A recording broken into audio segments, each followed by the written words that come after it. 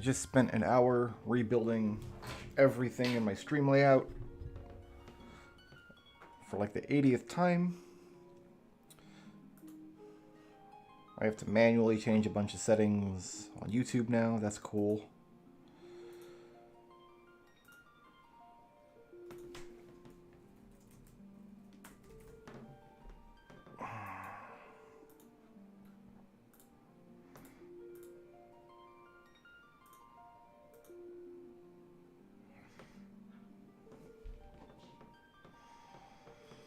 We will see if this works.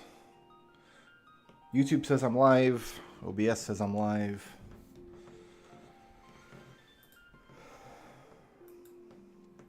Does OBS's dashboard report that I'm live?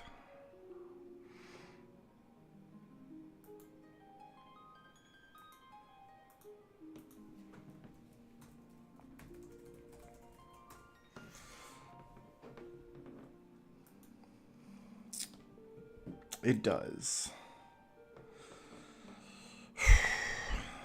This has been the culmination of like 4 or 5 hours of troubleshooting over the course of, I don't know, 3 days or so.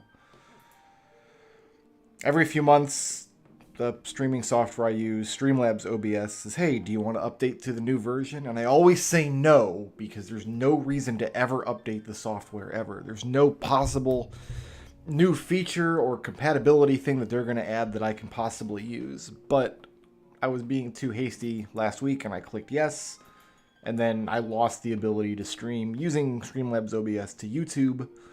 It just wouldn't work. It would report like 100% dropped frames. And of course, OBS says that it's either my router's fault or it's YouTube's fault. It's not their fault. YouTube says it's either my router's fault or OBS's fault. It's not YouTube's fault.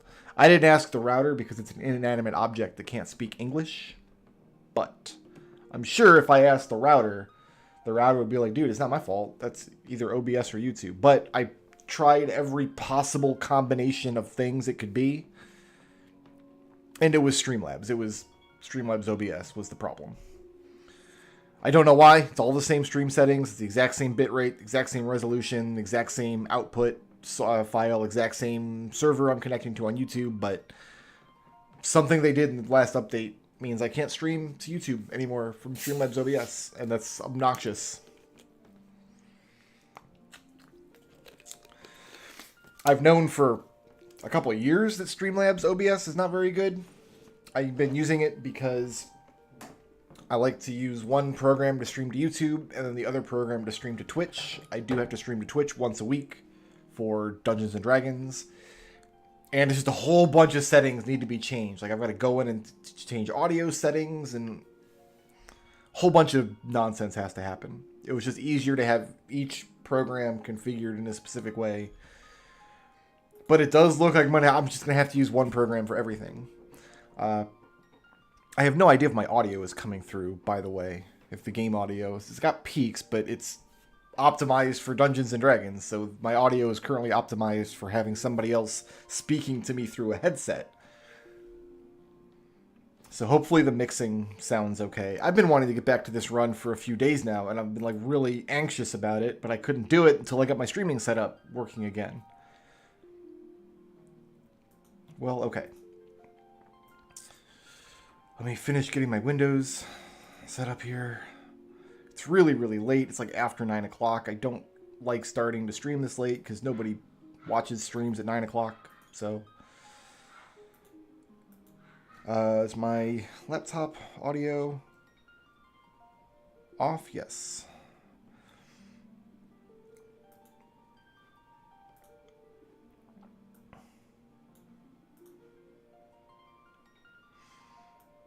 I don't see anybody in chat, but I wouldn't blame people for... There's been so many little YouTube notifications. Regard to streaming right now, except I'm not. I was just streaming 0 frames per second. People have been like, yeah, it said you were streaming, and I clicked it, but it was just... There was nothing there. You weren't actually streaming.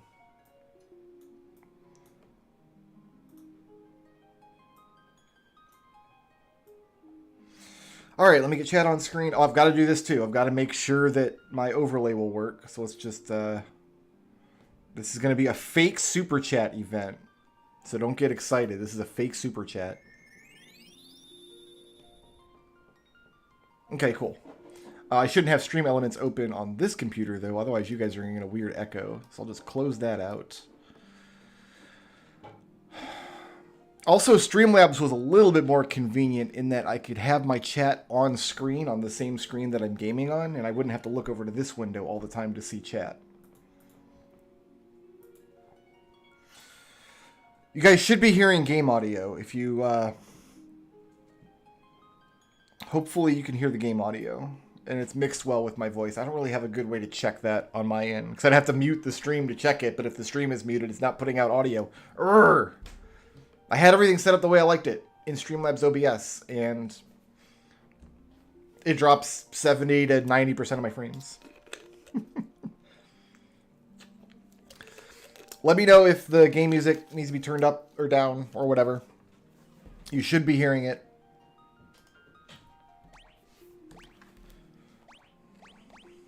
We have to get back to the... We were just getting to the point in the Toucan Sam run. Yeah, we were just outside the ice cave. Like, things were just about to start getting fun. We already have level 8 spell charges. Oh, I didn't buy any level 6 magic.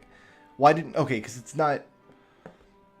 Because I don't need level 6 magic. Because it's soft, which I can't use. It's exit, which I can't learn. And then invisible and protect 2. No. Invisible is protect in this game. What's the 4th level 6 magic spell? It's got to be Protera. I think it's Protera in this game, not Protectica. Game audio's quiet. Alright, I'm gonna blow your eardrums out. Here it comes, bro. Alright, I've turned that up to about 40%.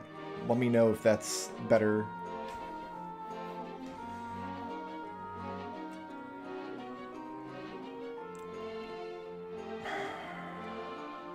Yeah, I can't remember what the 4th level 6 white magic spell is. Well, we're here now. We might as well just go for it.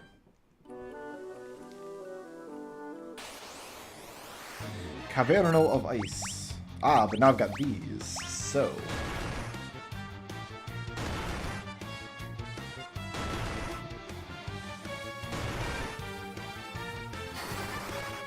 yeah, I usually wouldn't want to start streaming this late, but I tried to start streaming at like 7:30, and I thought maybe it was just a weird YouTube glitch, and I haven't tried since Friday, and maybe it got fixed over the weekend or something, but...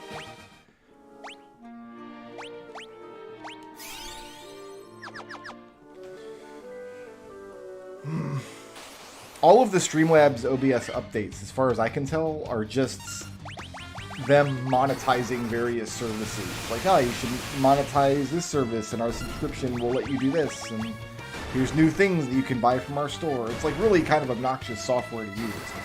Like half of the buttons in the interface seem to go to like a paid storefront of some kind. So I really didn't need any new features or anything in Streamlabs OBS, so I tried not to update it, but I accidentally updated it, and here we now are. I gotta be careful with my Diara here. No, I don't. I bought a ton of ethers.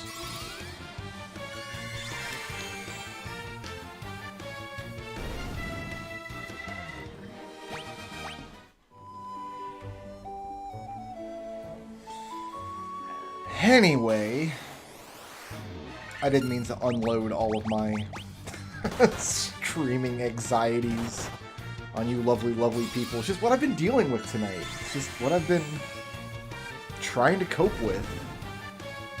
Trying to put up with. It is really a pain in the butt to rebuild this overlay from scratch. It's not fun.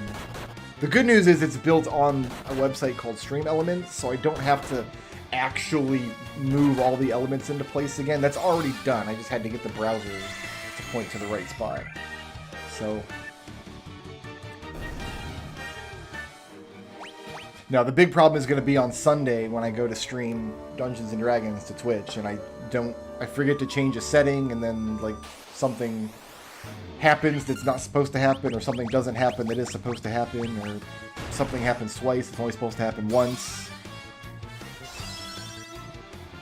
I don't know why I'm going to fight this Ice Gigas. I don't think he can actually use Ice Magic. I think he just punches me. So I'm going to try blinking twice. No, I'm going to try blinking 3 times.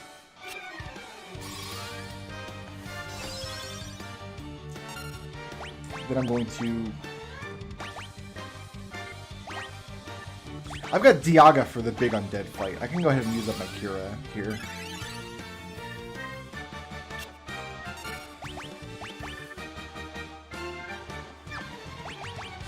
I wonder if I'll get more damage from my Mithril Hammer with 2 hits, 32 damage, versus the Gauntlets.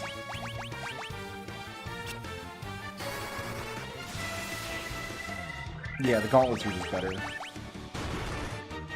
Hooray, I have an attack that's not bonk now. It's exciting.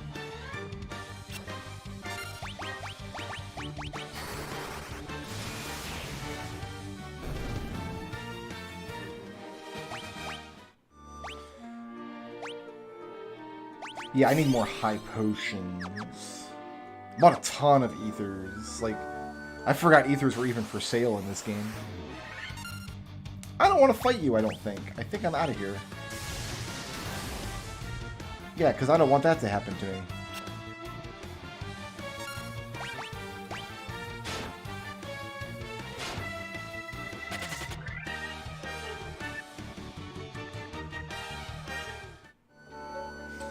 I do want my window rearranged a little bit better than that, so I can see if I'm dropping frames.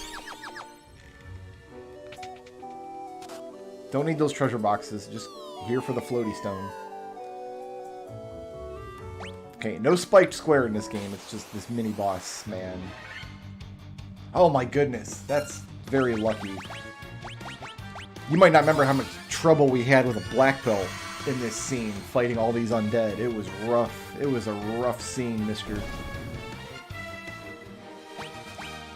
That's a lot of experience. Unfortunately, it's not a spiked square, otherwise I would keep at it for a little bit. Do I want to fight her? I'll fight a Remaraz. Why not? Might as well fight the fight until my blink spells are gone.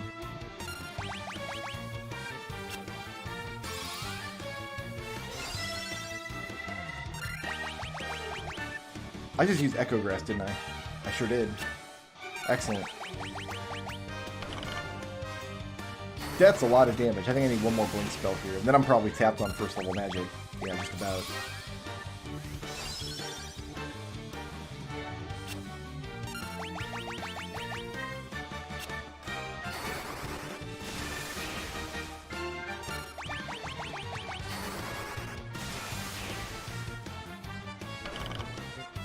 He's still getting through. Wacky Shack.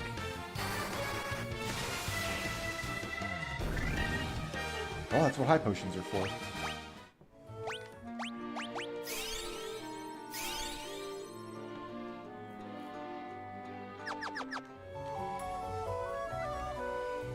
Are you doing a Fiesta run of Final Fantasy 1? I don't know if that makes sense. Oh no. Getting ambushed by these guys are bad because they all use ice magic. Yeah, this fell here.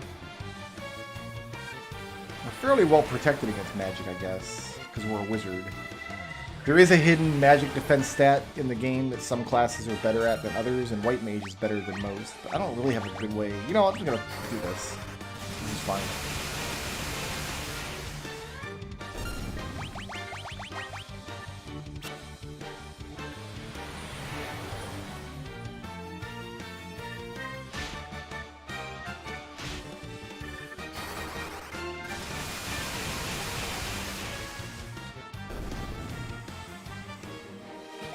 If you recall, I put White Mage as my lowest tier character of the Final Fantasy 1 characters on the 99 character tier list.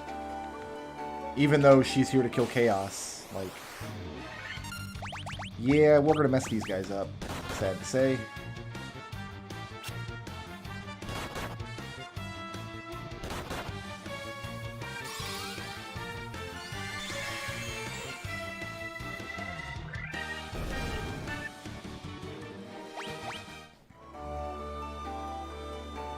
Forgot to turn the volume down on my laptop.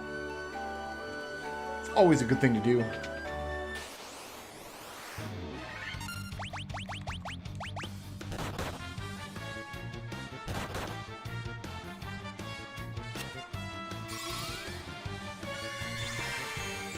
Maybe one day I'll give my Final Fantasy 1 party, like, normal names again. Like people used to do. I couldn't swear to that, but... Alright, we're gonna quick save. Because this guy's got lots of death magic.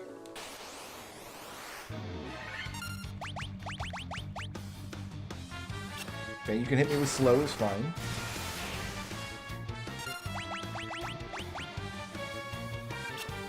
Okay, we dodged that. Nice.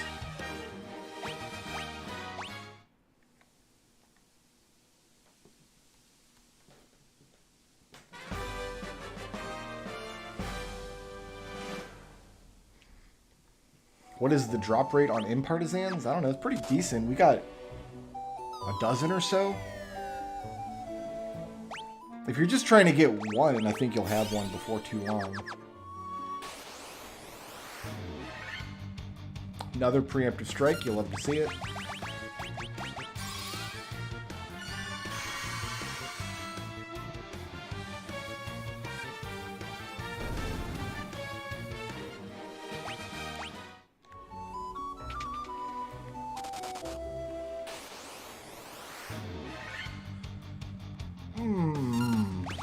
What do?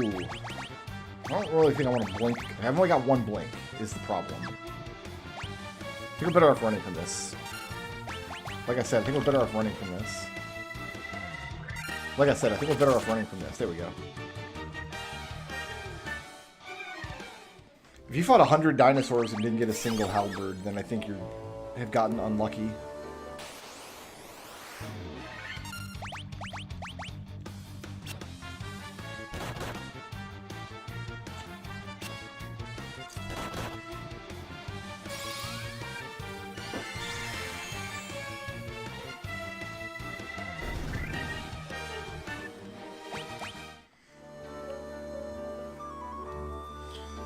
Alright.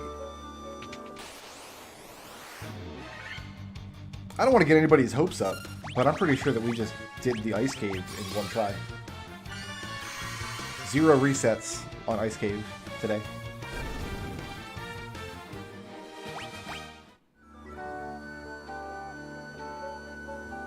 Boom. That's how it's done. I'll use a cottage, actually. We've used a bunch of magic charges, and we got a big river to go through.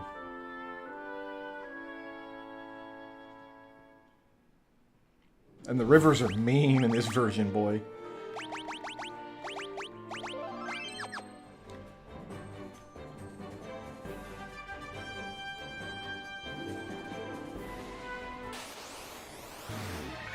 Yeah, we don't want anything to do with these guys.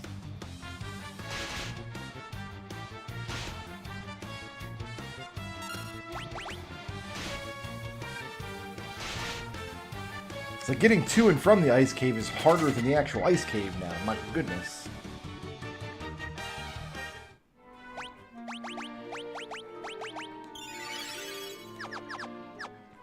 Do any of the battle backgrounds in the Pixel Remaster, are any of them animated before Zeramis in 4 at all? Or is Zeramis still like the first animated battle background if you play all the games in order, I wonder?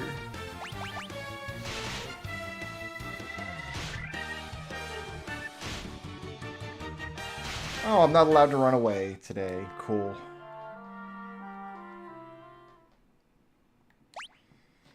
Took us 2 tries to get to the ice cave. It's probably going to take us a few tries to get home from the ice cave as well.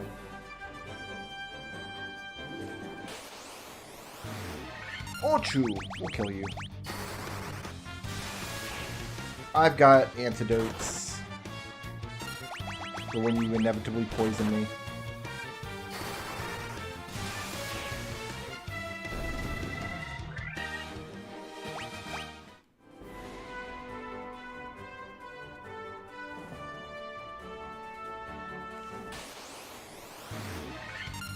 Same guy again.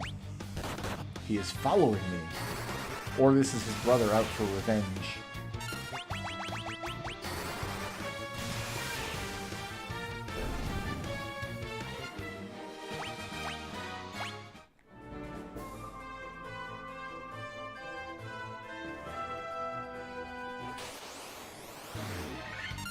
What is up with the encounter lists?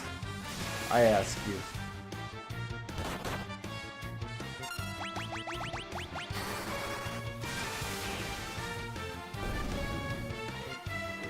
River encounters in this game are boosted.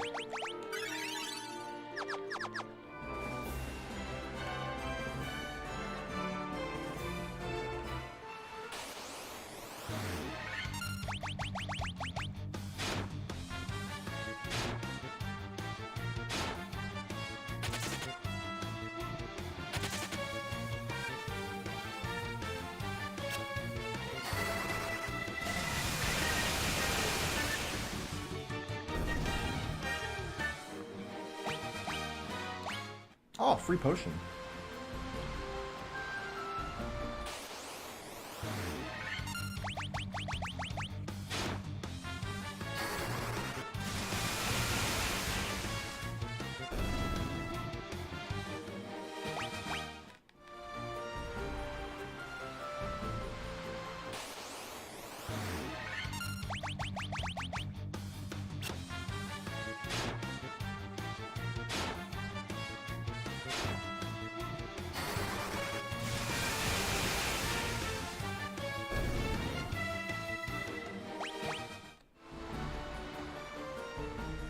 Because the aura cannon didn't push the monsters back appropriately? Is that what happened?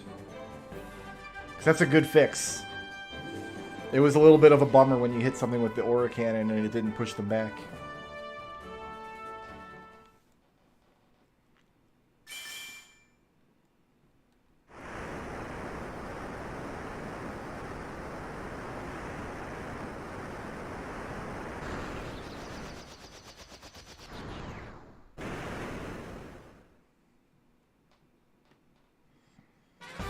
I obtain an airship. Who are these guys, though? These blue guys. Like, I don't have any blue guys. There's no blue mages in this game, is there?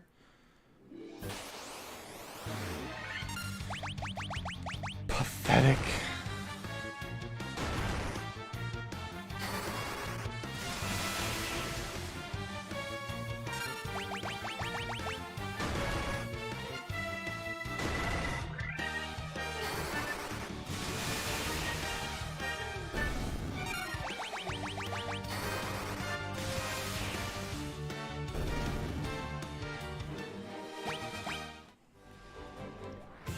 All right. First things first.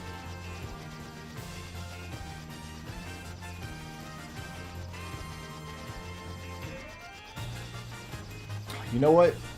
I never remember which Dragon Islands we need to go to. This one has treasure.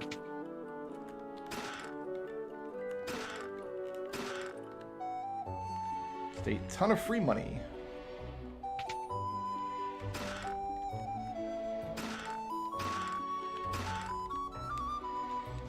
I had no idea how precious that X potion was until we did the monk solo.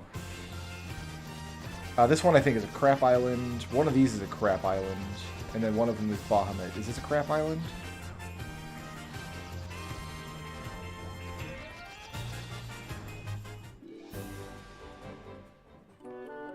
No, this one has treasure.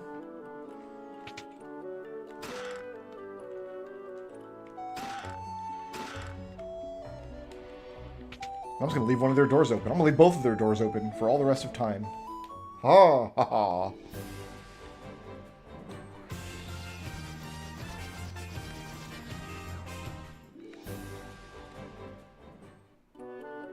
This is Bahamut.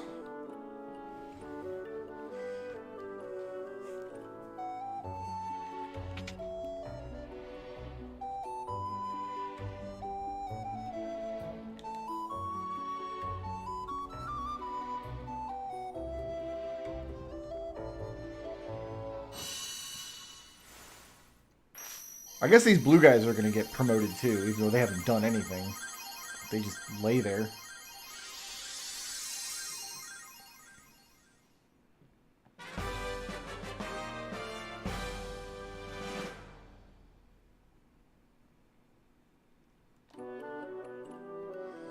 Alright, now we can learn some important magic. Actually, I think the only spell we can learn now that we couldn't have learned a moment ago... Maybe Exfer will be useful. I'm not sure.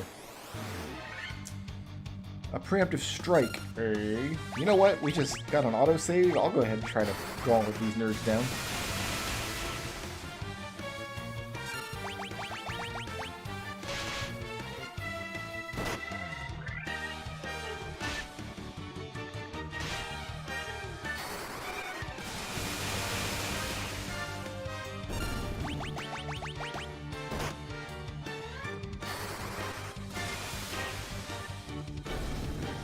Cool.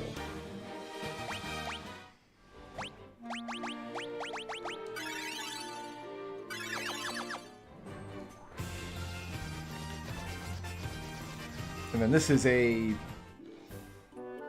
No, this is treasure. Okay. I think we avoided all the crap islands. There's 2 crap islands. They don't have anything.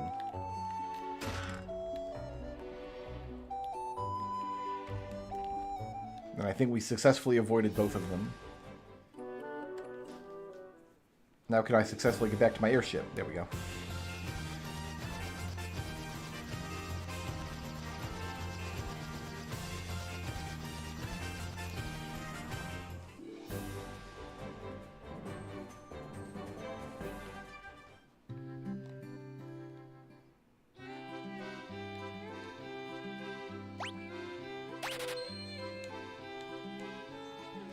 All this stuff is in here, too.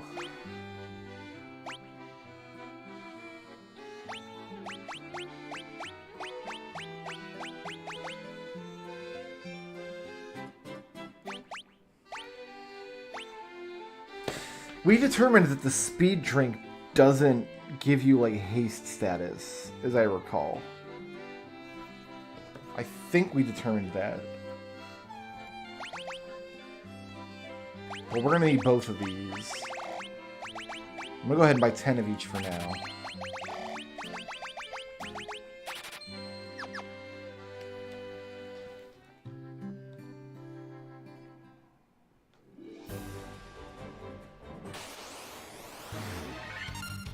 Wyverns.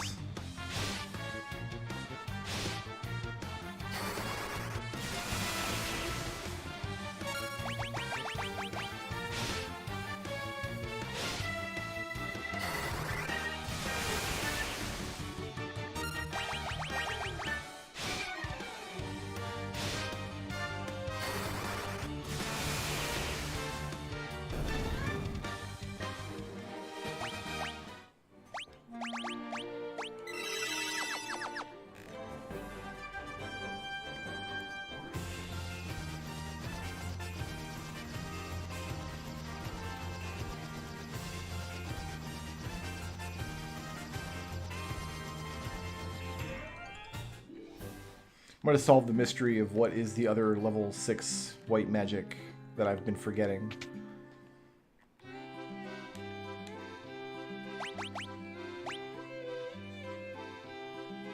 No, I was right. There's a protect and invisible spell here. Okay, we just need exit. The rest do nothing for us. Go back into the shop, why don't you?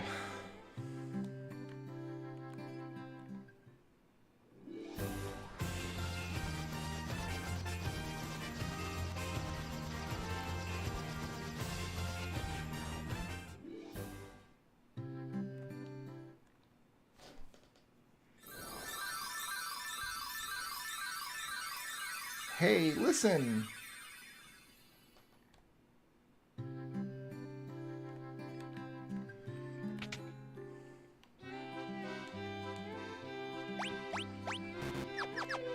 I would like both of those spells, but I cannot afford them yet. Actually, the pro ring is the really important thing here. I can afford one. Cool.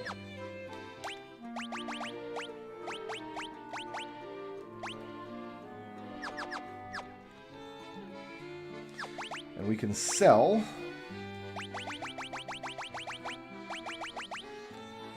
Can probably sell this, to be honest. I won't right now, but we could. We're not going to use it, probably.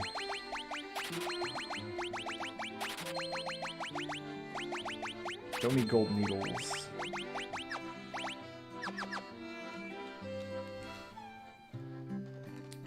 So it's going to be a minute before I can afford level 7 magic. It looks like.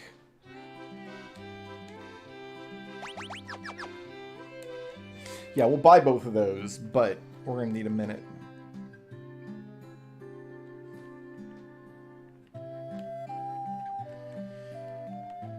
And then you've got all the level 8 magic as well.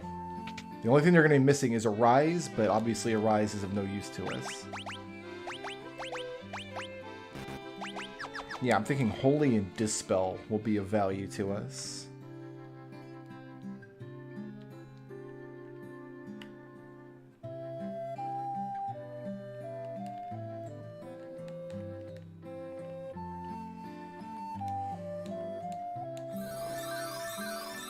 Thinking we go loot the waterfall in the first half of the Sea Shrine.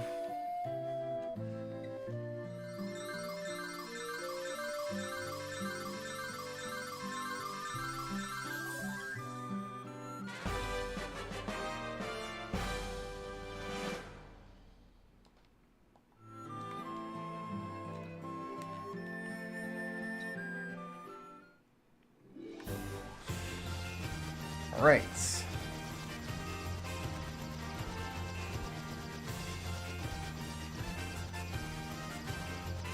Now we park way down here.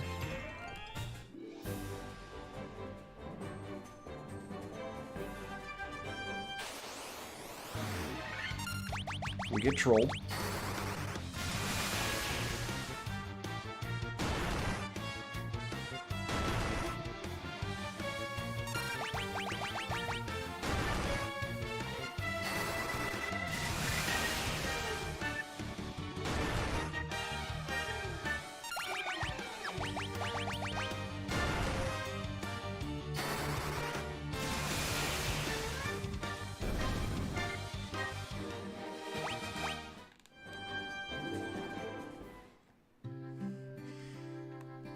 Is there a level 7 magic here that we want?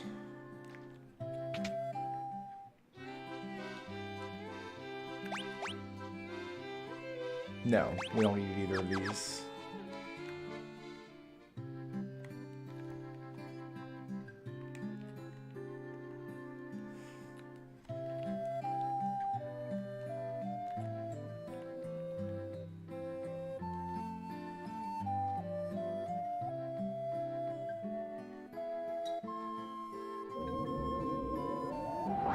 So I guess she's like the ghost of a mermaid?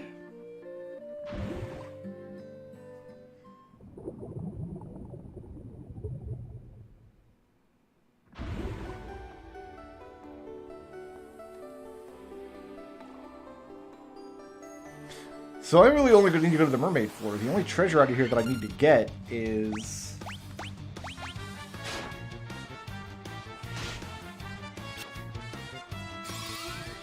the ribbon, but I can get one in the waterfall.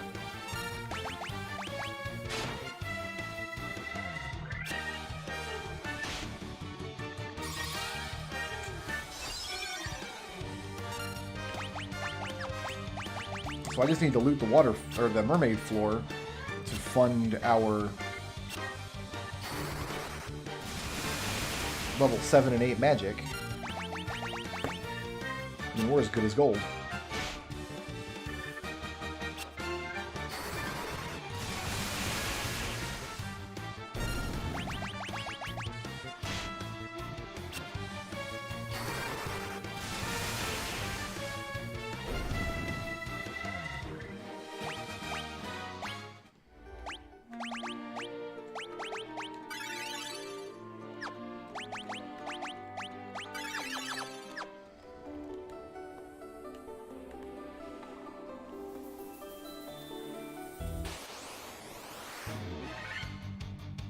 Preemptive, you like to see it? Let's see if we can save a blink spell here.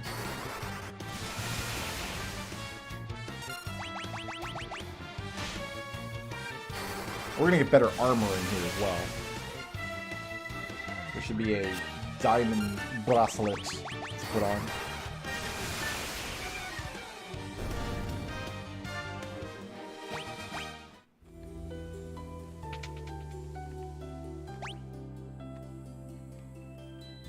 Yeah, it's the floor I thought I was on. It's weird how just updating the graphic can make the floor layouts look so different.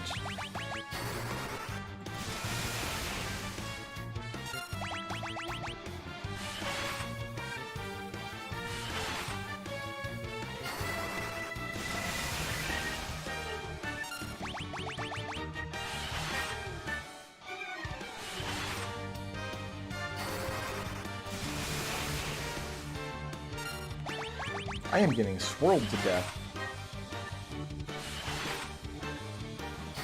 I should have healed this round instead of next round. It worked out. Actually, I should have put on Blink is what I should have done.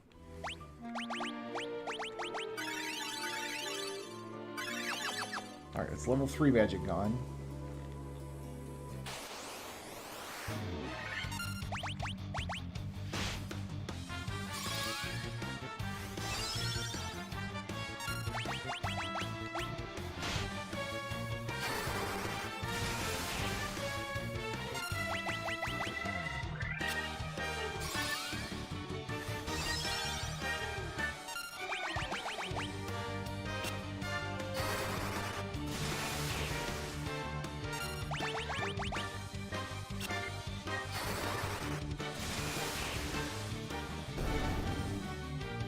Should we use uniform slabs to make the floor in our water temple?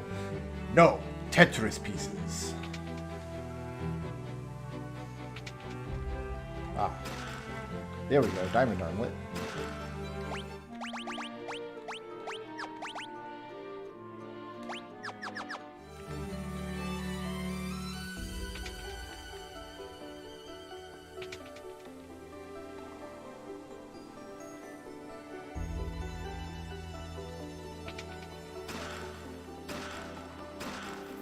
All of this stuff we can sell off.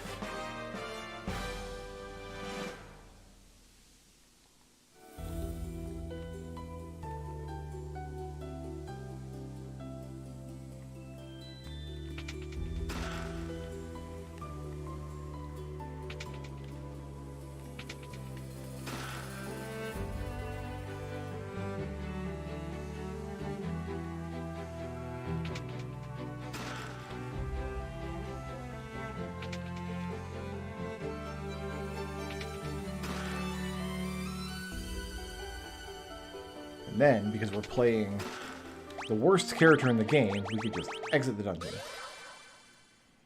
Only the worst character in the game can do that.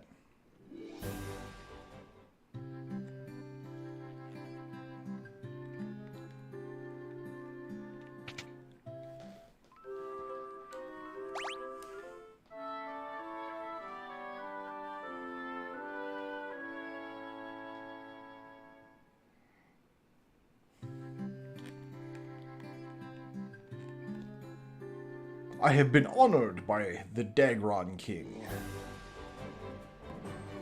Bahamut was like, just pull back your cloak down, and then you'll be awesome. Well, it can't be that easy, can it? Like, yeah, just pull your cloak down.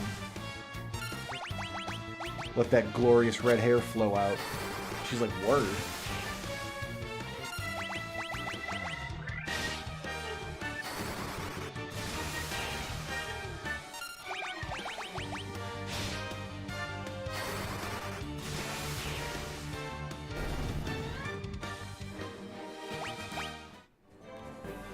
Alright, here's where the super hard river monsters are supposed to live, rather than every river on Earth. It's the same guy again!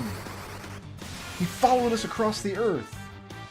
I mean, I'm glad we're seeing him and not more white crocodiles, but still.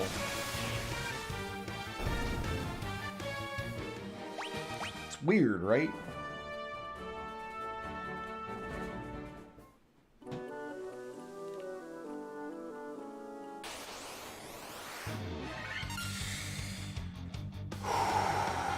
I can't run from this.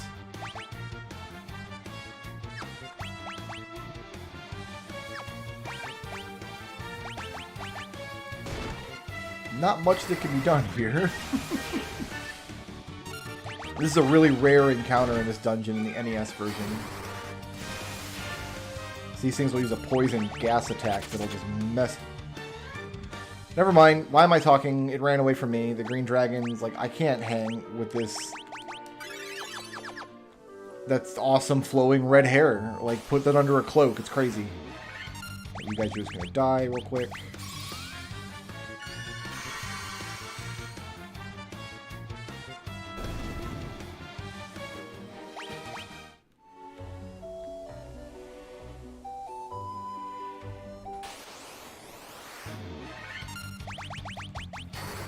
Clay goo.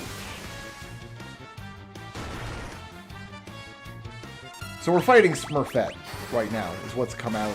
We had a long discussion today on Discord about how in the 80s cartoon show, the Smurfs, the only female Smurf is a golem made out of clay by the bad guy in the show to tempt the other Smurfs.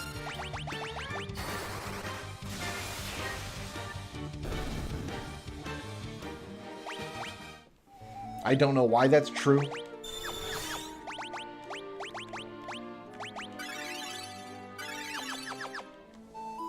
But unfortunately, it is true. Just gonna kill these guys again.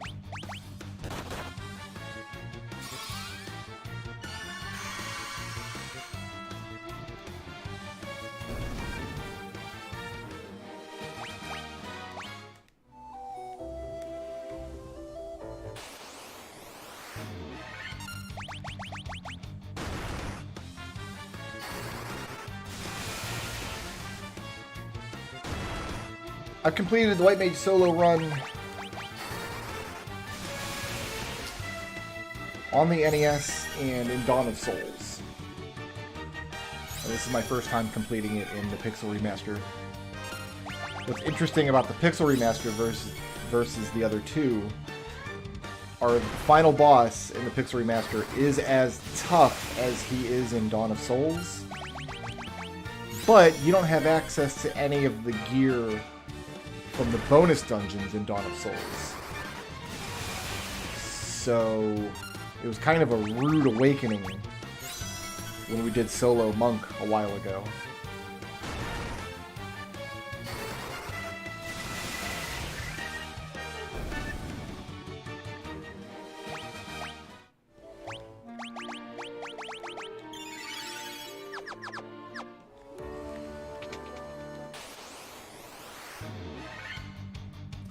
Ooh. Pro Ring should protect me here from the Pyralisks. I hope. Okay, we're good. I guess we'll just gauntlets, because I want to take the birds out. And Diaga won't hit the birds.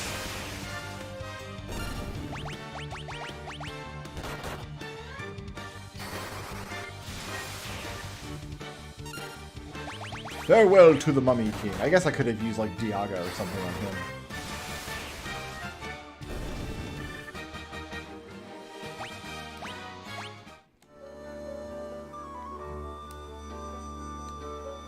Alright, we have the Kubi.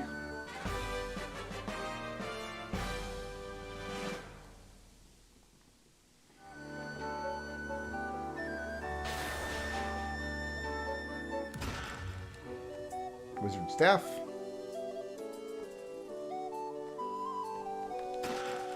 There's my ribbon.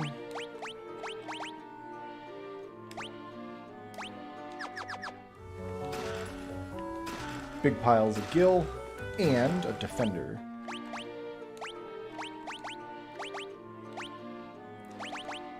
So I'm gonna put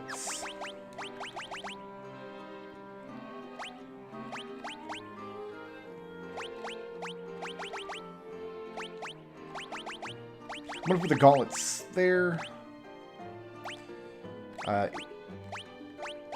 Ethers and elixirs are probably up top.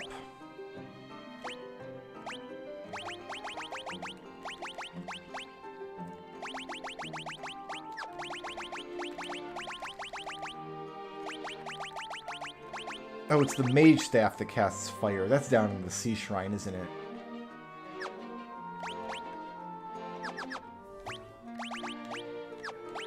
I do think I want to pick that up.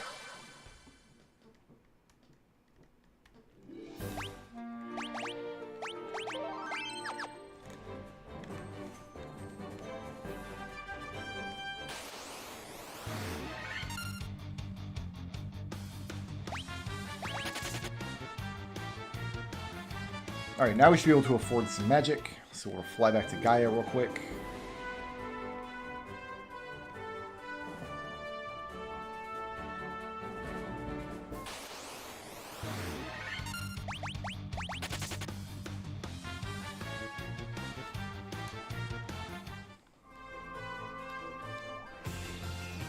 No, first we'll fly to Melmond.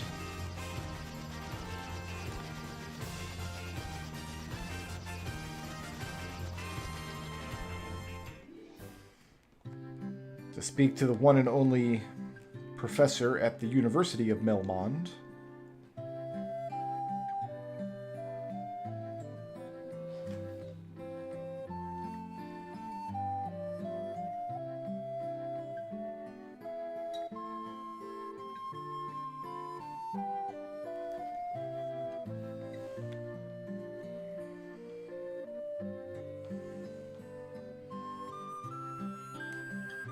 That's the fastest I've ever learned a new language while roaming around a cemetery.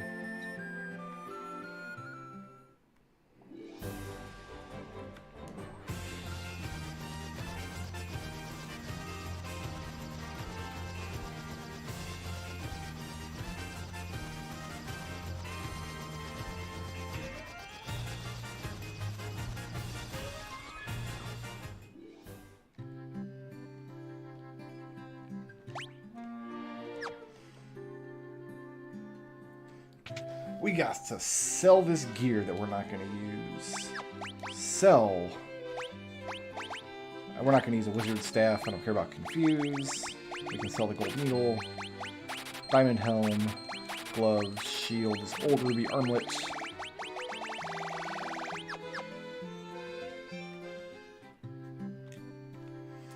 Spell I most think is important to get here. Holy?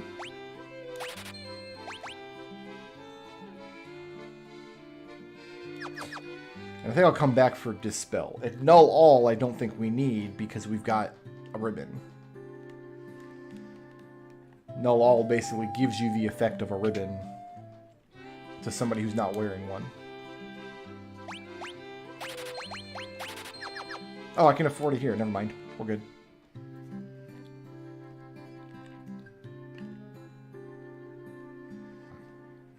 What, selling all that diamond gear off? Yep, no need for it. Not helpful. Even if I wanted to revive these blue mages.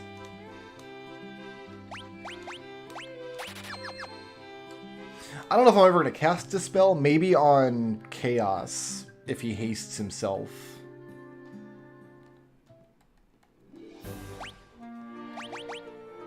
So yeah, Kiraj is going to be the MVP. In the Chaos fight, I'm going to be able to use my Giant Strengths to increase my hit points to 999, and then Kiraja can be a full cure whenever I need one.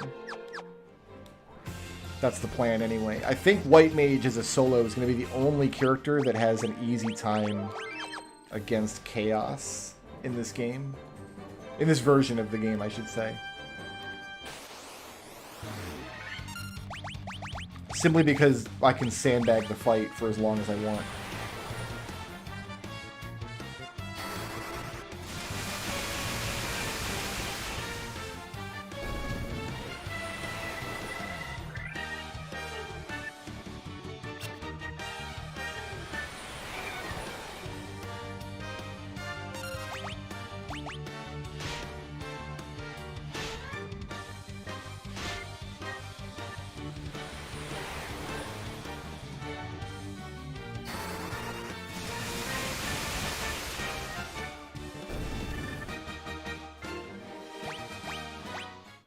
Ice Shield, what?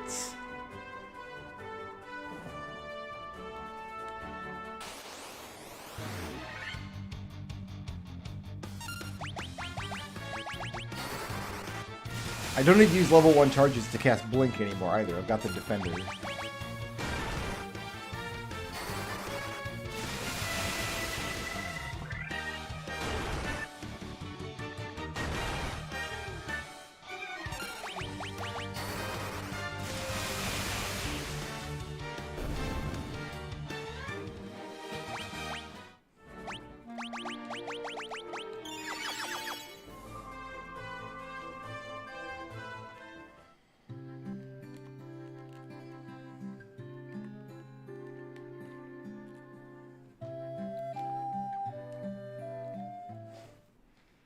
Hooray! Now we can go to the Mirage Tower.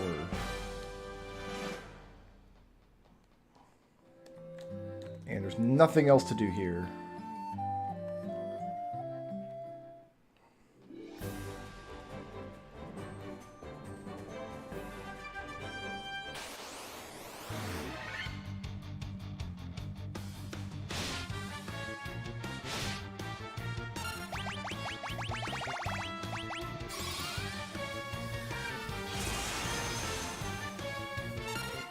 It's a weak spell, man. One of them got away. Her casting animation is cool, though. I like that.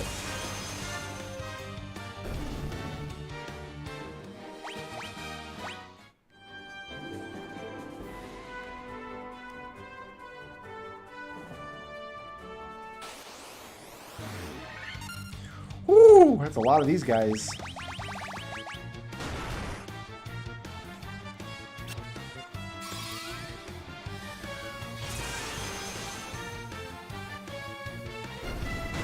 That's really low damage. So, in this version of the game, as well as the other remakes, your magic damage scales with the intelligence stat, and the white mage does not have an intelligence stat that rivals the black mage.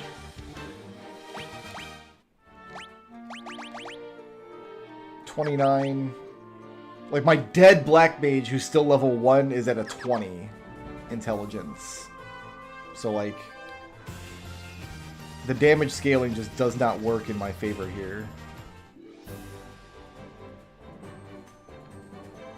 I almost walked right past the tower. This is not a good fight to play around with.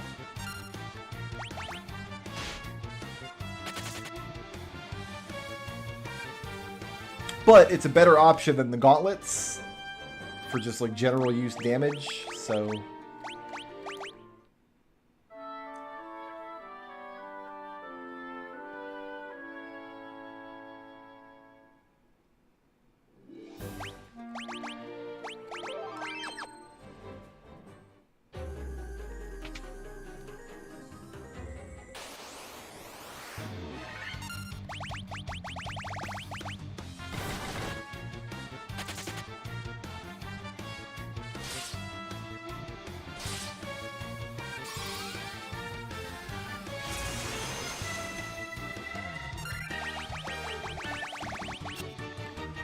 I'm happy to use it up.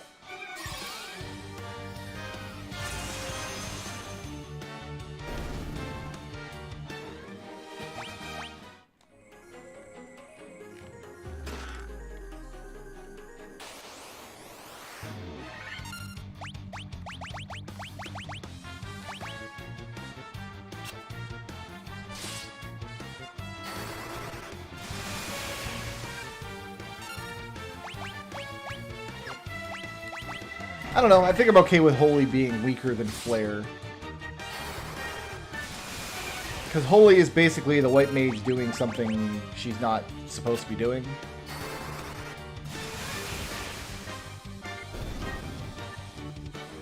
So it's kind of a miracle she gets it at all.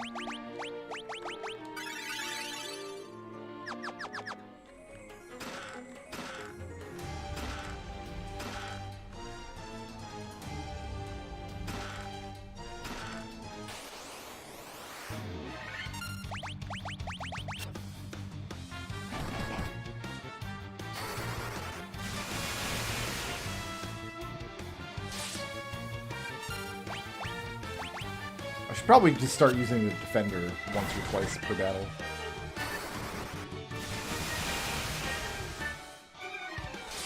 rather than being lazy and just trying to face tank all this damage.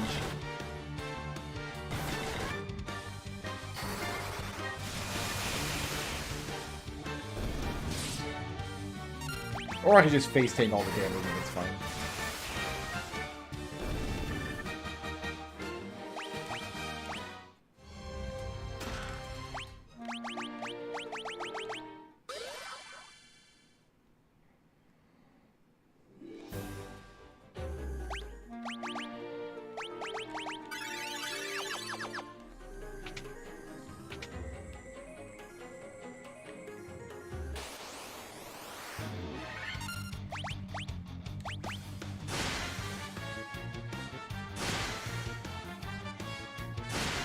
See if we can avoid the 1 or 2 damage from these laser beams. These things look a lot more insectoid in this version, I think. Like you're taking being drone robots very seriously.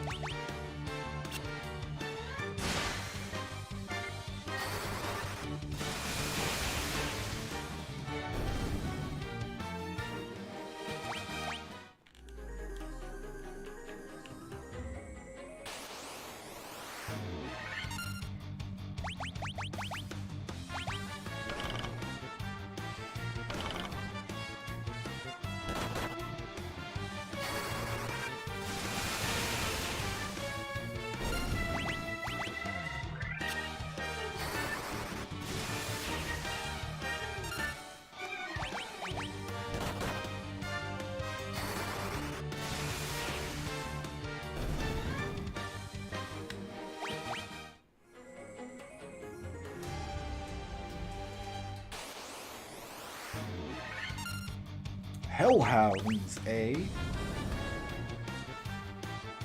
Not scared of some hellhounds.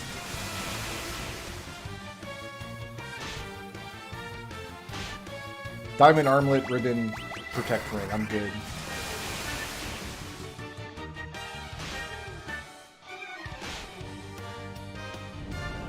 I did forget to restock high potions. I said I was going to do that, and then I didn't.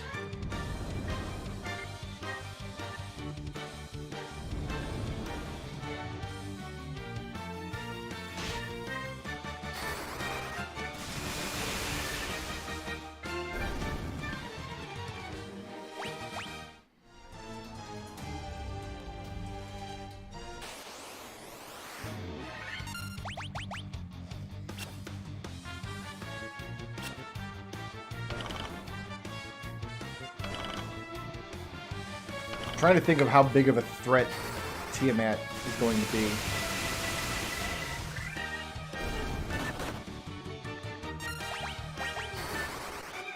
Because Tiamat cannot just be easily poisoned in this version like she can in the NES version.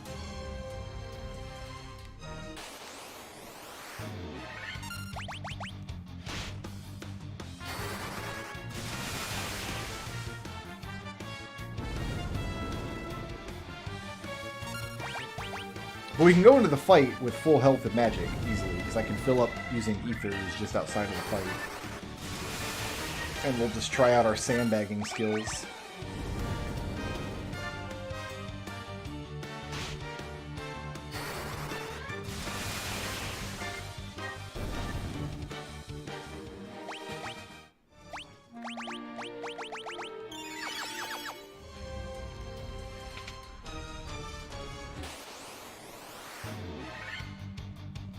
Preemptive, that's my favorite word.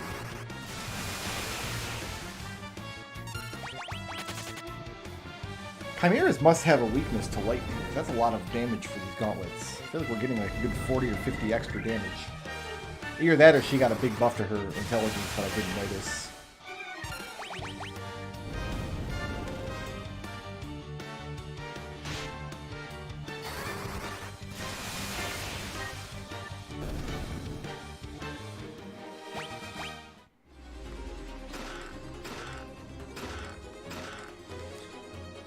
Okay, that's a goodie.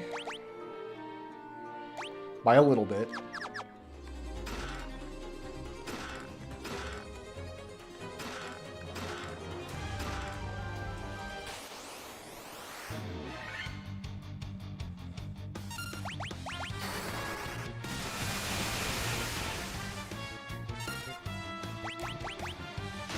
No, my Thundara is popping like 110, 120 against everything now. I think she just got a few points of intelligence. I think we just saw a big boost. This is where all the experience lives, by the way, in this dungeon and in the floating castle above us.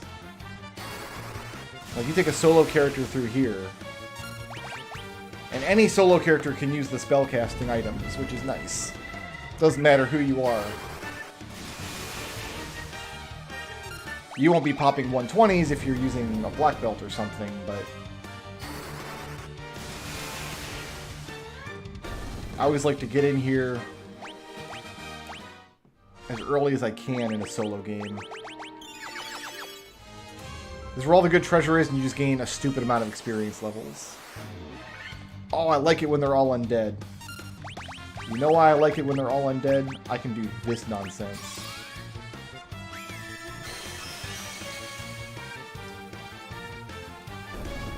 I hath smote them.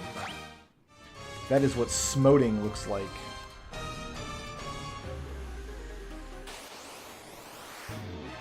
Again with this. Ooh, ambush. That's not good. Posture check, everybody. Shoulder blades together. Stretch out.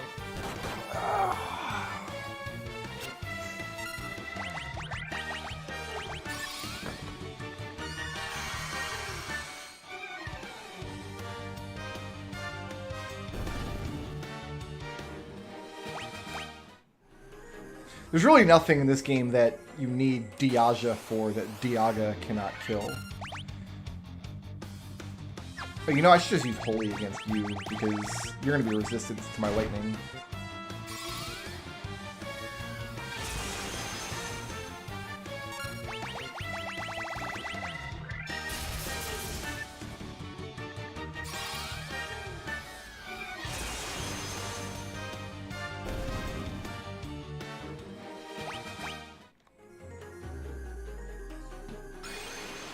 Up we go.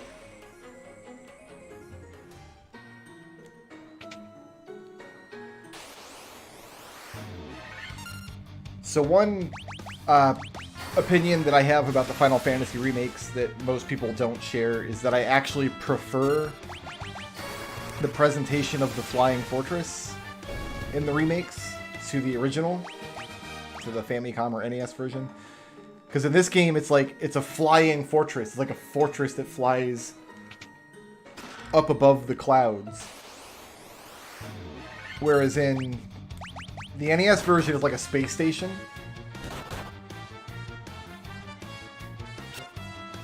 I don't know, I just prefer this over the space station presentation. I've got almost 600 hit points, oh my goodness. White Mage is broken, you guys. White Mage is bizusted.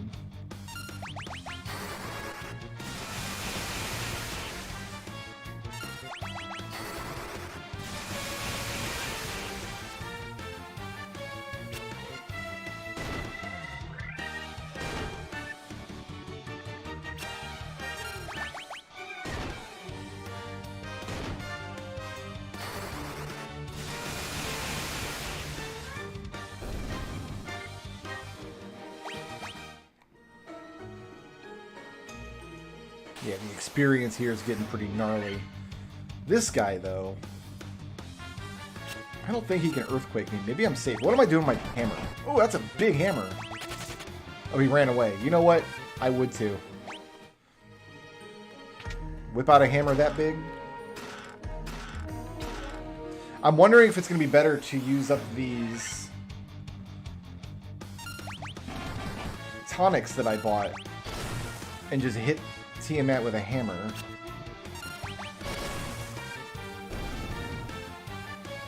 We're going to have to science it, because even though I've done a monk solo in this game, I don't remember being able to get the fast effect from the drink. And even if I couldn't, they've been patching these games pretty constantly. But yeah, that's better damage than I was expecting out of that big purple hammer.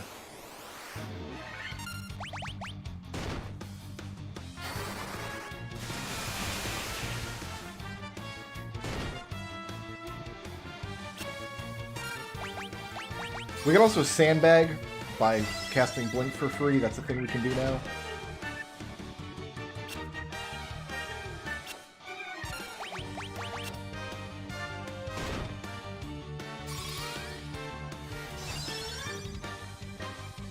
And then once we're blinked up, we can do this. And heal for free. But man, that's going to take a minute, and it seems pretty boring. Let's just Thundara. If we were playing any other class, we'd be doing that in like every other fight to finish healing. Although you can just stock high potions. It's not as bad in this version as NES. High potions are not available.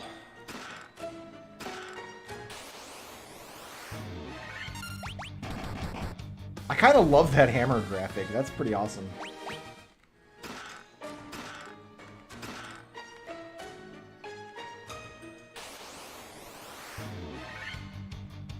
Manticores, huh?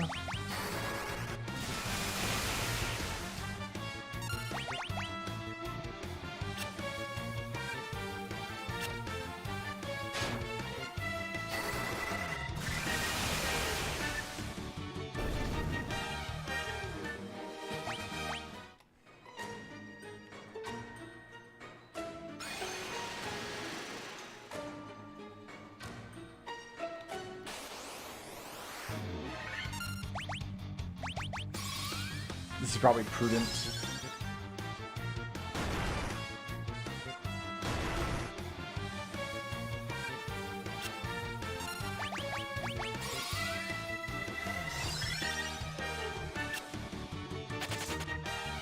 Why? Why are they running from me? Why does everybody hate me so much? I just want to play with the stone golems. Like, they can hit me for an appreciable amount of damage. Like, I'm not an existential threat, necessarily. They're just running away. Don't. Here's my big hammer. Check this out. That was a decent amount of damage. Yeah, White Mage is busted.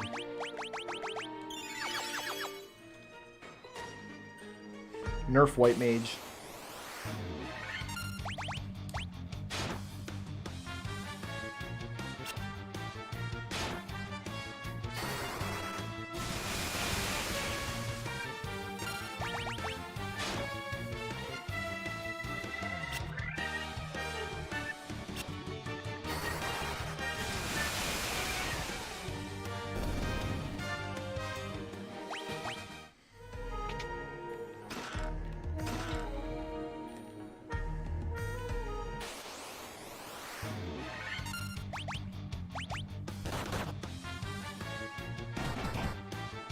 I do believe they're trying to turn me to stone.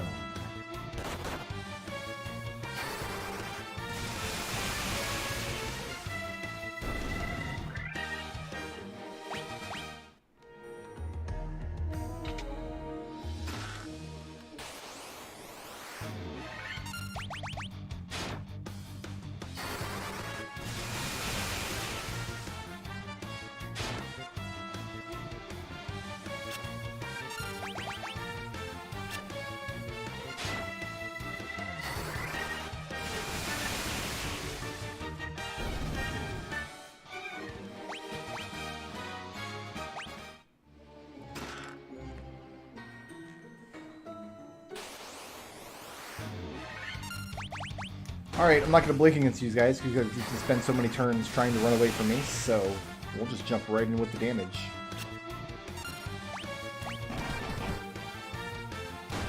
Oh, I thought that would be enough. Shows what I know.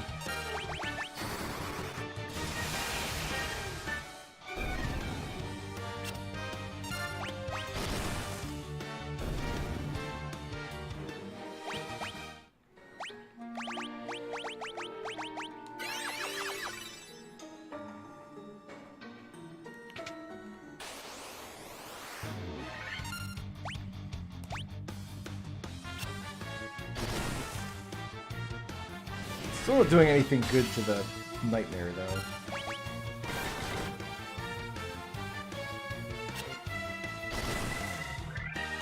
Yeah, 43 is not cutting it.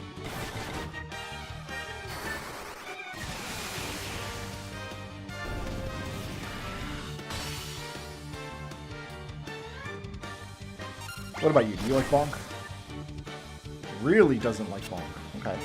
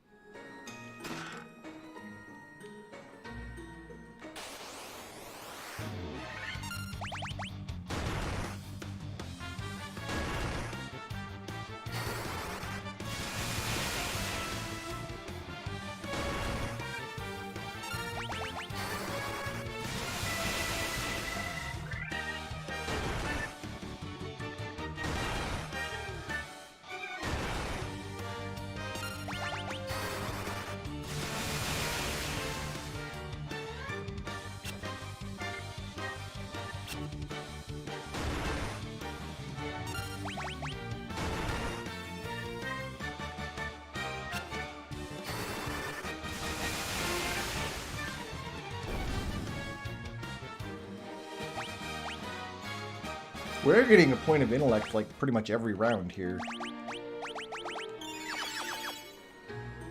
Every level up.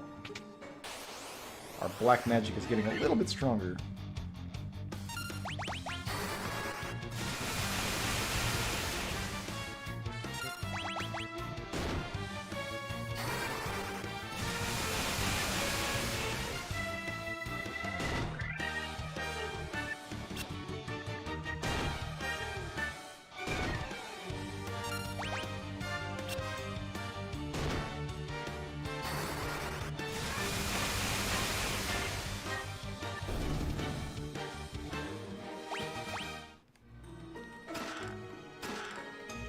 Second ribbon.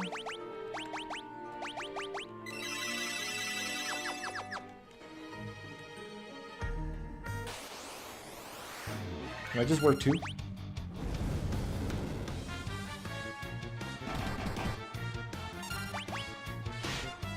Three, it's decent. The question is, does the speed drink double my amount of hits, or what? What does the speed drink actually do? We're going to science it after we get out of this dungeon.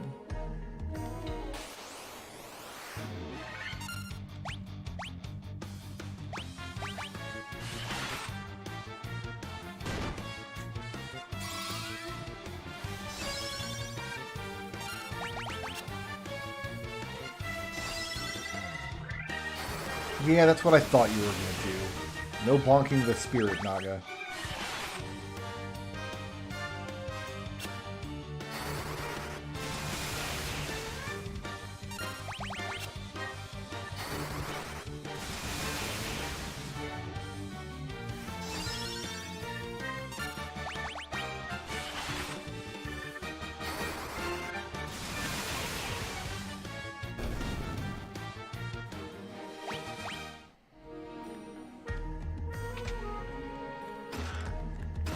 Now, I don't think I actually want to equip this over the diamond armlet.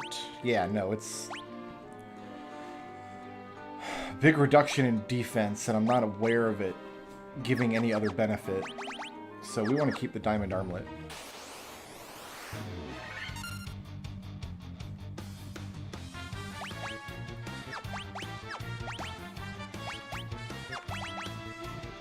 As far as I know, turn order is just completely random. Agility doesn't influence turn order at all, at least in the NES version. Any number of these calculations and algorithms and things could be different in this version of the game. I'm not sure. But I feel like the agility drink didn't do anything when I played as a monk. And it's one of the reasons we had a really tough fight against Chaos. But we will science it. We'll go and check for sure.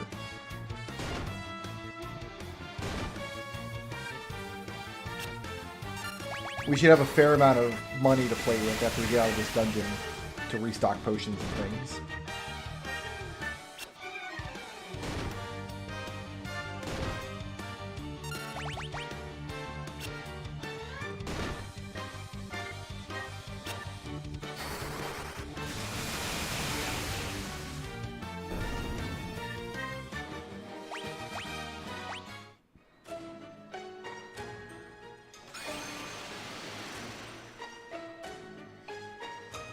Yeah, so there are treasures up there. All the rooms in this spot have treasures, I think. The one last thing we need is a Protect Cape. That's the last treasure we need in here. And I don't know which of the rooms it's in. That's not a lot of damage at all. And you've just cut the damage.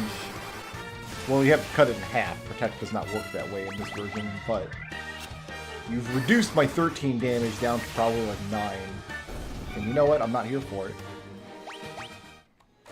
Not interested.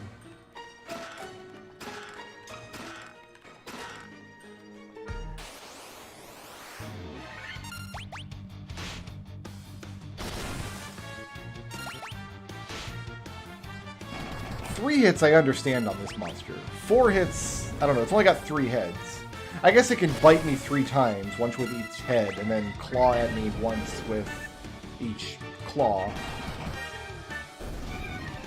And if it really wanted to get jiggy with it, it's got a scorpion's tail, I imagine. See, okay, I can see 6 hits being appropriate for that monster.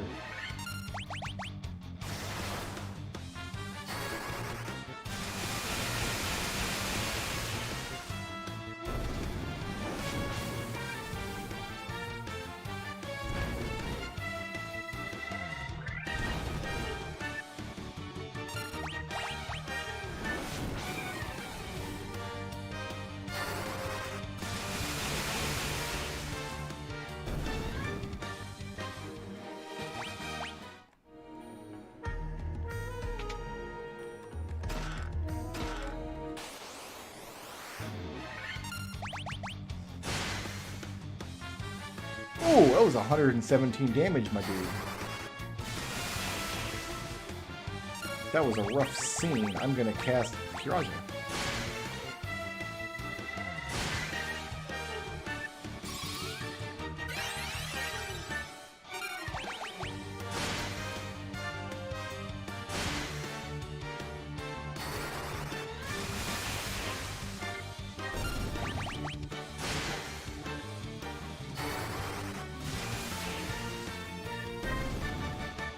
Alright then.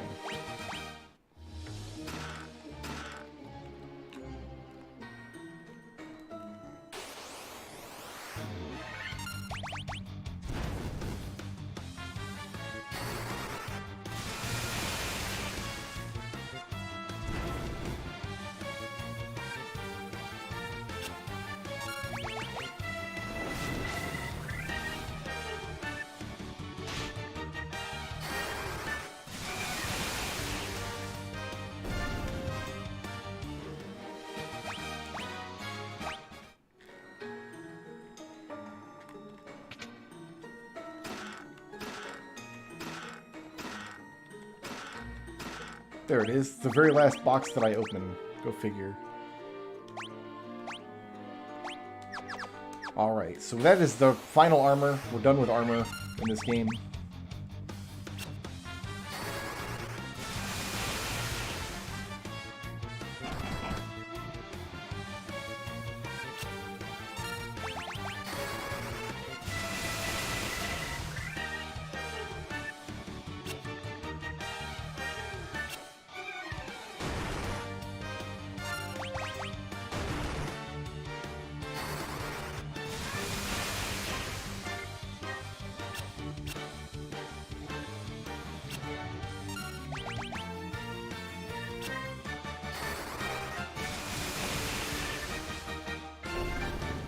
Cool.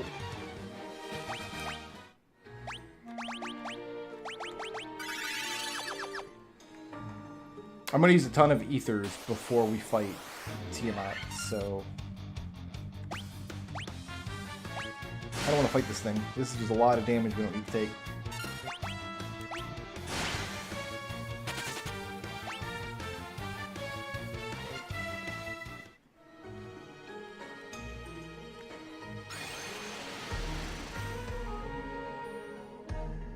Well, the joke is that in the NES version, you can only carry 16 pieces of armor, 4 on each character. And probably at this point in the game, most of your characters would already be carrying at least 3 pieces, right? So the joke is you have to throw away a piece of armor to even see what's in that chest. And somebody thought it was funny that, like, maybe you throw away something useful and then get some clothes. It was just dish rag.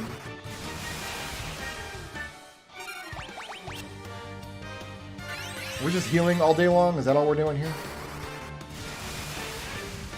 At some point, you nerds are going to forget to heal during the fight. And I'm going to bring down the hammer of Thundara upon you. Wow, like this round you didn't heal. You should have. Oh, you're both dead. Sad is what it is.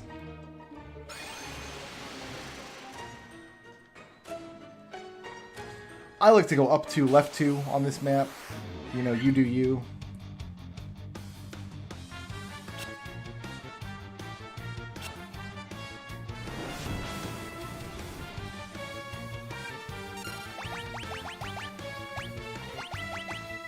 I'm just going to Diaja here, why not?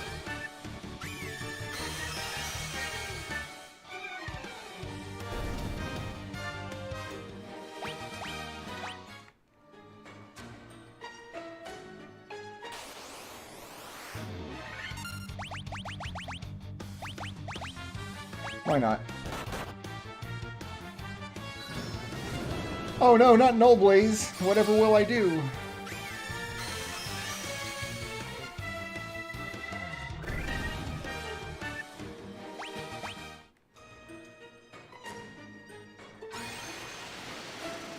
Okay.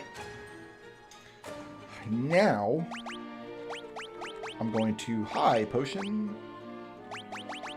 Where are all my high potions? I've got 2 regular potions. We'll use those first.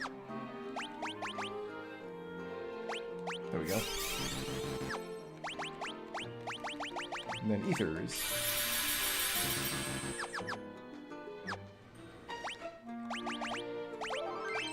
Just in case we run into the war mech. That's not the war mech.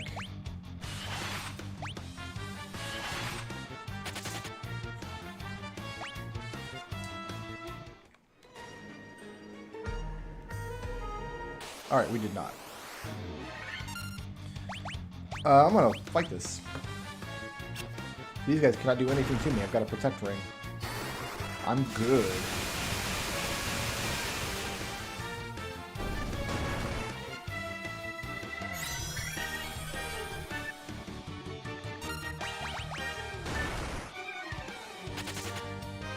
Why would you haste yourself and then run? I guess you run faster when you're hasted. Uh-oh, 4 hits. Got a Phoenix down, you don't say. Alright, let's go ahead and high potion here.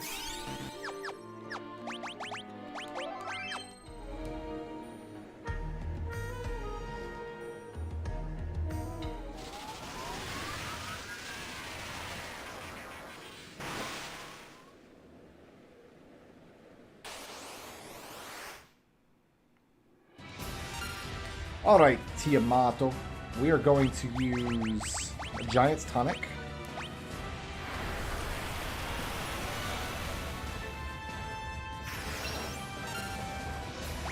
We're going to use another Giant. I thought that would double my HP, but it did not.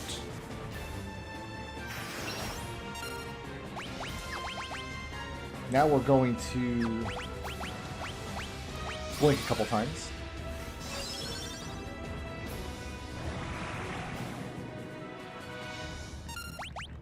I think blink twice is probably appropriate here.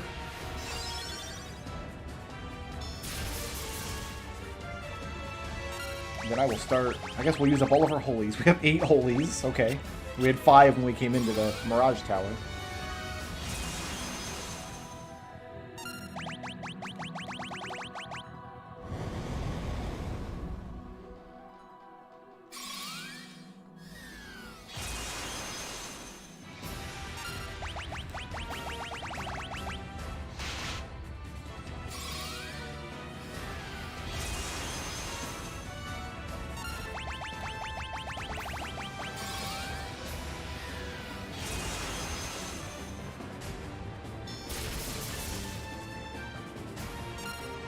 Alright, once we get down to this much health, we'll use Kiraja.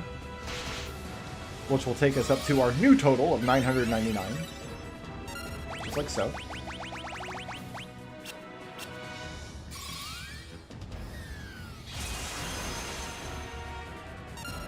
What's my bonk do? 4. So we need critical hits for the bonk to be worth anything.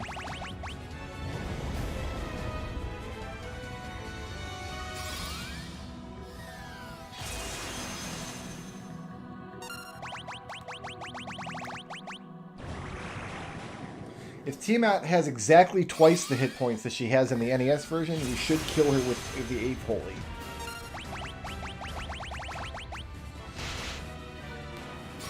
If that's the case. I don't know for sure that it is. It is not. Okay. So she's got more than 2,000 hit points. So now what we need to do is drink some of these strength tonics.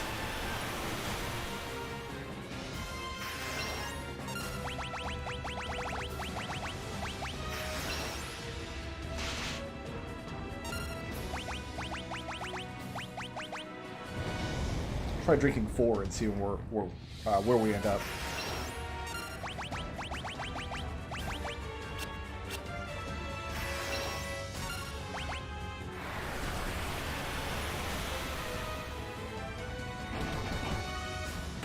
Okay.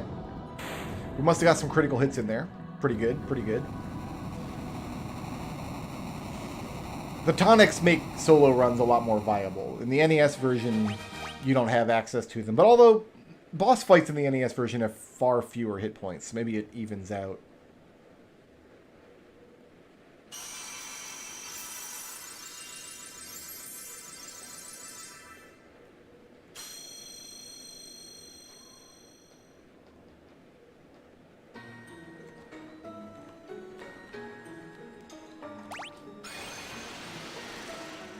Hoorah! We are done with the Mirage Tower.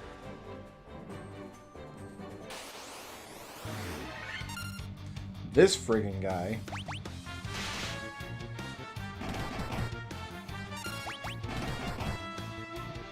He wasn't expecting Bonkamania to come down the tower today. He was just patrolling the desert, doing what he do.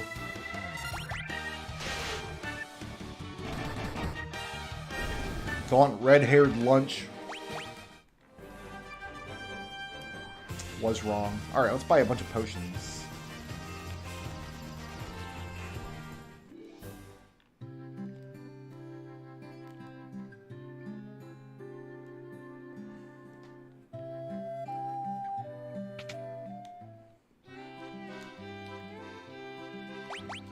We want 99 of these.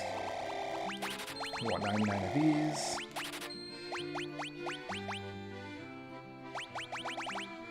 And I don't really care about anything else. We don't even really need to sell that loot. We walked out of there with 300,000 gold.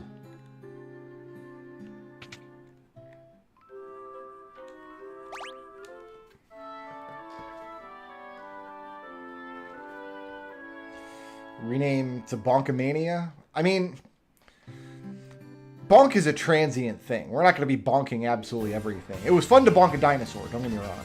But we're not going to be bonking everything in the game. So Bonkamania is not 100% inclusive of all of the tricks up Toucan Sam's sleeve. We are going to bonk these guys, though. Not very successfully.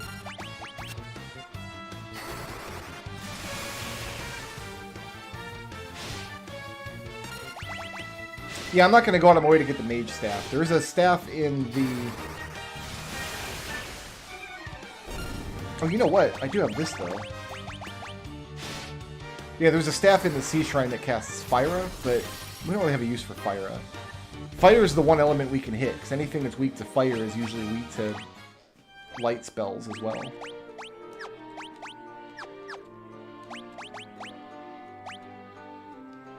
Yeah, so let's put that up there. That's a slightly stronger spell. And we can also cast Thunder with her hammer if we want to. Defender, we want... Here, we'll buy the potions up here, then put these potions up in the top, because we're going to be using those during combat a lot.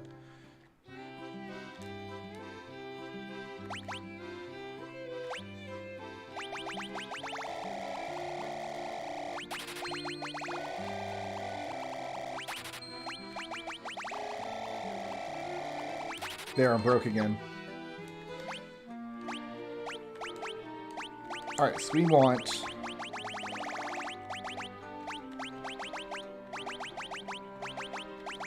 Giant's drinks. Strength drinks. And speed drinks. This dry ether will be of use to us. We'll put that... We'll put an elixir here. We'll put ethers there. This looks right to me. Maybe this X potion as well. We'll put up here. Something like that. Looks pretty good.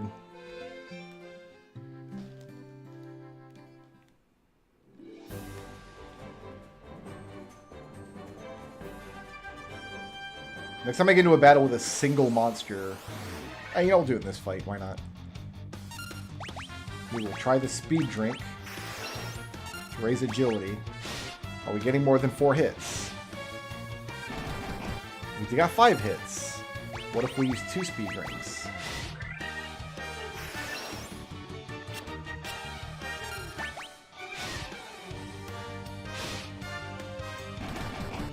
So it's not the haste spell, because it's not just doubling your accuracy. It doesn't just double your number of hits. But we are getting, like... I'm going to bet it's like plus 16 agility per drink. 'Cause that's what it would need to get an extra hit. So we can stack a couple of those. And maybe get some real work done with the Masamune at the end of the game. Move it.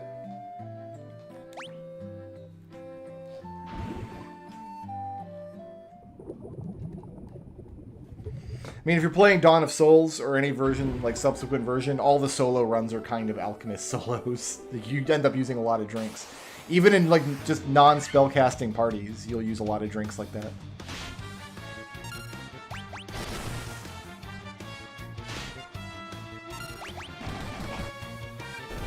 I completed the game and all of the bonus dungeons in Dawn of Souls with just 4 unpromoted thieves, and they needed a lot of drinks to make that magic work.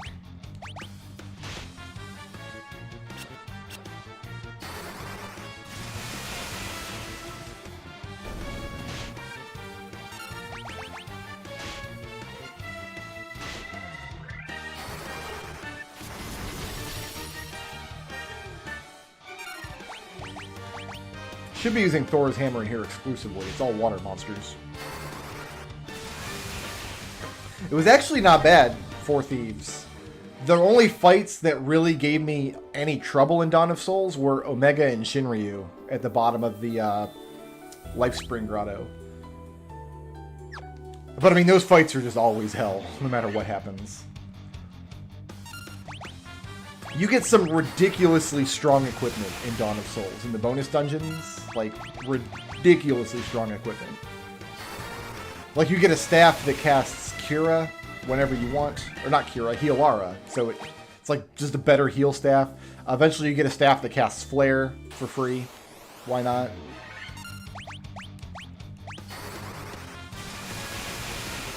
You get a ton of extra equipment that's just way more powerful. Do you like Thor's hammer? Bonk? Who does like it?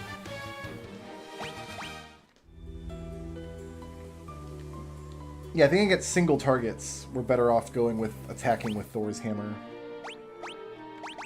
Should remember to heal, though. Every couple fights.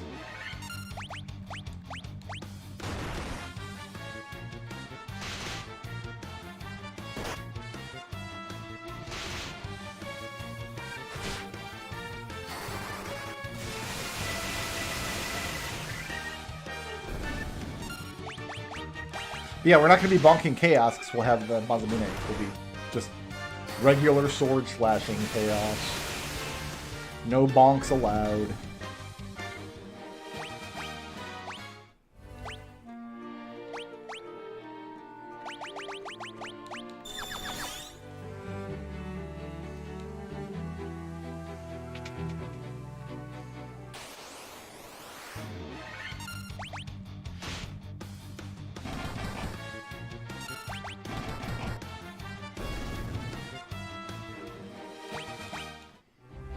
Question is, am I going to have to stop somewhere and level up before Chaos? Which floor is this? Right. You want to go up.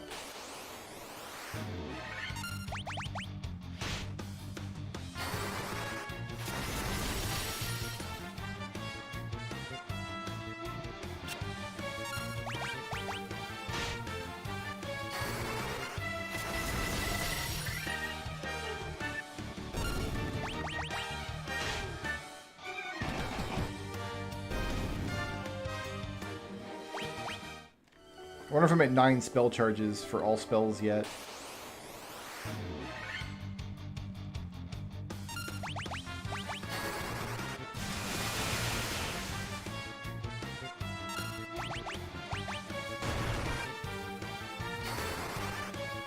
I'm like surprised at how good our defense is. You would not expect the White Mage to have defense that high.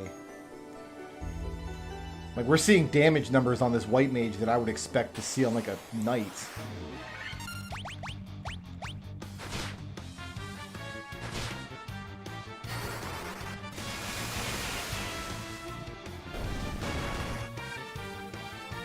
So the danger of Chaos, when I did the Monk solo, was Chaos has 10,000 hit points, and he can cast whatever spells he wants in any order.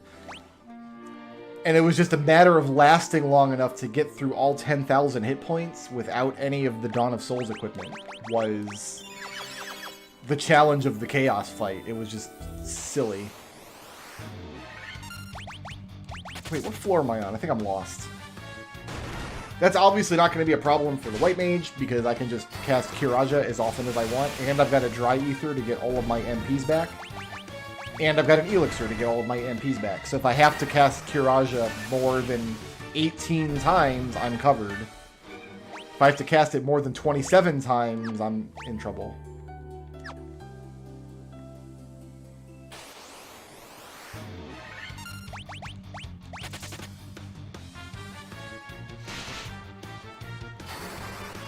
Yeah, but compared to the Knights in like Diamond Armor or Dragon Mail and all the good stuff, nothing is tanky in Final Fantasy 1 on the NES. Nothing tanks damage like the Knight.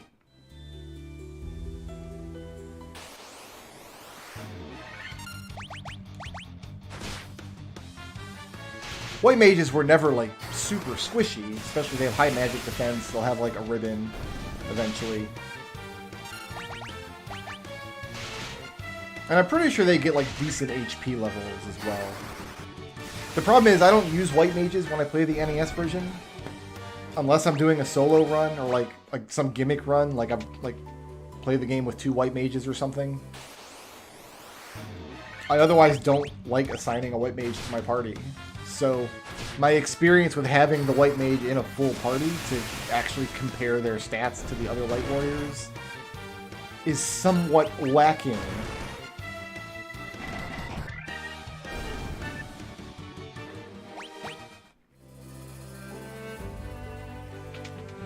Because White Mage like has nothing to do in a regular party. Just, well, what do they do on their turn? They can't fight. They can't cast magic. You don't really need to heal in most battles in Final Fantasy 1, so it's like they just kind of sit there, bonking with a hammer.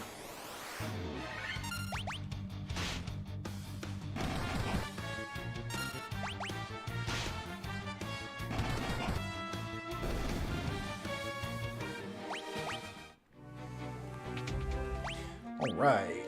You know what? We'll use magic here to cure. We're not going to need all this Kiraga.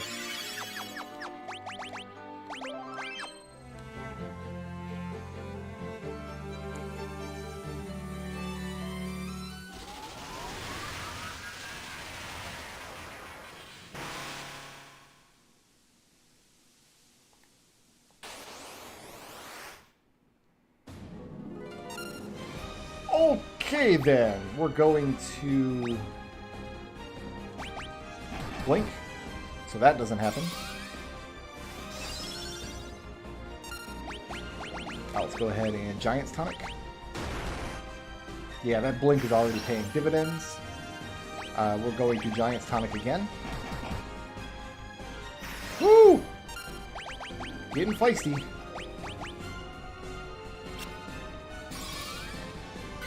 Gave us a free round. Okay, now let's cast Protect once.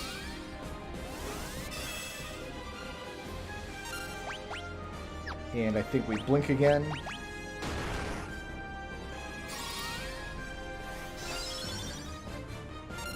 And I think we blink again.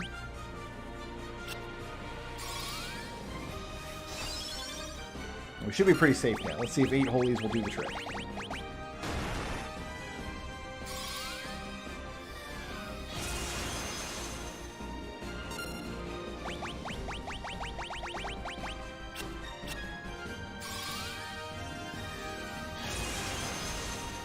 Kraken is so noble.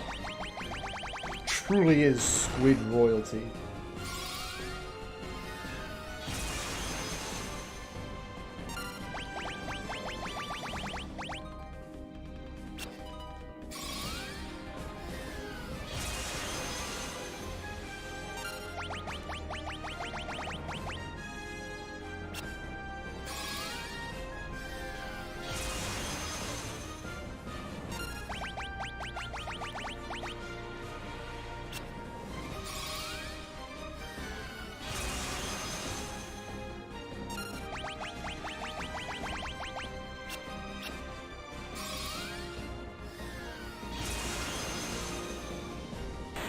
Easy boss, easy life.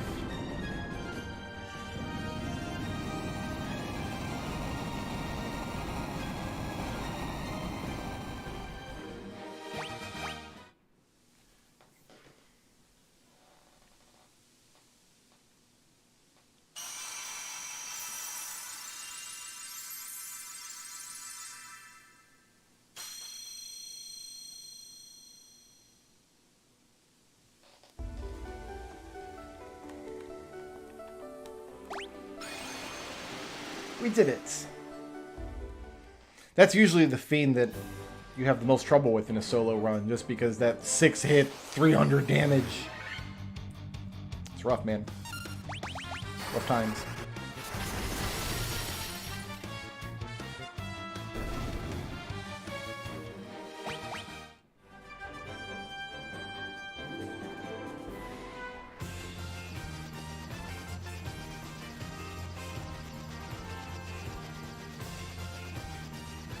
There's a volcano in this game, right?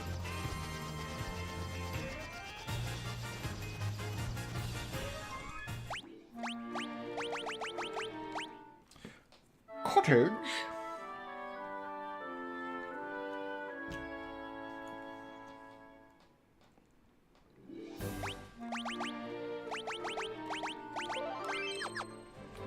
There is really no treasure worth getting in the volcano. There's nothing in here that's worth a damn.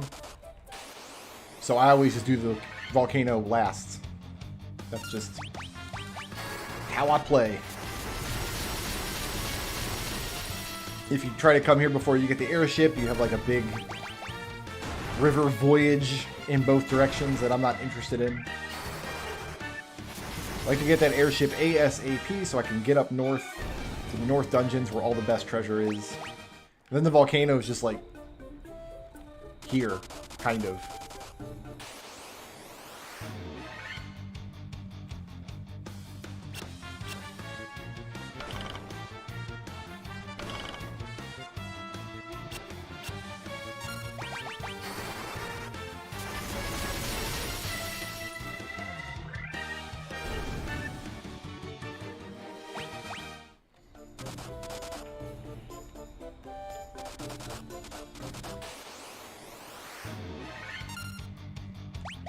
Bonk? Somewhat bonk. Shirt? Yes, very shirt. Now, in the NES version, Carrie, or Merilith, does not have any innate resistance or weakness to any particular elements. So she's not, like, weak to ice magic like you would expect. I'm not sure if that's the same in this version or not, but I kind of want to find out.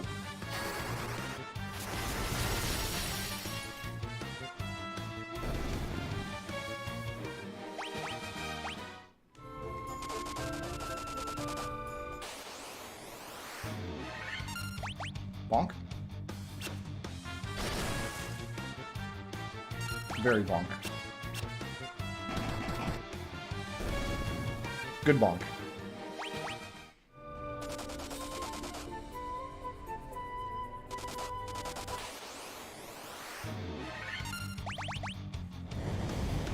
I can't think of any other stupid challenge runs I want to do on any of the Pixel remasters.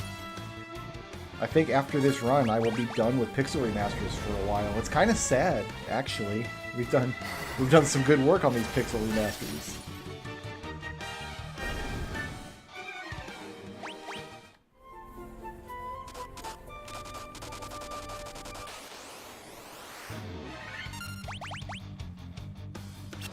But I think after we complete this, I'm going to start in on the Yuffie DLC.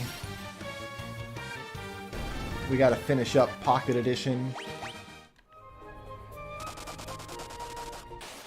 I've really been jonesing to replay Final Fantasy Tactics for a little while now, but like I know as soon as I start it, I'll get like halfway through the game, and that's when they'll announce the Steam version coming out or something, and I'll have to start over.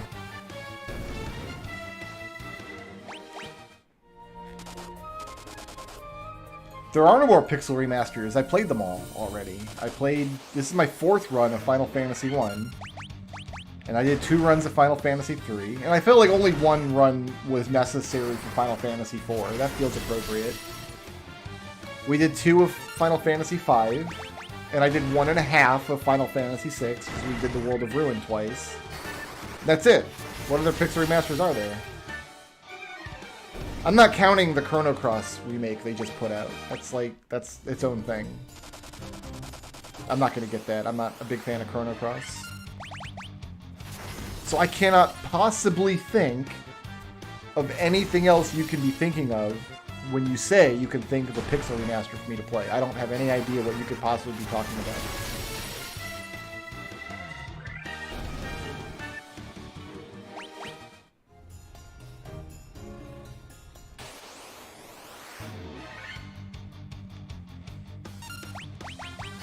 So yeah, there was a volcano in this game, I think.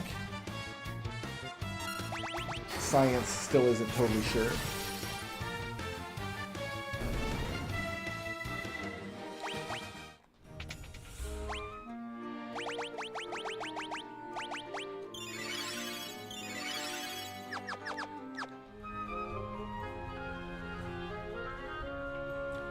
I do like the Merilith knows all of the fiends you've killed.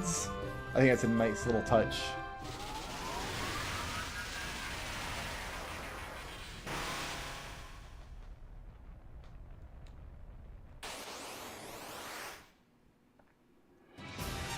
Alright, so we're going to blink.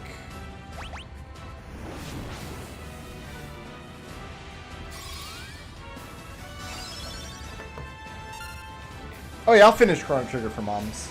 So the reason I haven't recorded the last episode yet is I was waiting for my actual mom to finish watching the series and then call and be like, where's the last episode at? Of course, she's not watching the series anymore. She stopped after 3 or 4 episodes. So I was waiting to give her time to catch up and see if she would ever notice, but that hasn't happened. What was I doing? I was blinking. We're going to blink twice. That's good. Now we're going to speed drink.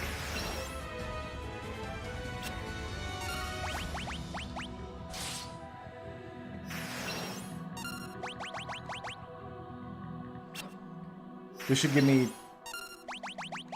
I should be at 8 hits. If I'm getting like +1 hit per speed drink, I should be at 8 now, right? Yeah. Not terrific. 12 damage isn't much, but we got strength drinks.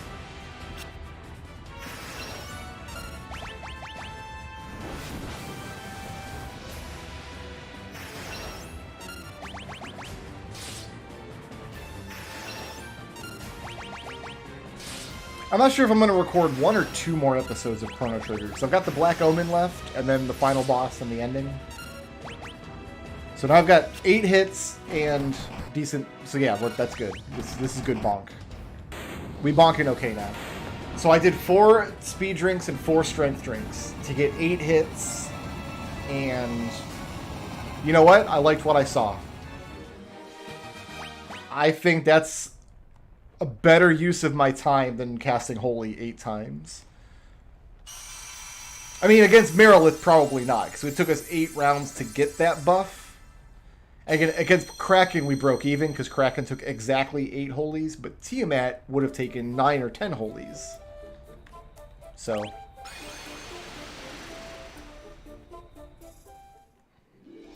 maybe they're not common. Maybe I just got lucky. And they dropped for me a lot easier. I got my reflect rings in 5 inside of like 10 minutes. So maybe I just had the luck.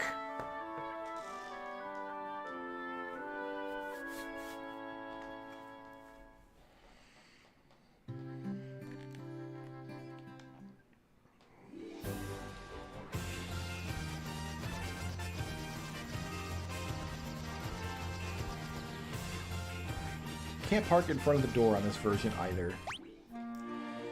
That's it. We're level 50. Is level 50 the max? Or do we just happen to be at level 50? No, we can go up another level. Okay, so 50 is not the max. We just happen to be level 50 at this moment in time. You guys are going to be real disappointed in a second. I'm sorry that you guys attacked me here. That you felt the need to attack me here. But I'm Toucan Sam. Get on my level. Who are these guys? Who are these blue? I'm here with the Blue Man Group somehow.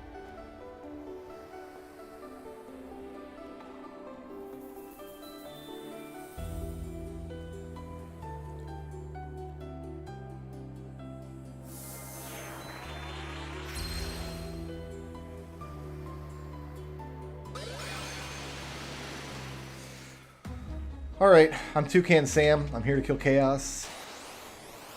Something memes.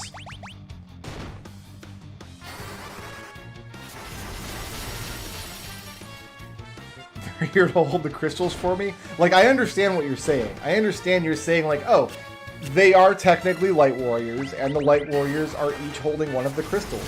But what I'm picturing is that Toucan Sam, like, in her house, has... like, instead of an end table with a crystal sitting on it, or, you know, whatever, a telephone, phone charger, laptop, whatever she needs. She just has a black mage, like, corpse just piled up. Like the DoorDash guy is there. She's just like, oh yeah, just set it on the black mage corpse by the door. I'll get it.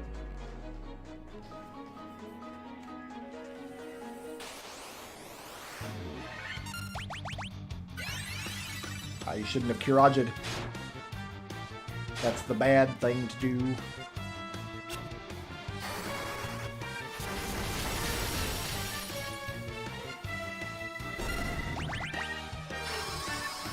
Oh, no all. That is going to help you. Not that much.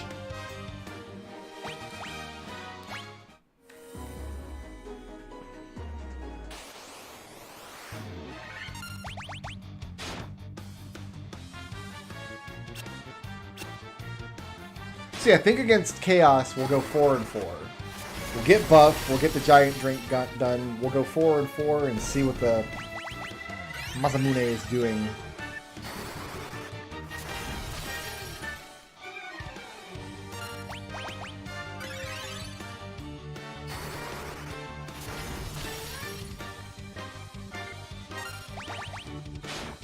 Ah, that was a mistake. You could have sandbagged me forever. Monsters don't have magic points in this game. You could have just tried to heal every single round, and then eventually I would have had to heal after 40 or 50 rounds of taking a couple points of damage here and there.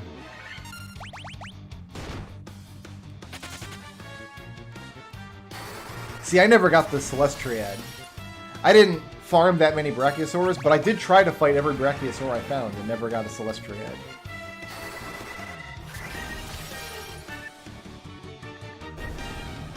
Unfortunately.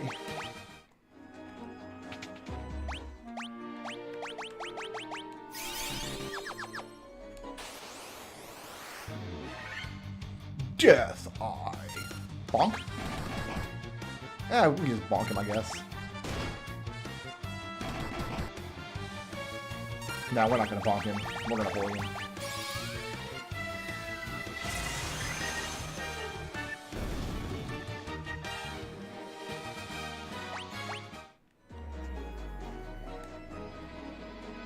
Alright, now we get to watch Toucan Sam bust out a power ballad. Oh, we don't get a little lute playing animation. That's my... Never mind.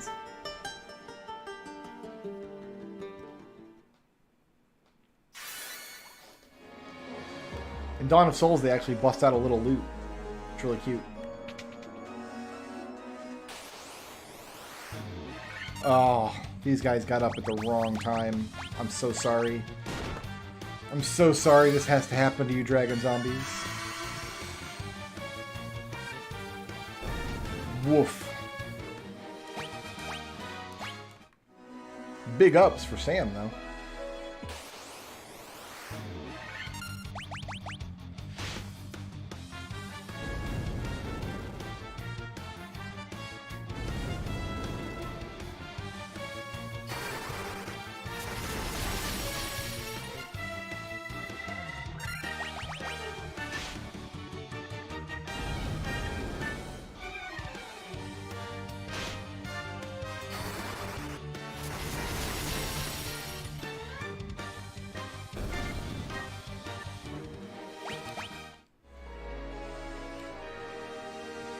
I mean, the Celestian isn't too terribly important, really. When I went through the final dungeon, I only had, I think, 2 characters that were chain casting as much as they could.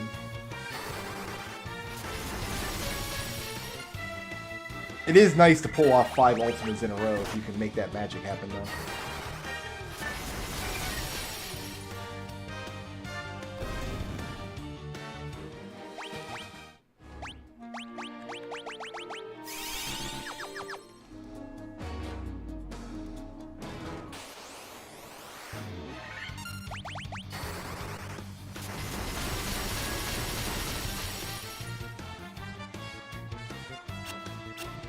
I have no problem using busted stuff in Final Fantasy games.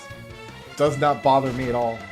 A bunch of people will do Final Fantasy 5 or 6 challenge runs, and one of the rules they impose is like, I never break rods. Like, not me, man.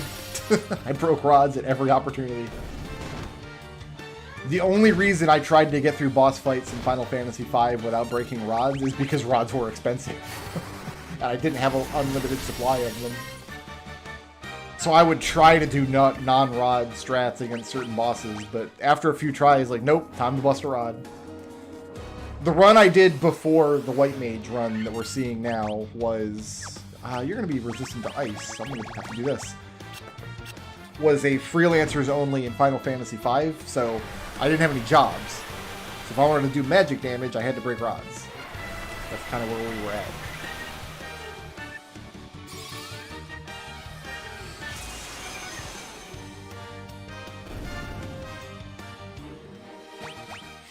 And I always break the Thunder Rod early in Final Fantasy VI against the tunnel armor. Like, I don't even fight that boss.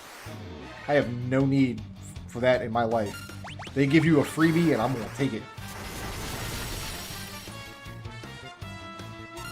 You're resistant to ice, really? Alright.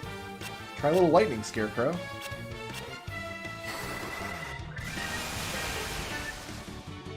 Oh! I'm not using Holy on Earth Elementals. That would be ridiculous.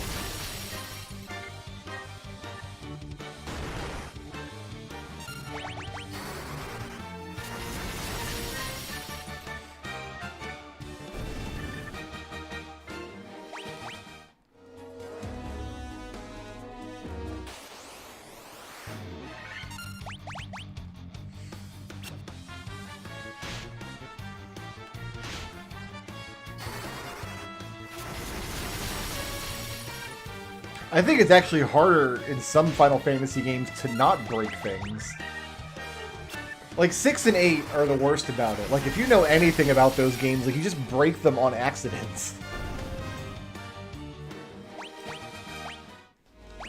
Like, I think even casual players just kind of experimenting with, like, magic refines and things are gonna break Final Fantasy VIII just inadvertently.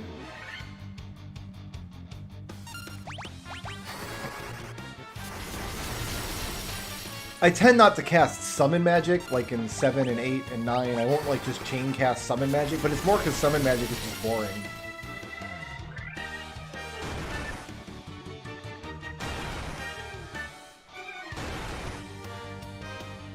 I should, next time I play 12 and 13 especially, I think I'm going to experiment a lot more with using the summons and playing with the summon systems in those games, just because I almost never use them. But there might be like a wealth of chicanery I can get up to. You guys again? I mean, I guess we're just doing this. We're just gonna live in this fight for a minute. You know what? No, I am gonna cast a holy spell here. I have 99 ethers. What am I saving my magic for?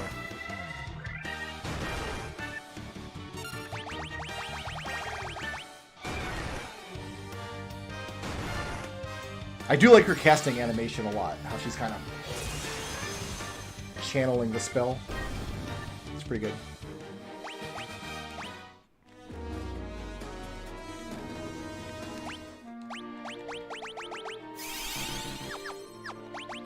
I am going to quick save before each of the fiends, just because. But against Lich, I don't think we're going to do anything except just throw Diaja. He's eventually going to hit us with Flare, but he's not going to out-flare my Diaja.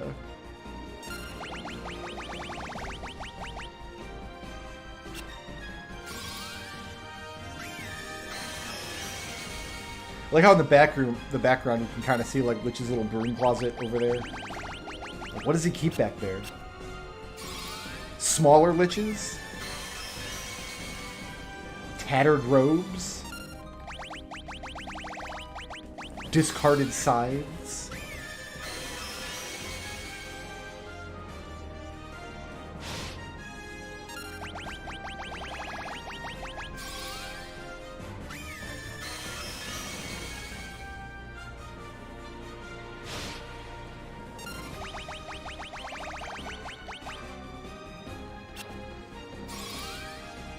We haven't seen Flare once. Flare is the first spell on his list in the NES version. Like, you're guaranteed to see it if the fight goes on for a couple of rounds. Alright, I'm gonna be honest though, I wasn't expecting this to take like 8 Diaja spells.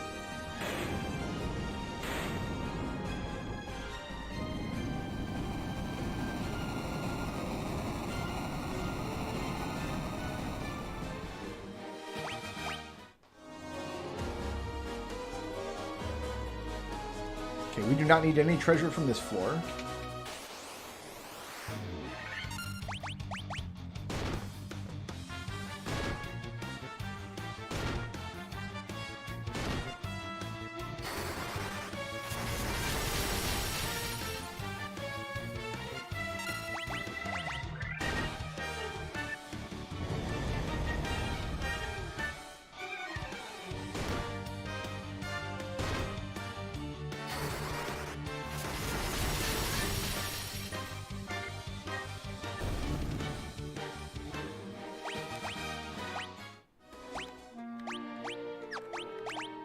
Just use up high potions all the way. Why not?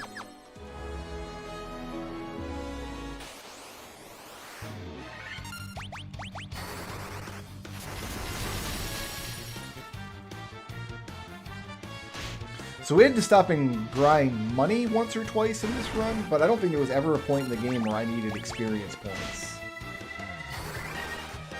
There was a few times when we needed just some money to buy whatever was on hand. It was pretty tight in the beginning.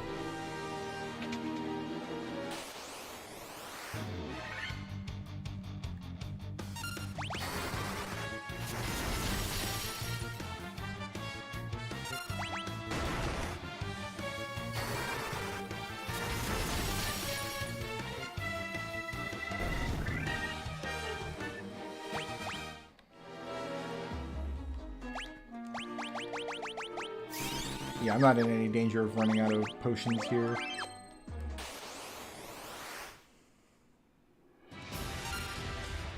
I do think we need to not use Holy, though. 933 is probably good enough. Let's go ahead and 4 speeds and 4 strengths.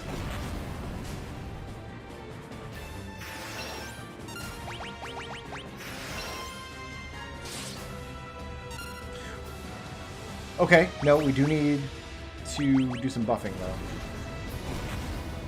Yeah, that 6 hits was a little painful.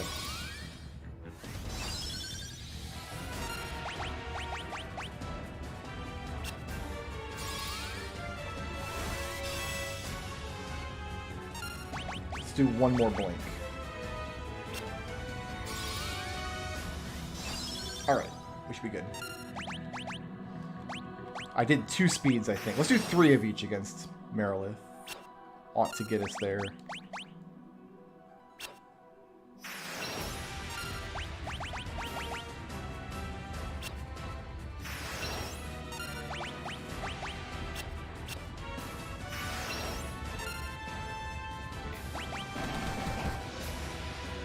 Alright, I think we're alright.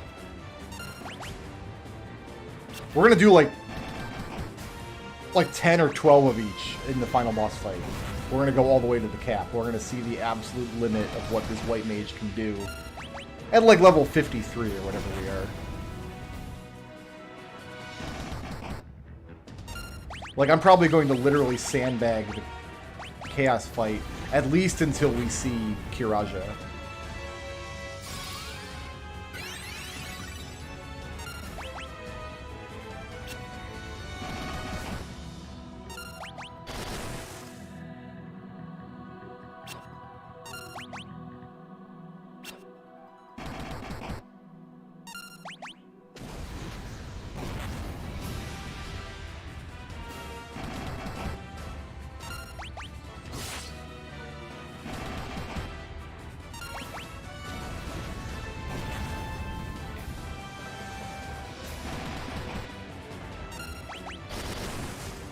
Yeah, we'll do more than 3 against Kraken for sure.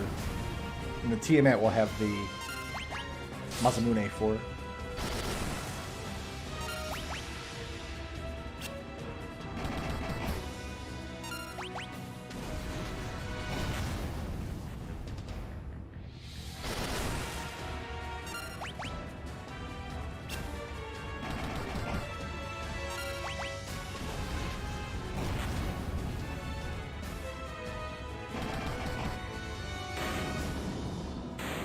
Well played, Fiend of Fire.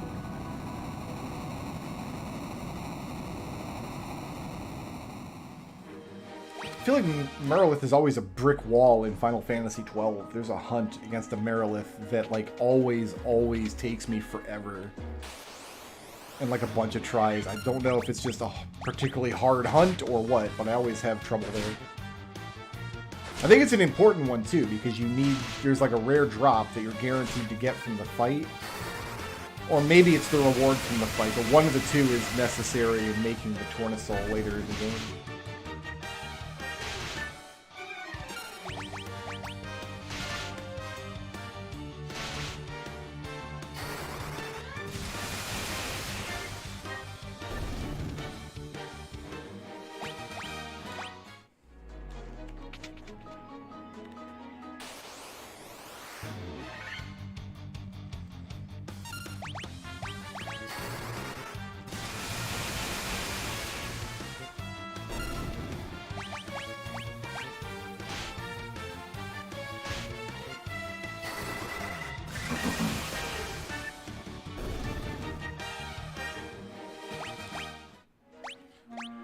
High potion. Just the additions of high potions make the game so much easier. Every just regular party in Final Fantasy 1 burns through 99 potions like whoa, easily. In this final dungeon, it's just so long and there's so many fights.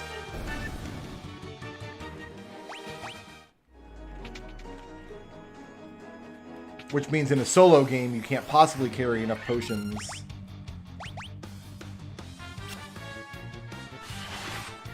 And you end up having to sandbag with a heal staff a lot.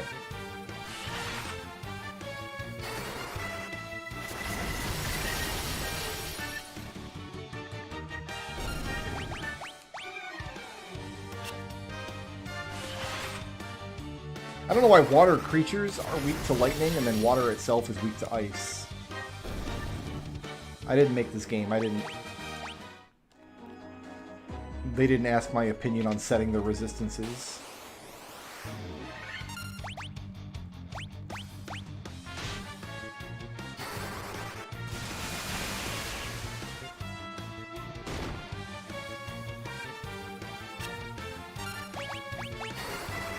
Oh, that's the wrong spell. I'm bad. Got the job done, but it was not, strictly speaking, maximally efficient. I've only got one Mirage left. I'm gonna pop that back up.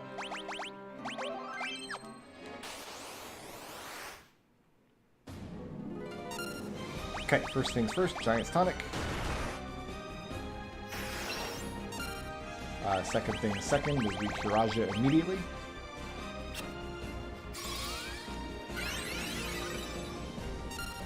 Okay, now we're going to defend.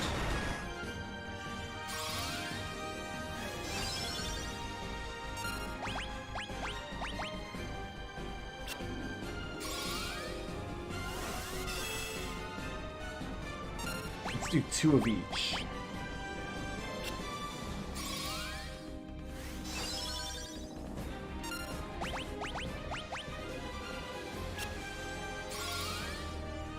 All right.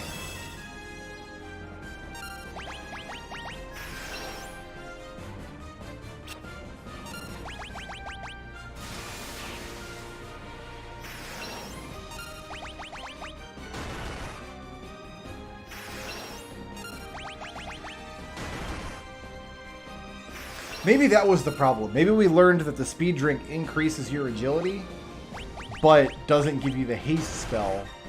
And we just, as a monk, we just didn't have enough resources to sit there drinking potions for 8 turns in a row. Like, we had to get moving.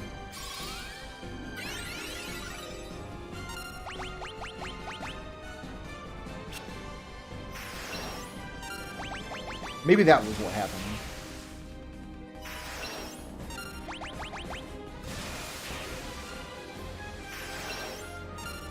Was that 3 or 4? So we need 1 more. That must have been 3. Okay. Bonk. Bonk is pretty good.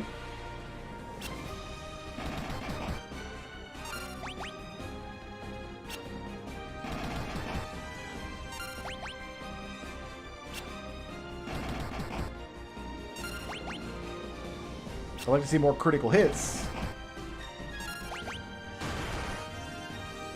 600 damage coming out. So there we go. That's a good round.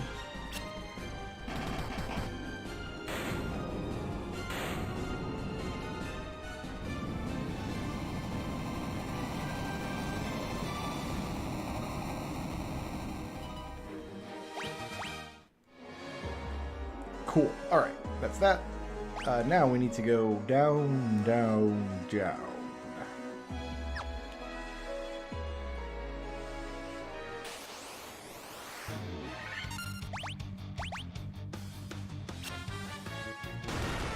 Probably is no longer worth fighting these encounters, but already here, so...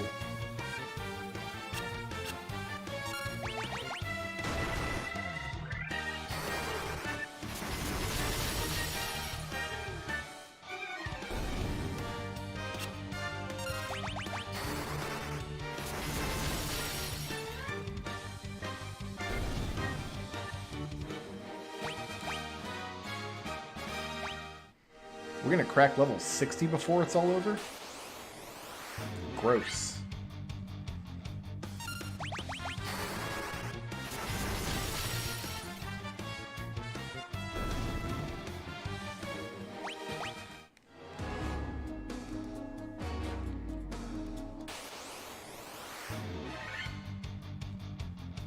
How do we feel about...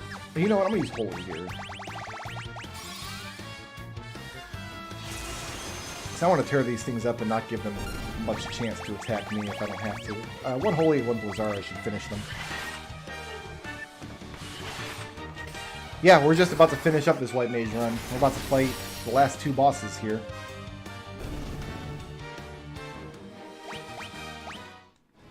super, super smooth.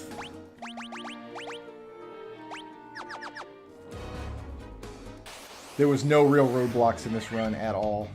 Alright, can we just one-shot these guys if we attack them one at a time?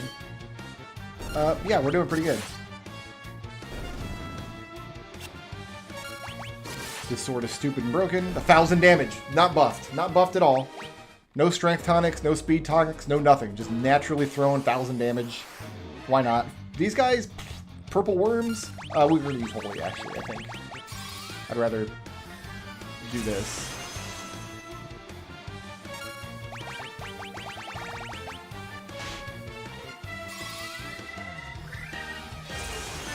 Yeah, this is the very, very last dungeon. So, spoilers. We're going to see if we can break the damage cap against the final boss. We're going to buff like crazy against the final boss. Oh, this is an iron golem, not a stone golem. So this is actually the rarest monster, the rarest encounter in Final Fantasy 1 is the iron golem in the final dungeon. They're very, very, very rare. I think it's a... There are 2 Iron Golem encounters. No, there's 8 Iron Golem encounters on the entire encounter list, which has 120 entries on it. It's as rare as the War Mech is.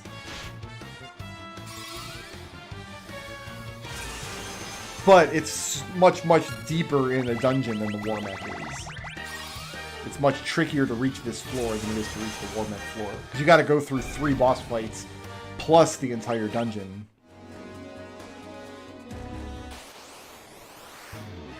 I'll fight another one. It's not the rarest encounter in this version of the game, apparently.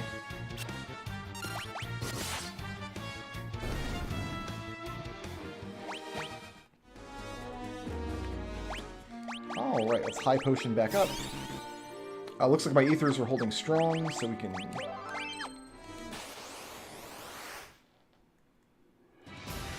Okay, let's blink.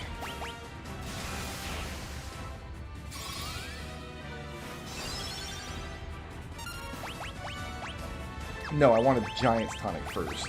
Get that HP up. Thing is, I don't want to have to heal before I Giant's Tonic, because the first time I cast Kiraja, I want to go all the way up to 900 points. But now I can cast Protect.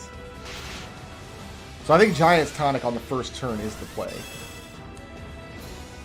Let's see what 3 and 3 gets me with the Masamune. We'll go down to 83 on each.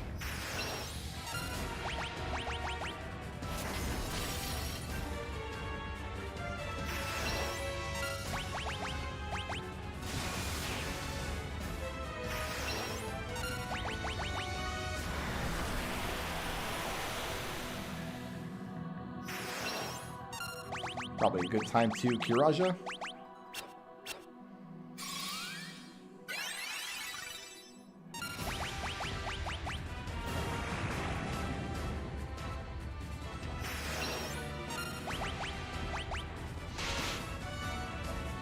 That's still quite a lot of damage, but I got lots of Kiraja. Let's see where we are. I like it.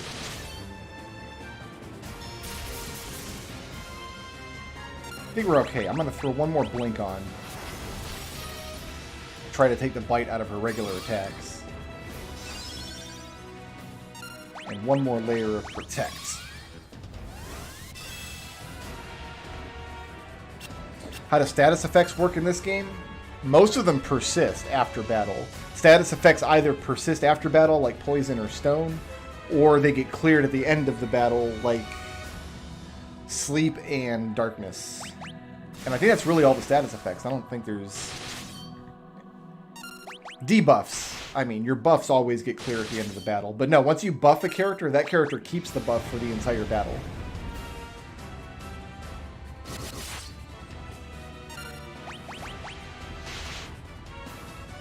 Yeah, that extra layer of Protect's doing some work for us.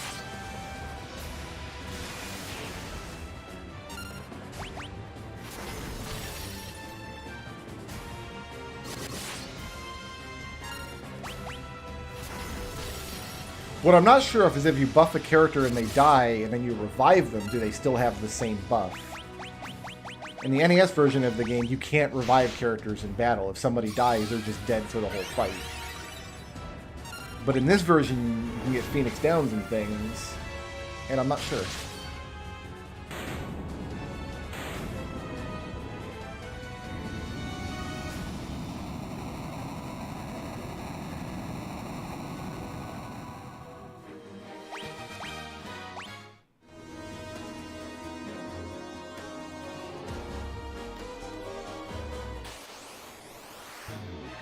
Really? This Green Dragon's like, I made a terrible mistake. Alright, we're gonna High Potion up. We're gonna Ether up.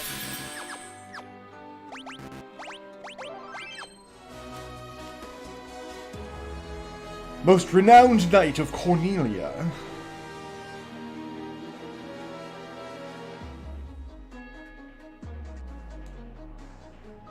Oh, you did defeat me then.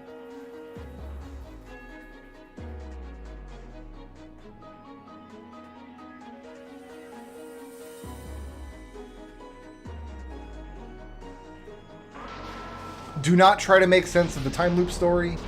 It is completely nonsensical. It doesn't survive even a moment of reflection or contemplation. Alright, so we're going to Giant's Tonic. We're going... I think I'm going to Protect first. I think we're getting more mileage out of Protect than Blink. So I'm going to Protect. I'm going to Protect again.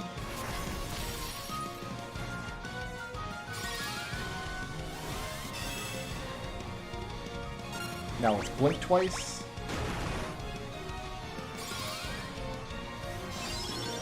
We'll take a break to Kiraja here. Dead! Maybe Protect. We weren't getting anything out of Protect. Maybe Blink first is the better trick. Who are these blue guys?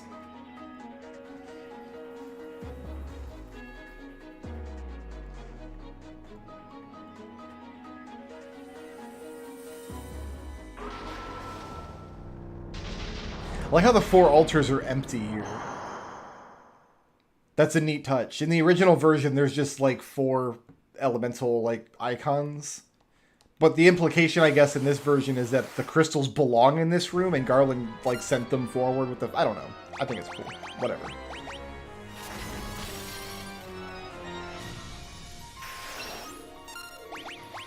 Maybe we will Blink first.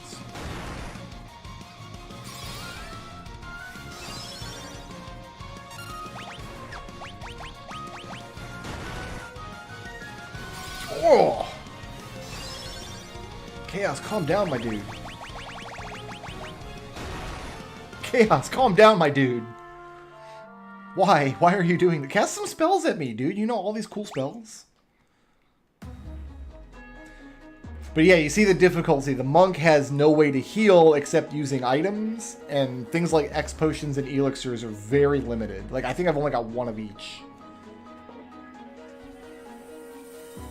So we basically had to get a chaos fight where he spent most of his turns casting elemental magic and not attacking or using Kiraja.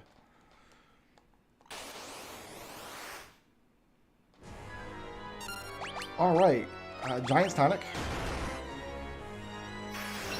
I think I immediately have to Kiraja here. Let's do 1 Blink and 1 Protect. I don't think we're going to get much use beyond that.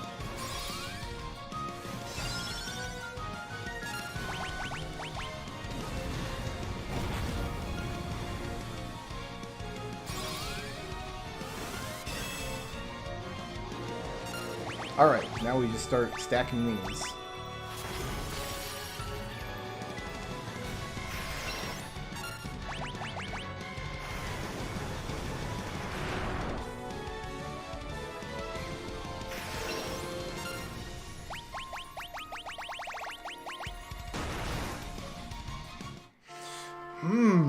Okay.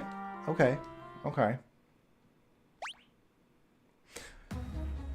We might just need to stack a lot of Blink and Protect to take the sting out of that. The problem is we need rounds to buff our offense. And we can't afford to be casting Kiraja at like 700 or 800 health.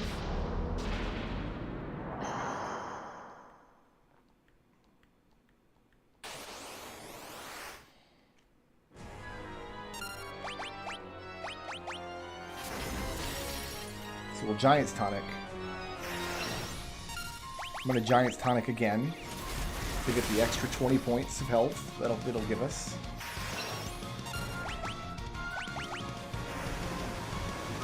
Then I think I will alternate Blink and Protect for a few rounds and see what it does to his physical attack.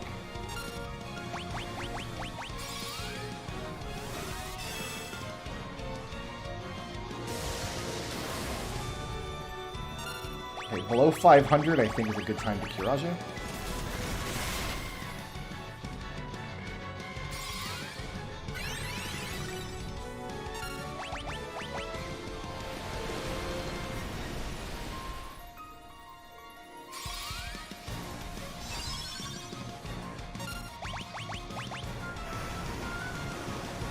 As long as he's throwing his elemental jazz at us, I'm happy. So I've got 2 of each. I'm waiting for him to punch me and see what the punch does.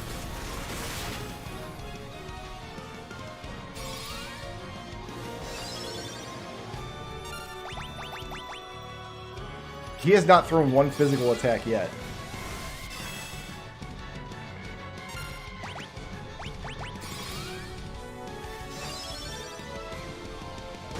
There we go. Yeah, I don't think it matters what we're doing. I think he can punch directly through Protect and Blink.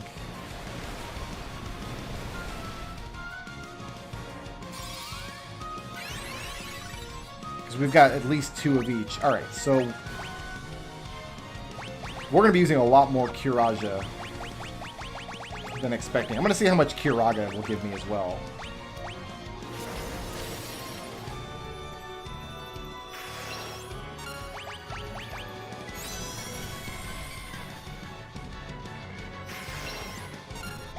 Now, when he casts haste like that, I think we can dispel it. And then he won't have it anymore. Or not. Maybe we can't.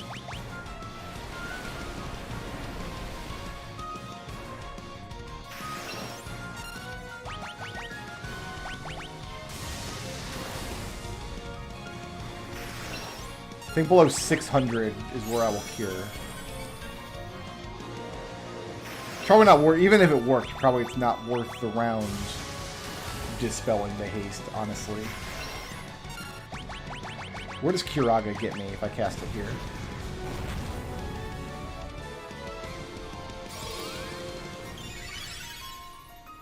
Alright, that's pretty good.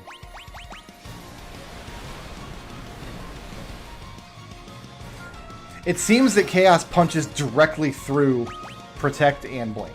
Like, he doesn't care about either of those at all, which was what I discovered on the Monk run and why I had so much trouble on the Monk run. So stacking Protect and Blink is not as effective in this version of the game as in previous versions.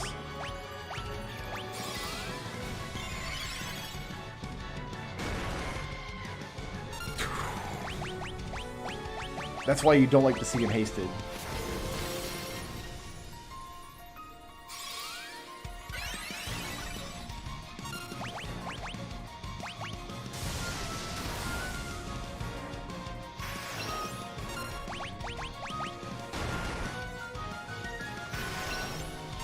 If he attacks before me this round, it's over.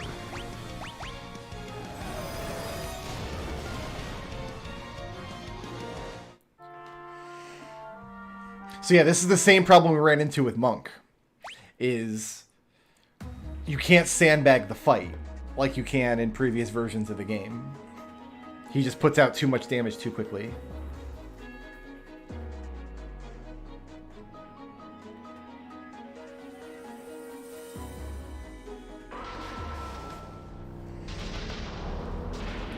Unless you just need like a ridiculous amount of protect stacked to make anything good happen. But... which I'm willing to try. I'm not anti-science in this house.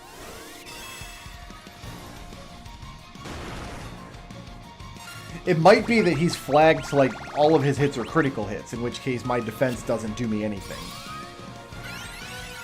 There's a number of ways they could have made it so he just doesn't care about your defense stat at all.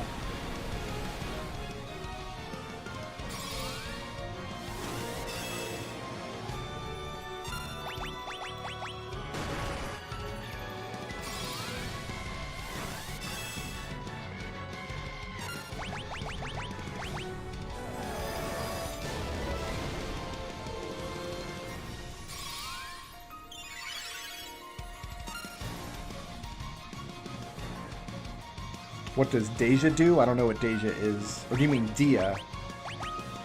Like, Diara is basically magic that hurts undead.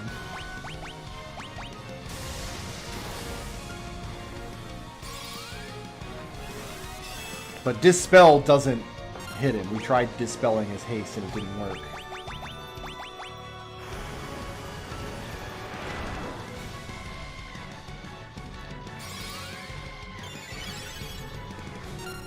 Yeah, I don't have a spell called Deja. I've got Diaja, but that's just a higher level Dia spell.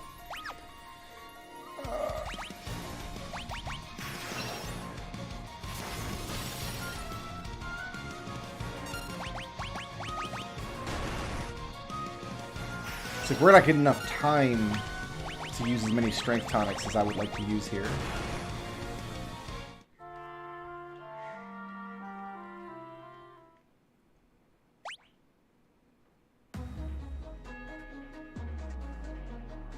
Because it's possible that critical hits ignore evasion and defense. And it's possible that he's just flagged for all of his hits to be critical hits.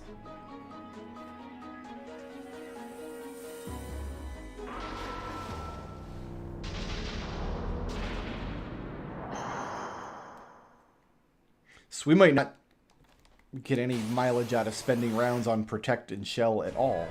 Or Protect and Blink at all, rather.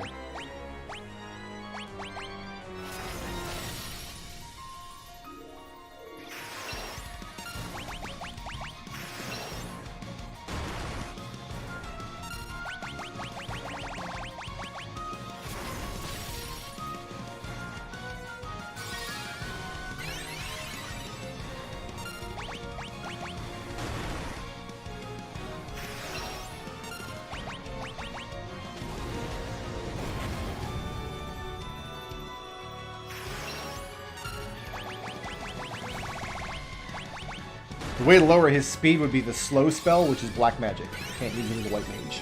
Even if you could, I doubt it would hit this boss. Unless you mean speed in terms of like who gets to take the first turn in each round. And I'm fairly confident that's just completely random. Also, he can paralyze you with his regular attack. That happens. Even though I'm wearing a ribbon and a pro ring. So this boss fight might actually be harder than the monk version then. Because the monk can put out a lot of damage without having to do a lot of buffs. Whereas the white mage cannot.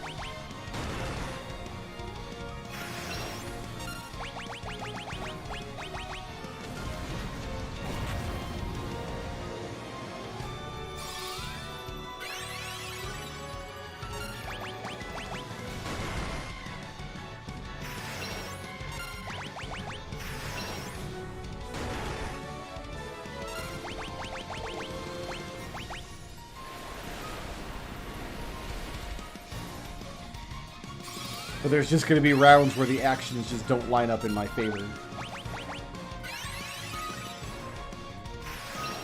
His Mirage is 10 times more powerful than mine. That's crazy.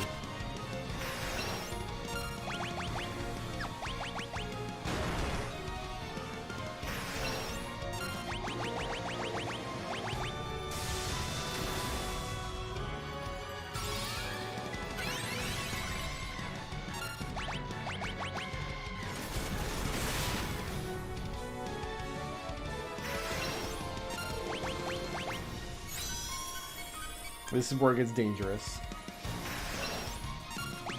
Alright, I've done 5 of each, I think, at this point.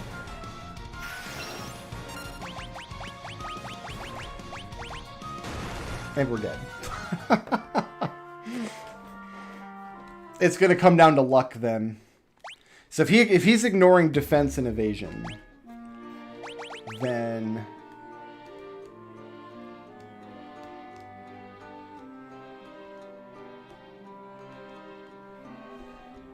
it is just going to come down to luck.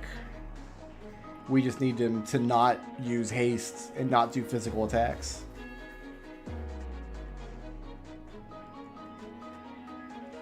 Because those were the same numbers we were seeing against our monk. In the vicinity of 700 to 800 damage. There's no way to debuff him, as far as I can tell. Nothing is going to land on him. He can't be...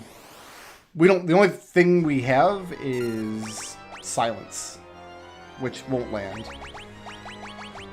In the NES version, there's like a 1 in 128 chance to land a debuff against a target that is technically immune. But that's not going to happen here.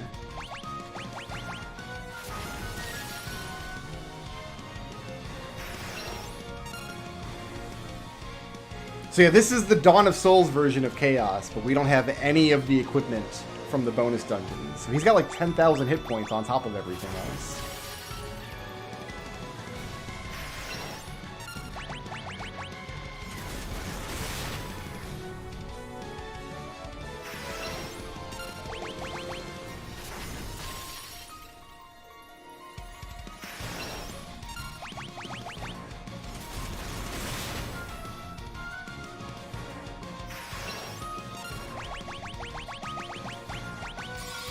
We got there in the end with Monk, so we do have a path to victory. It's just not pretty.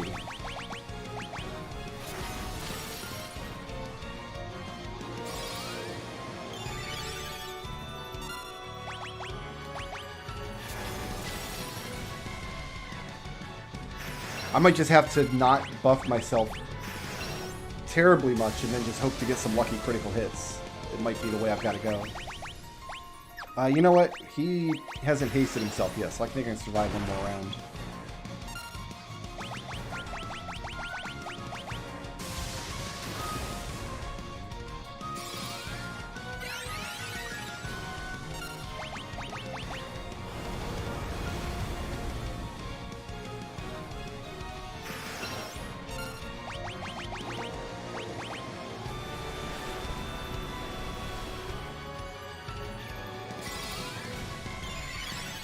Alright, let's see what kind of damage I'm putting out. That's not great.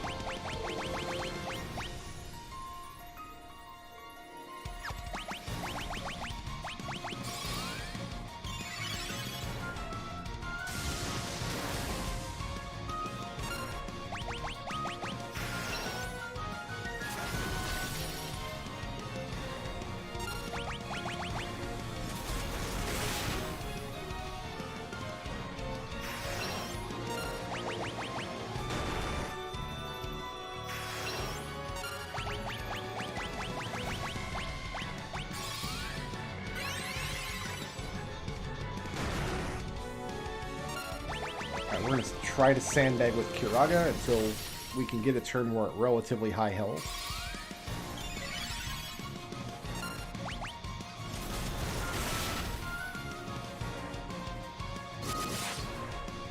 It's a little better.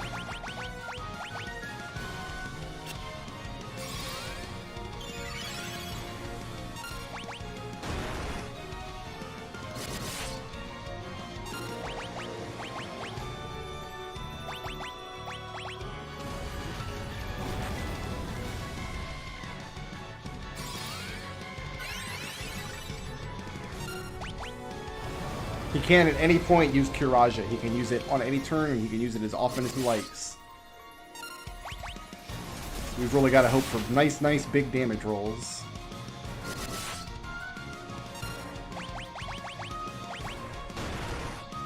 Okay, I'm glad I did this.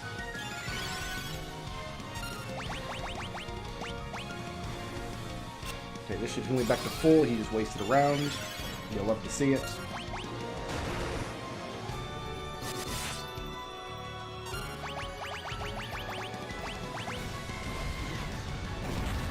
Heal me back to full again.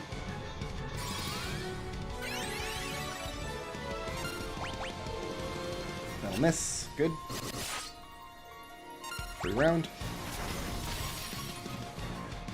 Little tiny damage. Why he has Blizzara and not Blizzaga, I could not tell you. Free round, that's good. There's Kiraja, so we're starting over from the beginning.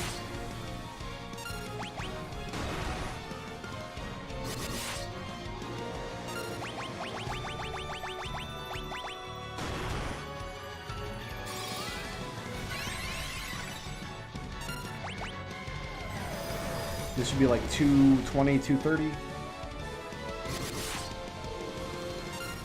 So we'll do another round of Kiraga.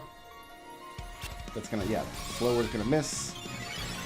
He managed to paralyze us once, but I think that was totally a fluke. We should be more or less insulated against... Is that 1800 damage? That looked pretty tasty, actually. I like the looks of that quite a bit. We should Kiraja here, actually.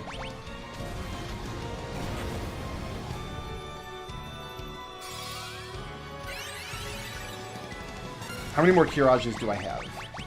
2. Okay. And I've got... I think next time I heal, I'll heal with an X potion. And we've got 2 Kirajas, and I can use an elixir.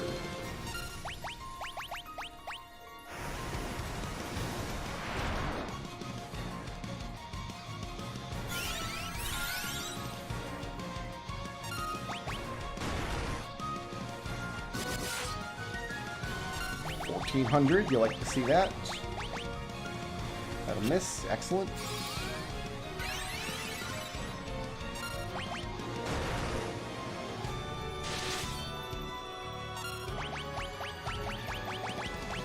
Last Kiraja.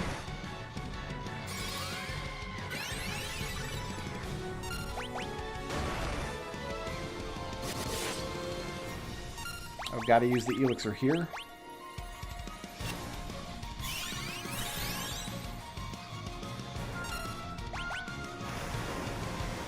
Hasn't gone for haste once, so we have been getting lucky on the haste account. It's a free round, I like it. Give me another one of those. No. Can't get lucky all the time, I suppose. We do also have one dry ether to fill all of our magic slots at once. And after that, we're tapped. If we got to go through the past 27 Kirajas, I don't think... Ah! Alright, so we're starting over on the damage again.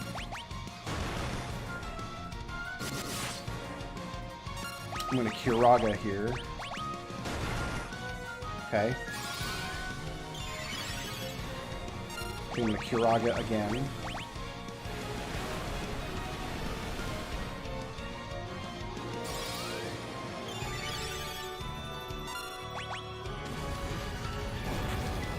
I think he has 10,000 hit points. If he's the same as in Dawn of Souls, I believe he has got 10,000.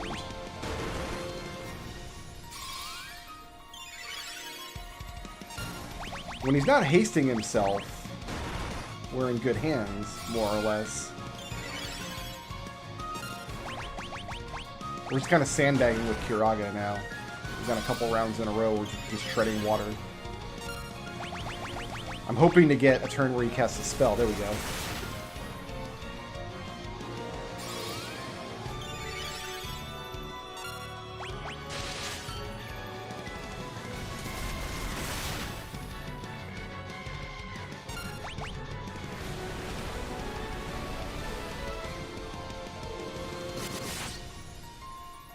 1500.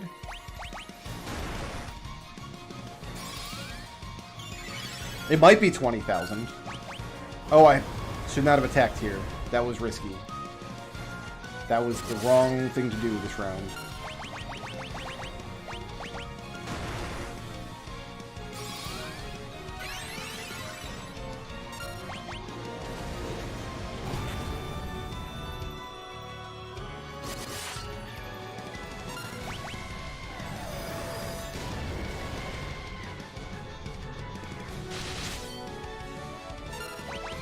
I think I'm burned out of Kiragas almost.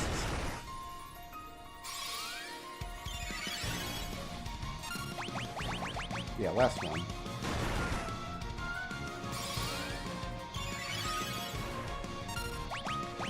Gotta go to Kiraja now. I don't have a choice, really. And there gives me the free round that I wanted. Anyway.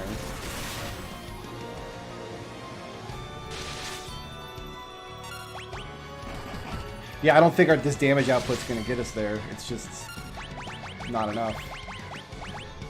And then he gets lucky attacks like that, and it's all over.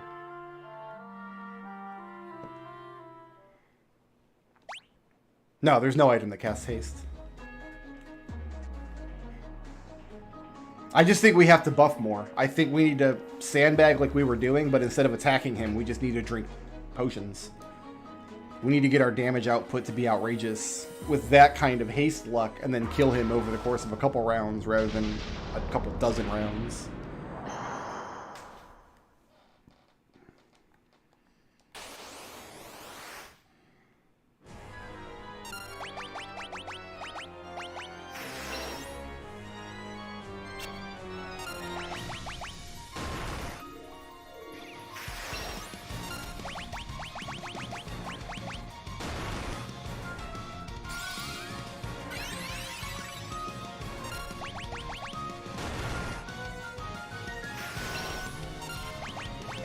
At about this health, we'll see if we can get a free round with, like, a spell or something. We did. Okay. But instead of trying to kill him with 20 attacks, we need to, like, buff 20 times. Is going to be the play here.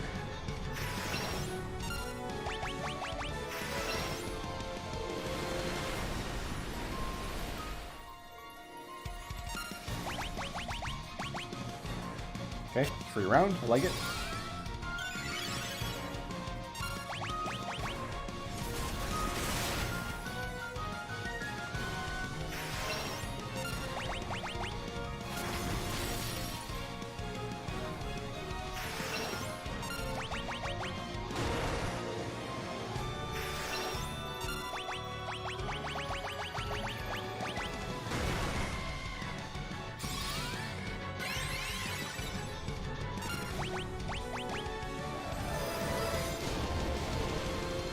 I actually wouldn't mind if he just did flare every single round. That would be fine with me. I like to see that. That's good.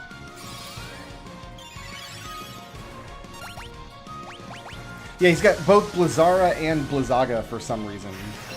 I feel like they gave him 7 spells they thought he would have, and then he just had like one spell slot left. And they're like, whatever, just Blizzara. It's over. That's it. We're done. This run is a shambles. Yeah, we can't come back from that.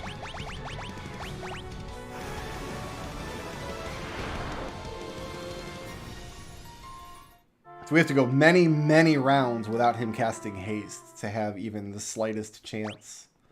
I think this boss literally just...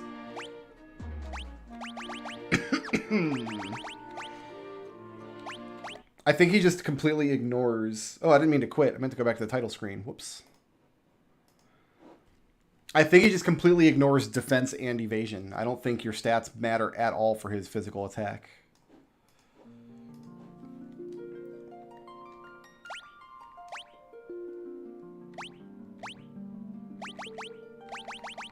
Do I have another party, like, close to chaos? Oh, I thought I had another party close to chaos. I guess I don't. Even you're not close to chaos, not Hubert.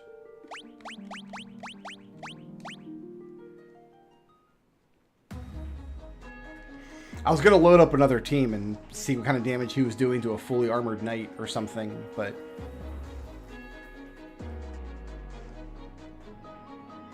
I don't have a save file in here.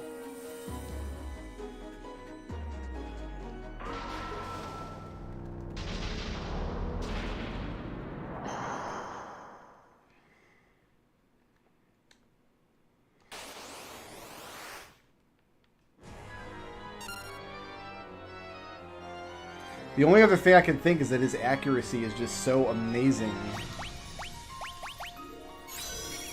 Of course he's going to use haste. First attack in the round. First attack in the fight, huh? It's possible that you just need extremely high evasion. And we just haven't buffed that much. But I don't think so.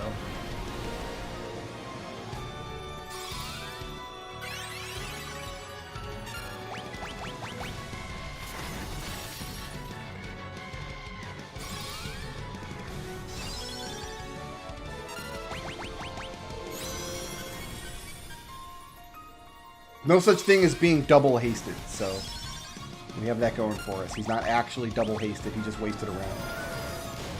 So here I'm going to cast Curaga. I'm not going to be missing that many hit points, but if he acts before I do, he just wins.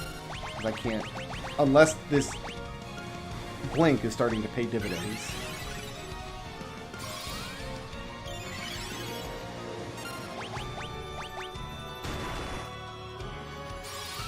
Yeah, we've stacked. Each of these blinks is supposed to be giving me either 16 or 32 evasion, I forget.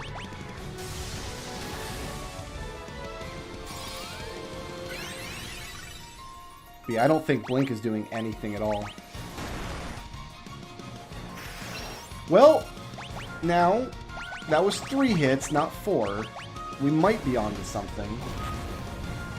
If we stacked this much and we got his 3 hits down to 4, if we can get his 4 hits down to 2...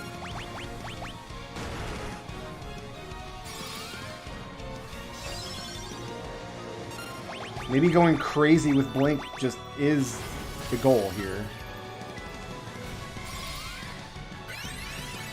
Because blink stacked pretty much forever in the original version. We got him down to 2 hits. This is actually working, believe it or not. We are seeing dividends on blink now.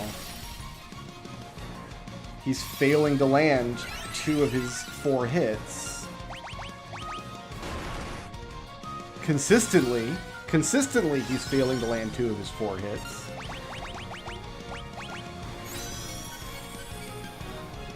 We might be on to something here, fam.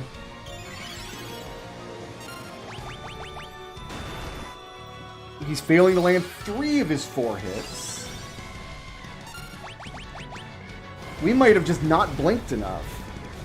We might have been leaning too hard on Protect and not hard enough on Blink. It's more likely than you think. Well, there's 3 hits.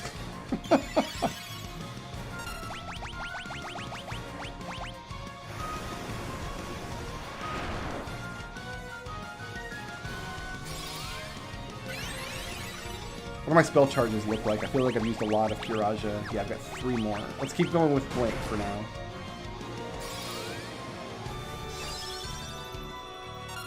I'm going to risk a Blink here too, just to get the stack up. That's still 1 hit.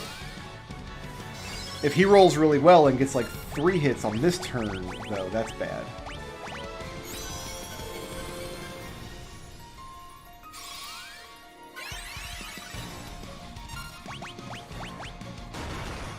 And then he gets all 4. Like, he might just be rolling critical hits on all 4, but it was working for a minute.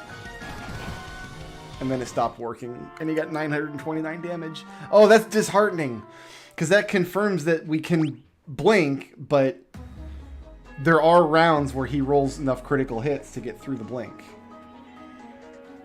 And he only needs like 1 or 2 of those. He only needs 2 in a row. But we don't have another path to victory, really, I don't think. I think it's Blinktown and hopefully get lucky. He opened with haste, though, in that fight. If we get another fight like we got earlier where he doesn't cast haste for the first 10 or 12 rounds, and we get blinked up to the point where his unhasted attacks aren't landing, that'll give us a lot of free rounds to heal with. Oh, I didn't mean to blink. I meant the Giant's Tonic. Whoops. Well, hopefully we get lucky here.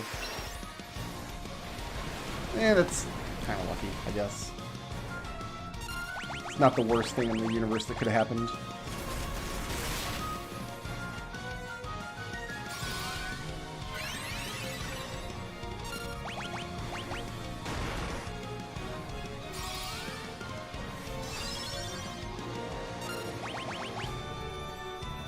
That's a free round. I like it.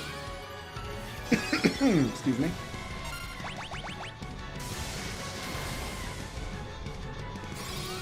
I'm going to sandbag here, I think. No, I'm not. I'm going to not waste turns on Kiraga at the outset, at least. Every turn that I sandbag is another turn I'm giving him to select hastes. That's not good at this stage of the fight.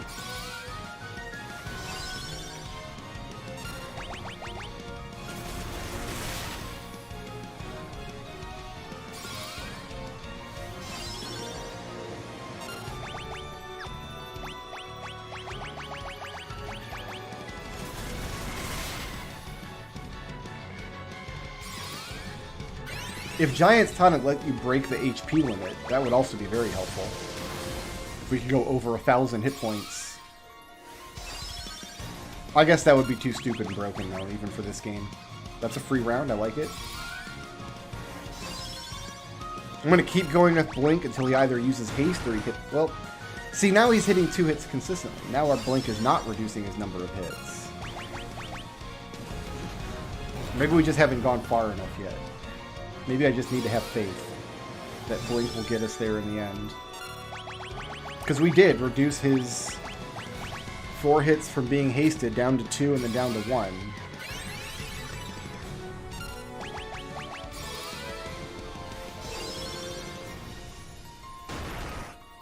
It's not working this time, though.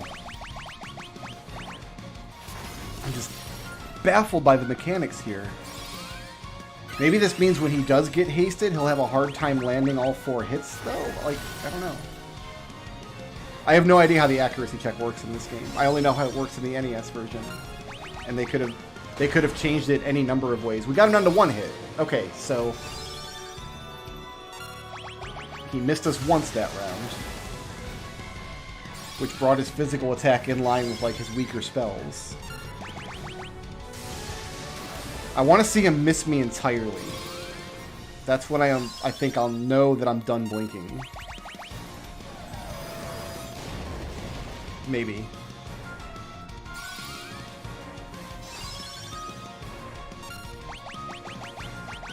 Let's try Kiraga here. So it'd be a shame to have to use a dry ether when I've still got a bunch of level 5 charges.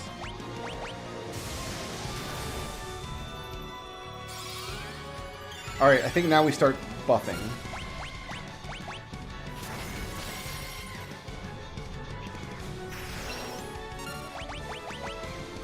What do you guys think? 10 each, maybe?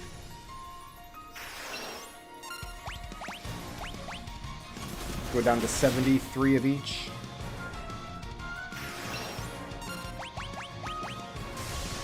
This is a nice string of rounds here. I'm liking what I'm seeing here.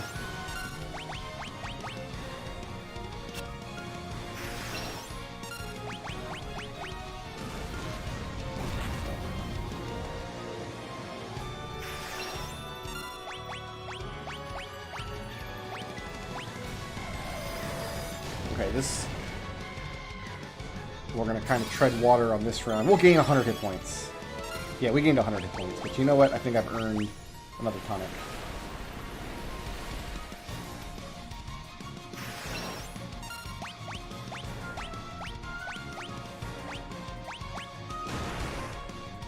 I like that 1 hit that he's rolling.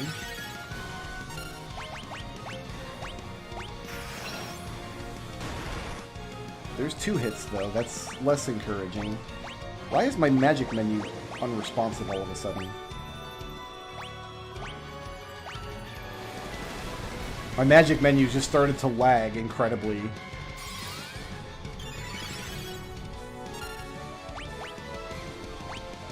Like it's just not responsive anymore. What have I done?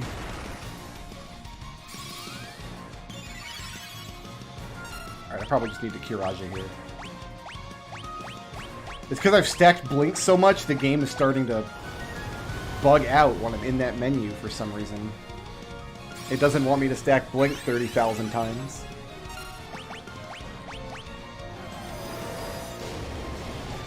He hasn't hasted yet, so I think I can safely drink another tonic next round. So that's 10 strength tonics. Now we'll do Kirage and then we'll start chugging speed tonics. Yeah, look at this menu. Oh, it's chugging. It's chugging to get down there. So we've definitely done some work with Blink. It just took a lot of Blink.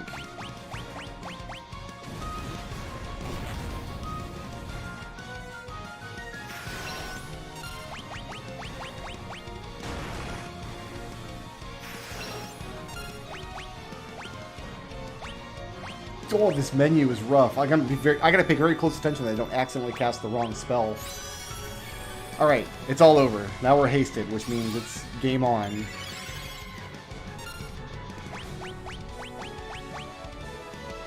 Okay, he just threw a round away. I like it. 3 hits. We're gonna Kirage next round. And if he attacks me, it's just over. Get down there! You can do it! Okay.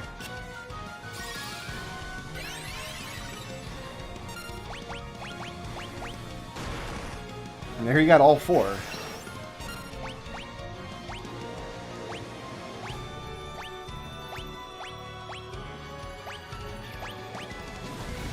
See, I'm not sure how the mechanics are working out, but sometimes it seems that the blinks are there, and sometimes it seems like they're not. I'm gonna use one more speed drink, then try attacking and see where we are.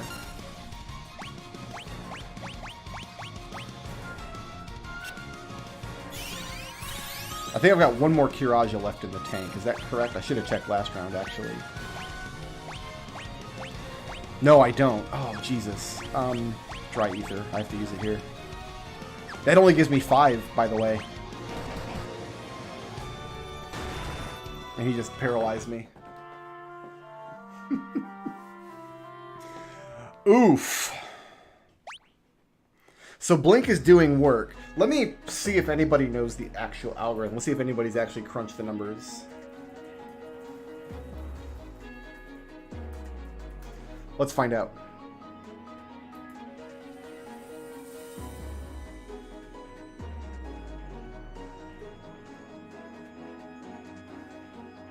People are asking, how come the Blink and Invis spells don't work on Chaos?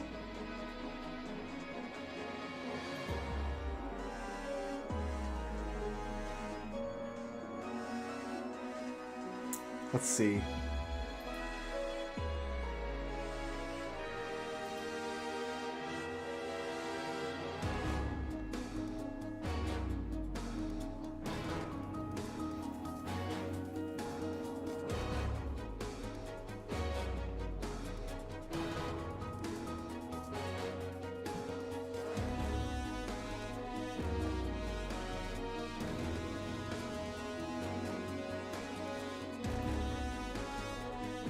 I see reports of people who've completed the solo, and they're basically doing the same thing that I'm doing.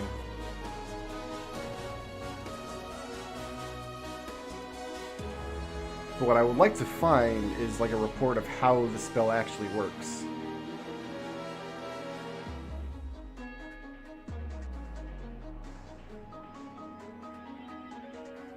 And I think nobody knows yet.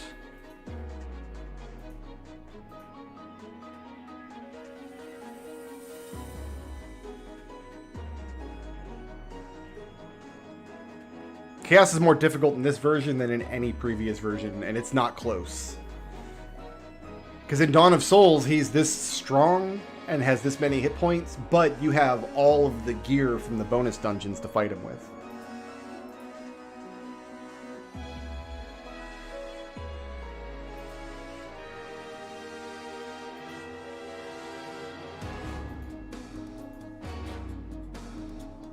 And the problem is that Protect doesn't do anything because he's hitting me with critical hits, which ignore defense.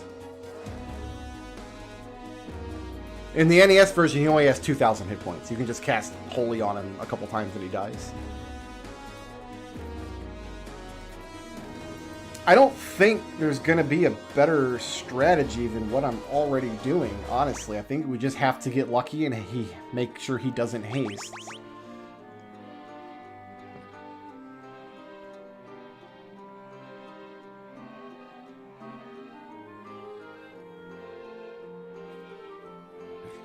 More points of strength could possibly help.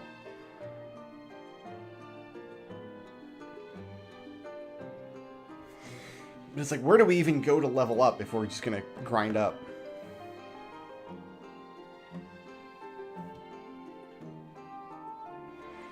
The reason more points of strength would help, it would mean fewer rounds of using those Giant's tonics. Same thing with accuracy. So I think we do go level up somewhere, but like where? Let me think. None of the spiked squares are going to work in this version.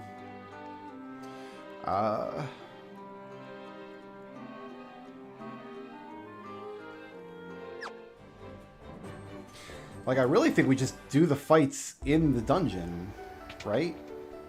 I can't think of a better place than just here in this dungeon. Because there's no spiked squares. So I think the fights on this floor are just going to be the best.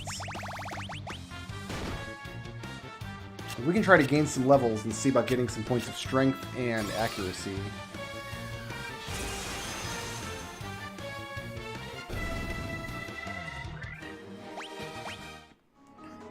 If we can get to max hit points, we can save around using the Giant's tonic as well.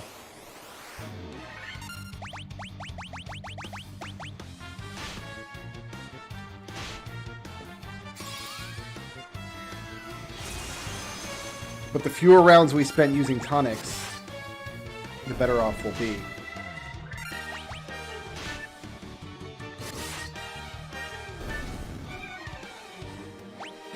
Did I go to... Hold on a second, let me check something here. Here, let's quick save.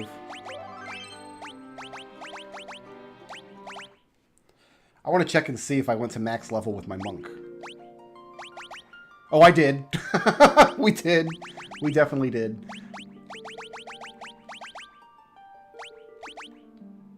Here, let me look.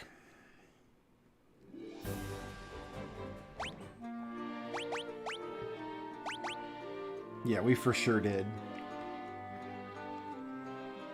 Where did we do the grinding at? Why can't I remember this? This can't have been more than a couple months ago. I'm getting old and my memory is shot. I can't remember something that I did just a couple months ago.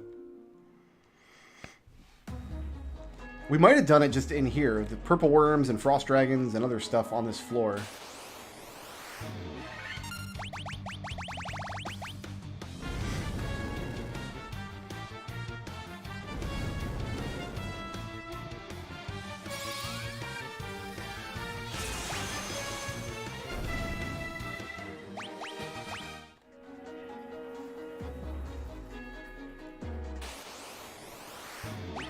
We could try to guarantee a point, at least 1 point of strength every round. We could try.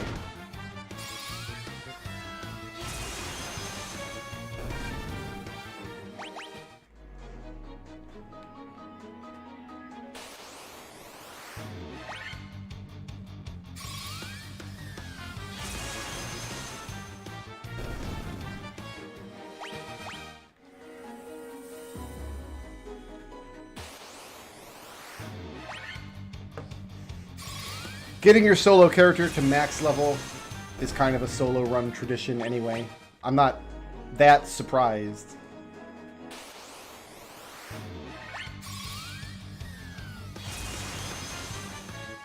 But I suspect, this is pure speculation on my part, but I suspect the problem isn't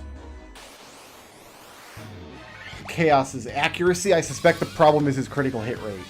I'll bet monsters have a stat that determines how often they land critical hits, which for player characters in the NES version is not tied to any of their stats. It's tied to the weapon that they're using.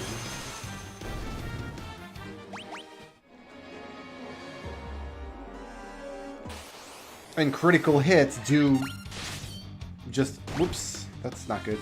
Critical hits do just ignore defense and evasion. You can't evade your way out of them.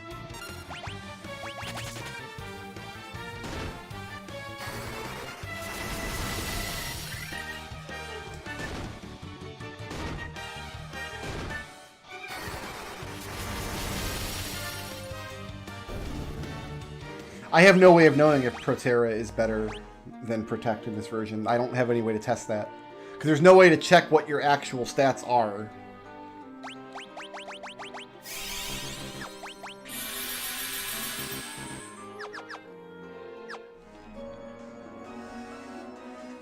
Or how much of a buff you're getting. There's no way to know. But even if we could increase Protects, like a critical hit from Chaos will ignore it. Doesn't matter how high our defense is. That's why critical hits are so good in this game.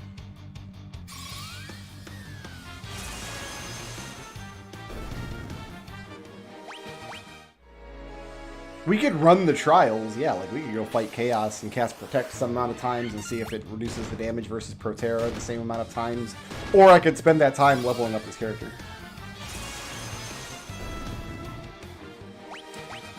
In the NES version, each individual weapon had a critical hit rate, and it was bugged. Obviously, like everything in that game was. But I suspect monsters also have a critical hit rate. And I think Chaos just always gets critical hits. Somebody out there, I'm sure, has like reverse engineered the code and figured out exactly what buffs he was given in like the Dawn of Souls version. I'm not getting as many of those worms as I was expecting to see, I'll be honest. I mean, these slimes aren't terrible, but... I just gotta remember to go in and use my ethers every couple of fights.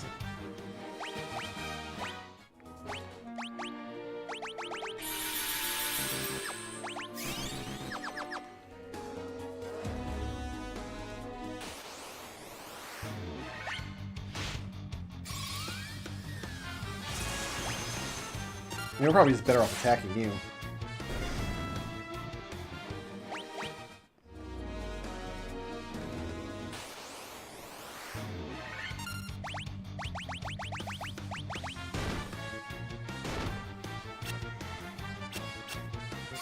I can't think of a better place to level up. If this was older versions of the game, I would go abuse a spiked square somewhere. But all of the spiked squares in this version are replaced with either NPCs you talk to or monster in a box. So there's no place in the game where I can go and just trigger the same fight repeatedly, which is what I would do in the NES version.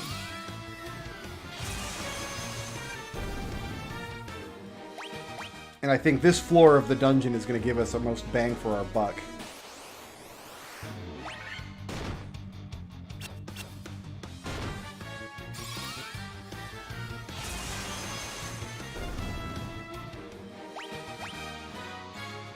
So we're really looking for strength and agility here.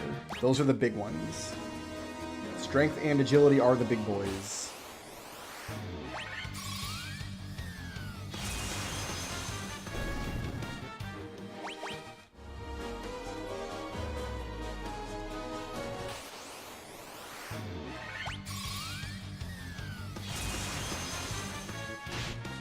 Can't one-shot these purple worms with Holy, unfortunately.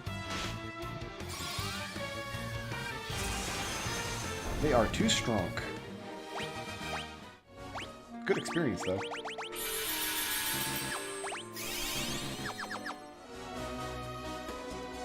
But I figure once I'm out of items, I'll exit out of here and we'll see where we go. Like what level we are at that point.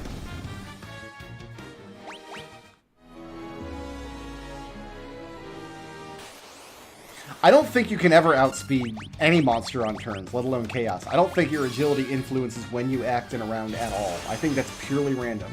At the beginning of a combat round, the game just picks what order everybody's going to act in, and that's it. I'm fairly confident that's how it works originally in the NES version. Again, they could have changed any number of things for the remakes, and I wouldn't know. This is my last Pepsi. Once I'm done streaming tonight, I'm going to have to walk up and buy more Pepsi. And I'm a weak man, so I'm going to walk in there to buy Pepsi, right? And a gallon of milk. We're out of milk. I got to make mac and cheese. But I'm a weak man. I'm going to walk out of there. I just know I'm going to walk out of there with Pepsi and Pringles and a bag of Jack Links. I'm gross. I'm gross and I eat junk food. I can't help it. It's tasty and salty and fatty. And I'm a big fat dude, so I gotta eat junk food.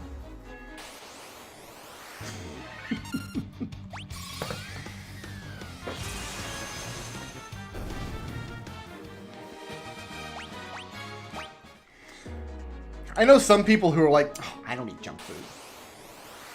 I only eat kale.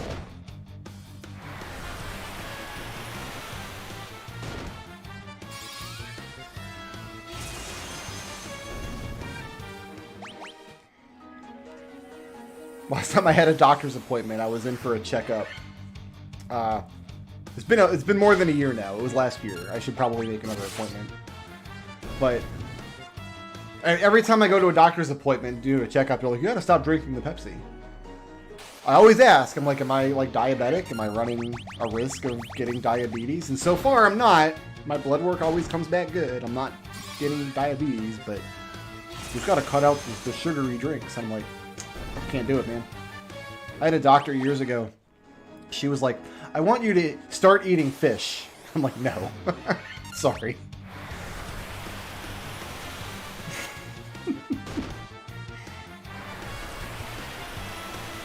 See, I can eat peanuts as long as they're covered in salt. It's perfectly fine. I love me a peanut as long as it's completely salty. Oh. I have like carrots and stuff. That's my healthy food. Carrots, when we buy fruit, stuff like that. And I drink a lot of just plain water. It's not all Pepsi. It's not all junk food, all right? We eat healthy. I like a grilled chicken breast, you know, make a salad. It's all good. But that's in addition to the junk food. I feel like if I reach a state in my life where I'm eating the Pringles and the Jack Links and the Pepsi to the exclusion of all other food, then I'm in trouble. But so far, that's not the case.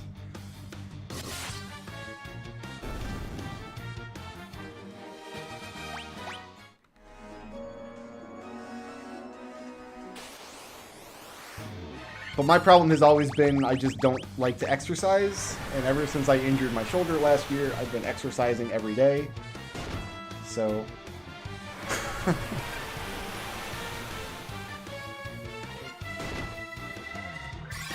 I didn't know you had stopped being a truck driver, Narisham. I didn't know that that lifestyle was behind you. See, we've gained 10 levels just since I've been here just chit-chatting with you guys. Like... we might reach level 99 before I run out of ethers.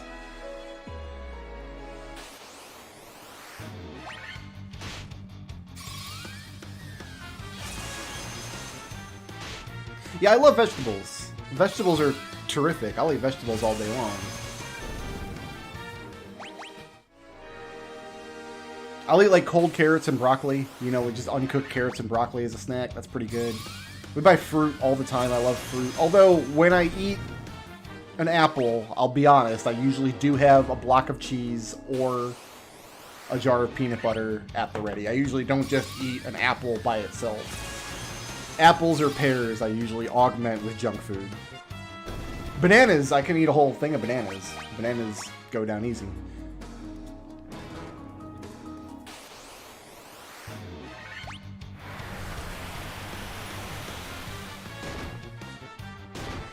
I've never had a hummus that I've liked. My wife went through like a really hardcore hummus phase a while ago, a couple years ago now. And I tried all these different flavors of hummus, and I don't... Me and hummus don't get along. We're just not going to be pals.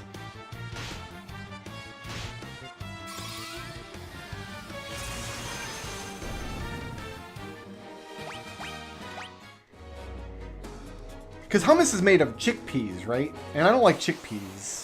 I've never had chickpeas prepared in a way that I've enjoyed them.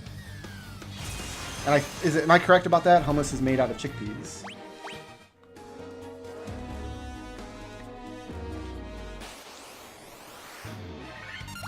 I've tried enough hummus that I haven't liked that I'm done trying hummus. I'll put it that way. Just like I've tried enough coffee that I've liked. Oh, I'm out of... Holy, oops.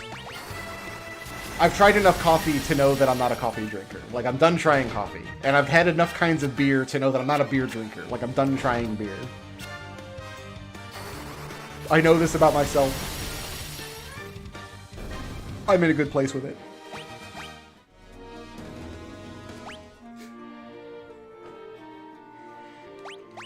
Do enemies even have levels? Like, experience levels in this game?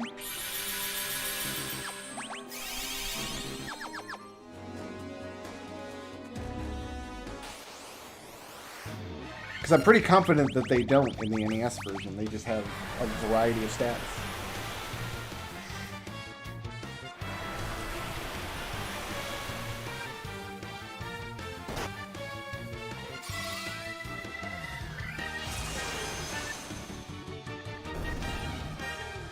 So what level is he if he's got experience level? Is he like level 255 or something? That'd be funny. So it's called experience level, but it is functionally like a critical hit rate then. Because when you see yourself getting attacked repeatedly as you're putting up protective buffs and you're not seeing a reduction in damage, that's a pretty solid indication that the enemy is just ignoring your stats.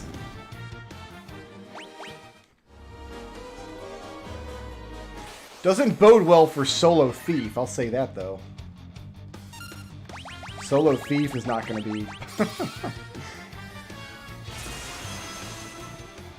We did a solo run of Final Fantasy III. That ended up actually being pretty breezy. In fact, I watched a speed run of Pixel Remaster Final Fantasy III, and I guess the way to play the speed run is to kill one of your onion kids right at the beginning of the game. Because the extra experience and job levels you gain on the other onion kids, with one being dead, makes them powerful enough to just walk through the game. And then by the end of the game, I think they killed the second one and just finished up the final fight with just 2 characters. Well, Major, we are casting holy against purple worms repeatedly because Chaos curb stomped us. Well, he curb stomped me. I don't think any of you guys were involved, honestly. I like to think that we're all in this together, but that might not be the case.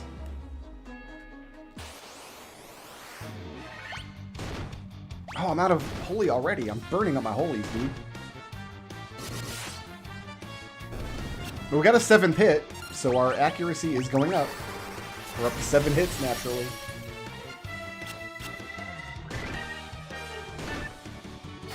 We might forego the speed drinks entirely then. If each speed drink is only giving us +1 hit, we're getting more bang for our buck with the strength tonics. Because the strength tonic will increase the damage on every hit. And I still didn't. I'm excellent at this game. I need to eat ethers now. Yeah, I'm here to kill the purple worm. I had really no inclination to want to play Final Fantasy Origins. Like, I thought it looked terrible, but I tried playing Dark Souls again recently. And now there's a part of me that's like, I should probably pick up that Final Fantasy Origins and play it.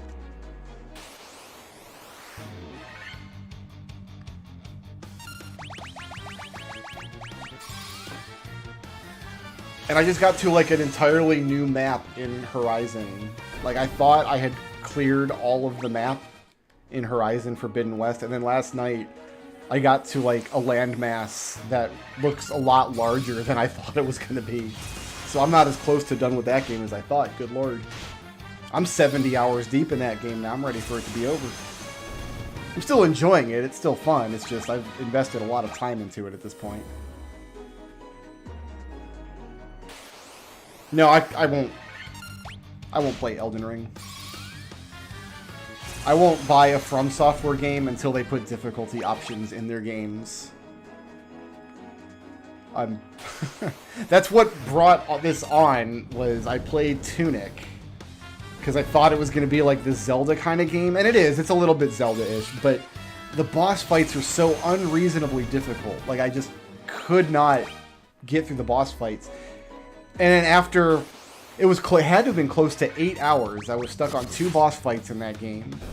And after close to 8 hours with no progress, eventually that game, it doesn't have difficulty settings, but it has no fail modes. You can just turn on an invincibility flag, and now no monster can hurt you. So I've used that against the 2 boss fights that I couldn't beat, and then there was a little bit more game, and then there was the final boss, which again, I was just hopeless against. And after fighting that boss for a couple of hours, I just turned invincibility back on and like, well, I guess I'm done with this game. And then I wrote a critique on the game for my blog. Like, here's why I didn't like Tunic. This is the flaw of this game that made me not like it. And of course I compared it to Dark Souls, and then of course I got people on Twitter and my blog and on Discord all loading me up with helpful advice and tips on how to play Dark Souls properly. The implication being, if you play the game properly, you don't need to have an easy mode because it's already easy mode. So I'm like, well, I don't think that's accurate, but I can't know for sure if I don't try it. So what I had always read was that if you play a magic build or a ranged build in Dark Souls, it's basically easy mode because you don't have to block or dodge anything. So I played a character, and I picked a Pyromancer, not knowing that in that game, none of your stats actually influence your Pyromancy attacks. Like, there's nothing you can do to make yourself better at fire magic. So I got to the same boss in Dark Souls that I got hard-walled against the first time I played it, which is the Taurus Demon. And it's actually kind of funny, because the Taurus Demon has just enough hit points to survive 8 casts of your fire spell that you start with as a Pyromancer. And that was it. After that, I had to step in range of the guy's big club. And then at that point, you either have to dodge his attacks or block his attacks. You have to engage in the fight, so... Surprise, surprise, I got into the same situation I was in before. Slightly better because I was able to get him way down below half health for a change, but... See, I don't like the argument that it's not for everyone. Like, that's not From Software's determination. Like, I should get to decide what games are for me, right? Like, I'm the one who should decide whether a game is right for me to play by playing it. And there's so much about the Dark Souls formula that I love. I love finding hidden secrets in games. I love not knowing where to go in games. I love finding areas that I'm not strong enough for and then coming back later when I'm stronger. I love finding disparate clues from all over the place and then putting them together to learn the lore of the game, which From's games are very good at. My reaction time sucks and I can't dodge the boss attacks. So I just wish that I could turn on their games and pick easy mode and have bosses that are a little weaker and a little less aggressive so I could fight them appropriately and then enjoy the other parts of the game. It just sucks that there are these super popular games that are really well made and by all accounts they're excellent, but I just can't play them. And, so it just bristles the argument that not every game is for everybody. Like, yeah, I know, but I would prefer a world where I get to decide what games are for me and not some arbitrary game developer somewhere who says I must be at least this tall to ride. No, I'm not going to try again. Like, the thing is, this is the second time I've tried Dark Souls, and I got much further in Bloodborne than Dark Souls. Dark Souls I got as far as Taurus Demon. Bloodborne I got as far as Father Gascon.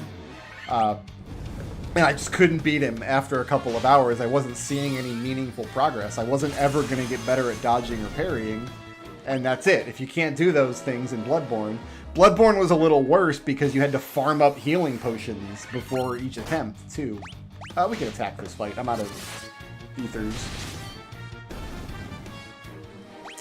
So I didn't have any fire bombs for Taurus Demon because I had used them clearing the level up to that point, right? Because I was trying to play a Pyromancer, but my Pyromancer guy only has 8 shots of his magic, and there are more than 8 monsters that you have to fight in the level. But I had found some fire bombs, so I had killed some of the monsters with fire bombs, right? But by the time I got to the boss, I didn't have them anymore. What happened in Tunic, because Tunic also gives you a whole bunch of bombs. You can get regular, like, sticks of dynamite, and you can get ice bombs that can freeze enemies, and then you can get fire bombs that can light them on fire, and it deals damage over time. But in Tunic, when you die and restart at your checkpoint, you don't get your items that you used back. So what happened to me was I would go into a fight with a bunch of bombs, and I would fight the boss a couple times, try to get the lay of the land, and then when I thought I was confident enough, I would go in and do a fight where I used all of my bombs to put out all this damage to freeze the boss. I did that against one of the harder bosses in Tunic, and he still killed me, and I was out like 30 bombs.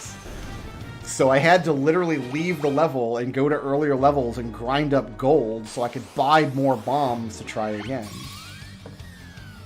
And it was just an awful experience. And I eventually I finished Tunic with the invincibility cheat on. I got through it. And you know what? I don't think the puzzles were that good. Everybody says that Tunic has great puzzle content. And some of the puzzles were charming, and I liked some of the way the game was structured, but the actual puzzle solving, I didn't get stuck on a puzzle a single time in the entire game. And I'm pretty confident that I solved everything. I think I did everything there is to do. So, yeah, I've heard Bloodborne is a lot harder. I think they feel to me about equally hard, but like I said, I didn't make it very far into either one. But man, would I love to play Bloodborne. It's so cool. I really want to, but I can't. So the game that I am playing right now, I'm playing Horizon Forbidden West, which isn't a Dark Souls style game. So you don't, do I have spells left? No, I'm out. So like you still fight like giant monsters in these like life or death struggles, but the battles are much more focused around like knowledge. Like, know what your enemy is weak against, and then use your tools appropriately. Also, you can carry, like, 25 shots of healing in your pouch. And also, there's a much lower focus on reacting to an enemy. Like, you don't dodge quite as much. You don't have to dodge quite as much. You can't block at all, as far as I know. But in Horizon and most of the big fights, I can stay very, very far away from an enemy and then use a specific kind of attack that I know will be really effective against the enemy. And I still have harrowing boss fights. I fought a, what was it, an Apex Fire Claw last night.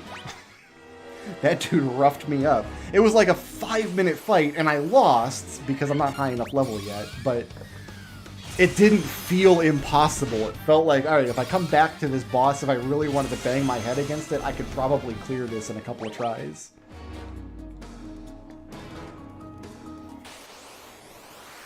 But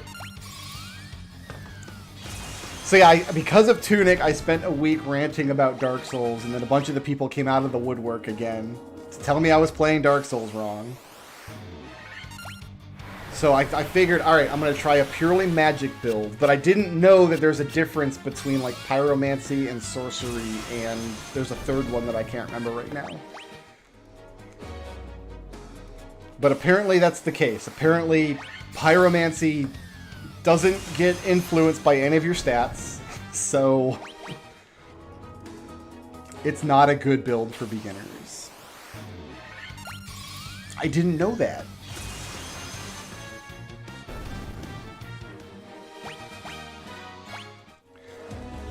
I'm wondering if we're not gonna get level 99 before my ethers run out.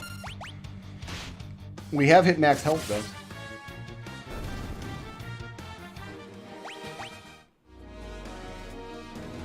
If you played Xenoblade as a kid, you're not a youngling. That's ridiculous.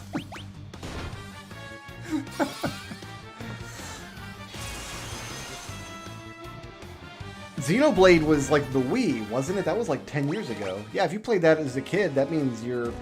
Well, it means you're college age or so, I guess. You know what? That's a youngling. I've changed my mind. I don't have any holy left for this fight, so I guess we're black robing. So, what I suspect happened, Blau Mage here, and I can't back this up with any proof, obviously. I only have my own experience to go on, but I suspect what happened is people that are good at Dark Souls will experiment with different builds on different run-throughs, so they don't have a good gauge for, oh, this build would be good for somebody who's bad at Dark Souls, you know? So in their mind, they're like, oh, Pyromancy's really good. You can keep range from the boss. You don't have to step inside of their threat range all the time. It does pretty good damage, and it's not like stat dependent. It's not dependent on any particular stat. So no matter what builds you've picked, no matter what decisions you've made, you can get some work done with Pyromancy. Ergo, that would be a good thing to suggest to somebody who says they're having trouble. Well, it would be like me trying to suggest a good build for a party in Final Fantasy I. I don't have difficulty with any party in Final Fantasy I, except solo White Mage, apparently. Like, if somebody came to me and it's like, man, I built a party with, like, Fighter and Red Mage and White Mage and Black Mage, and I'm having a hard time, like, I don't have enough money for spells, I'd be like, well, too bad. You picked the wrong party. You should have picked a better party, noob. Which, in my opinion, would be like 3 Fighters and a Red Mage. So it's just hard to gauge how much trouble somebody else is having with a game if you only have your own experience to go on. And that only gets worse if you're better at the game than they are. I have a really hard time listening to people criticize Super Metroid, which is one of my favorite games of all time. People will criticize Super Metroid because the jumps feel like really floaty, or like the aiming isn't very precise. It feels like it's difficult to avoid damage. I just like have to tank a lot of hits. You spend a lot of time, you fall in the water, and like you can't jump out really easily when the water physics feel bad. All of those complaints just sound like whining to me. I should not be attacking in this fight. Whoops. Like, I always want to tell people, like, oh, just practice wall jumping, and like you don't ever have to go in the water. Like, you never need to go in the water before you get a gravity suit. It's always my inclination to tell people that, like to give them advice on how to play the game better, but I'm not really listening to their complaints. I'm just projecting my experiences on the game at other people.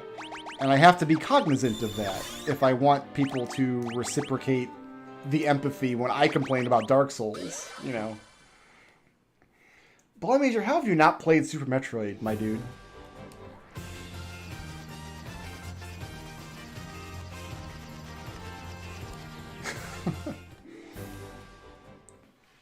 Because Blau Major's like my age. I don't think he's got any excuse. Super Metroid's one of my all-time favorites. Like, it's hard to think of a game that I enjoy more than Super Metroid.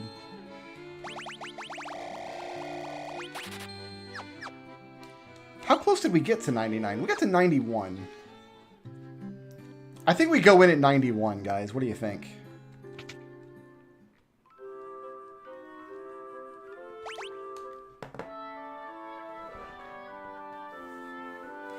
I haven't played Metroid Dread, but I can't imagine Dread is as good, like, in terms of level design. Because that's always been Metroid's fault. Ever since Super Metroid, like, every Metroid game has had lousy level design compared to Super Metroid. They've never been able to bottle that lightning twice. Nope.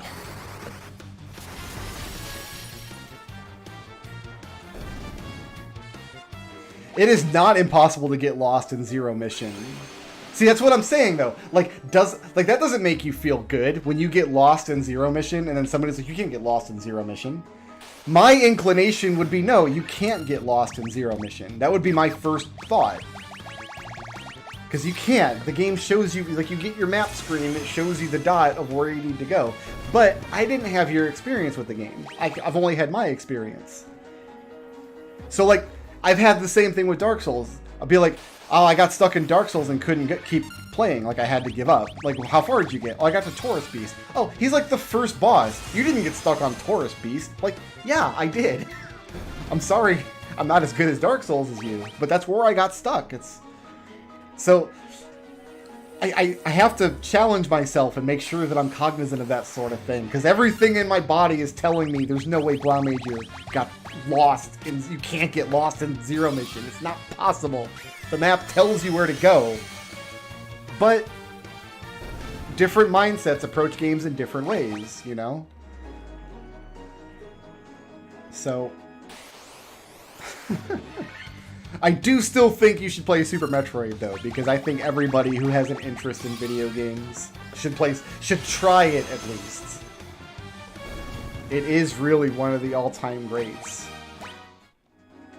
Like, I'm not a big fan of first-person shooters, but I was told by people for a long time, like, oh, Half-Life is the best first-person shooter ever made. It's, like, super historically important. So I booted it up on stream one night. I played Half-Life for a couple of hours. I'm like, this just feels like a first-person shooter with cutscenes. That's all this is. But that's all it was to me. Like, other people have different experiences and different expectations for the game. And that's what I feel like I don't get from... One of these is an elixir? I think I read that. Hold on, I'm gonna get these boxes. Like, it would be nice for once just to have, like, to share my experience with a game like Dark Souls or Bloodborne. And, yeah, there is an elixir, nice. And a dry ether. Oh, that's excellent, actually. That's really good. And just have, like, a Dark Souls fan just be like, dude, that's rough. I'm sorry that happened to you. Like, I empathize with you, and I'm not gonna make fun of you or try to give you advice or tell you you were playing wrong.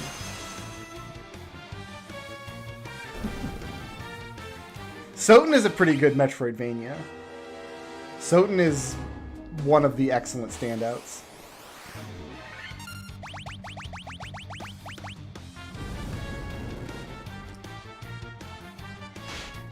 But I don't know, I feel like if you enjoyed Soten, I think you'd enjoy Super Metroid quite a lot. I'd be interested to hear your thoughts on it, I'll put it that way. Like, I feel like I respect your opinion enough that I would like to hear... If you don't like it, I would be very interested to hear what you have to say about it. See, I had to quit Hollow Knight, too. I got pretty deep into Hollow Knight. I got to the roly-poly bosses. I don't know their names, I'm sorry, I don't know the boss names. It was many years ago now, but there's a boss fight where you fight like two of these roly-poly guys at once, right? And you're fighting in this long arena, and they can roll at you from off-screen, and you have to, like... It's really difficult. In that game, you've got to, like... It takes a second for your healing to kick in. Like, you have to stand still for a moment and heal. And I was having a lot of difficulty, like, dodging and reacting to their attacks, and I couldn't find a good spot to, like, heal. I fought those guys... It felt like a couple of hours. Over and over and over again. And I just didn't make any progress. I could kill one of them sometimes. And like... So after I was done, I'm like, all right, that's it. I'm done with Hollow Knight for now. I looked up the boss to see if there's strategy. You got to fight like 5 of those things in that arena, in that boss fight, in a row, and it was not going to happen. I could barely kill one at the very edge of my ability. And I was not stingy on the exploration in Hollow Knight. I poked everywhere. Like, I don't know if I was literally bottlenecked by this boss, but I can't think now of a level that I had entered but not cleared. At least up to a boss fight. Because I was blocked in a couple of levels by a couple of boss fights, and the roly-poly guys were the ones that I thought felt most appropriate to fight. But because Hollow Knight, I love Hollow Knight. Like the idea of it, you know what I mean? I love Metroidvania games. Hollow Knight is an excellent, a very well designed Metroidvania game. It's just the combat. I can't hang. I can't dodge roll. So here's what I wanted to happen. I said this when that's right, the fiends stay dead in this version. I don't have to re-kill them. So I wrote up this blog post about Tunic, and I spelled out all the problems in it. At the end of it, I'm like, here's what I want to see happen. All right, I like puzzle games. I don't mean I like Tetris and stuff. I do like Tetris and stuff, but I like really hardcore, like old school, like Cyan Worlds style puzzle games. Myst and Riven are my jam, and Myst and Riven are very easy games compared to some of the stuff that's out there. If you look on Steam, there's a game series called REM, R-H-E-M. There are 4 REM games, and they are the most gargantuan, just horrific, just puzzle adventure games I've ever seen. They're incredibly hard. I don't know anybody who's played these games who didn't get stuck for hours and hours and hours. The games make every single demand of you, and they don't hold your hand at all. They don't guide you towards any of the solutions. It's like, you better take notes, and you better take perfect notes. Otherwise, you're going to be going back through every screen and every pixel of the game, cross-referencing your notes so you can take better notes. That's the REM series. I love this series. Definitely not for everybody, is fair to say. But I want somebody to make, like, a pretty good, like, action-adventure game, like a Horizon Zero Dawn kind of game, or like a Tomb Raider, or even like a Zelda kind of game, right? And then, like, right in the middle, like at the 50% mark, like when you go get the Master Sword or whatever after clearing the first 3 dungeons, there's just like a balls-hard REM puzzle right in the middle of it that everybody gets stuck on for 5 hours. I would love it. I wouldn't. That would be horrible design. I would be the first one to admit that it's horrible game design, even if I enjoyed the puzzle, but I feel like I would get some vindication watching all of the Dark Souls people, like, get stuck on stuff that I find easy for once. We are going to be 99 by the time I get to Chaos, by the way.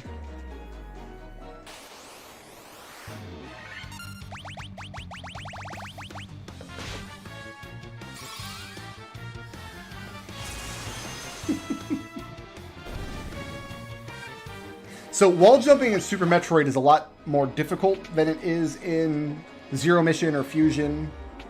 But the things that make it more difficult also make it a lot more useful. Like, you do not just use wall jumps in Super Metroid to go up a vertical shaft with 2 walls that are close together. You can use wall jumping in Super Metroid to go everywhere. After you learn how to wall jump in Super Metroid, you will wall jump in every single room of the game every time you play the game.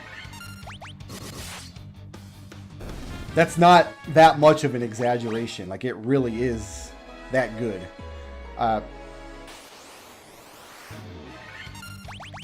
Like, I would almost... I don't have to fight these.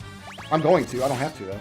I would almost recommend, like, doing a playthrough of Super Metroid where you don't wall jump at all and get, like, the standard progression, like the linear path of the game.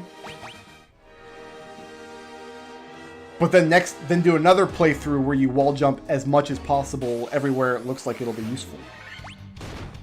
Because the difference is so stark. And I think very cool. I think it... Like I said, like, there's just very few other games like it. Like, even Soten doesn't do something like Super Metroid does with its wall jump.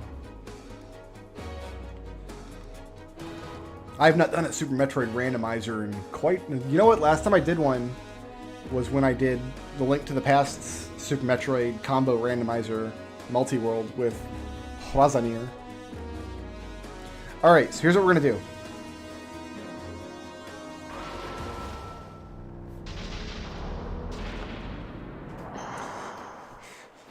Yeah, my friend Raz and I have done multi-world before. I've got a series of it on the channel.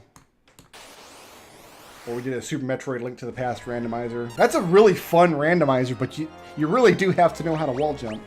Alright, we're just going to go straight in. We don't have to Giant's Tonic. We've already got max health. We're just going to go straight into Strength Tonics. And see, our damage has not been reduced at all. He's still putting out 320 some damage out on us. But our damage should be a lot bigger.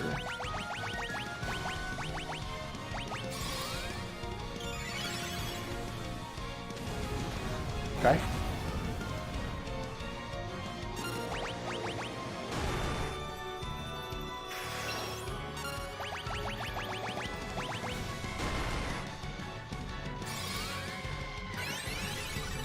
So that would have been a loss with the Monk, because the Monk has no way to heal for 999. Like, that setup there would have been a loss, where Chaos hits me but doesn't quite kill me. Whereas with the White Mage, I can bring that back.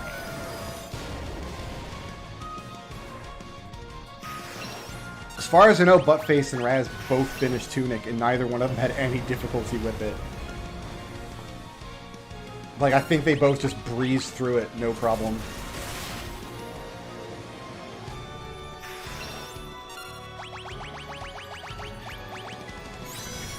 Tunic was fun enough in the other areas that if the boss fights hadn't crushed my soul, I probably would have left the game feeling very positive about the experience.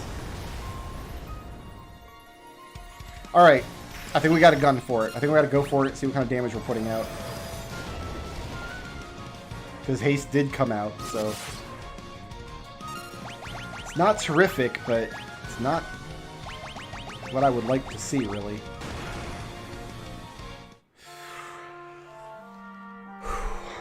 I'm wondering if we're better off sandbagging with Blink after all. And reducing the chance of that 4 hits coming out.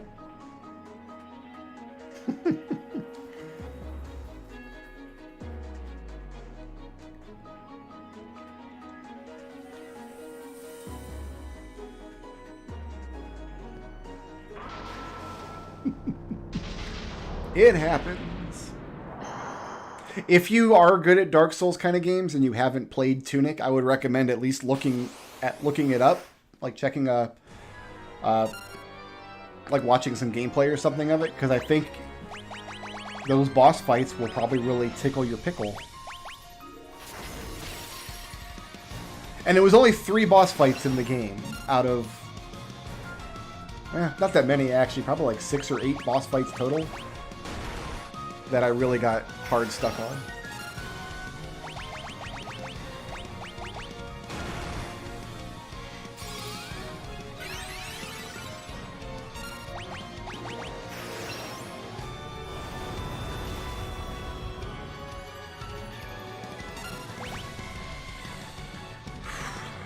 Blink takes a lot of time to stack up to where it's useful. It might just be better to rush down the RNG and not see the haste spell.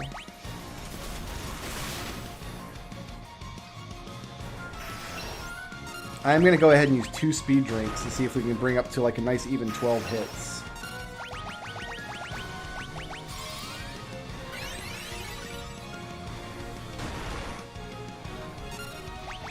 Don't like that. Don't like that either. I can't waste the rounds.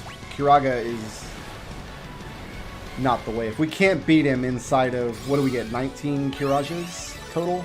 No, 24 Kirages total.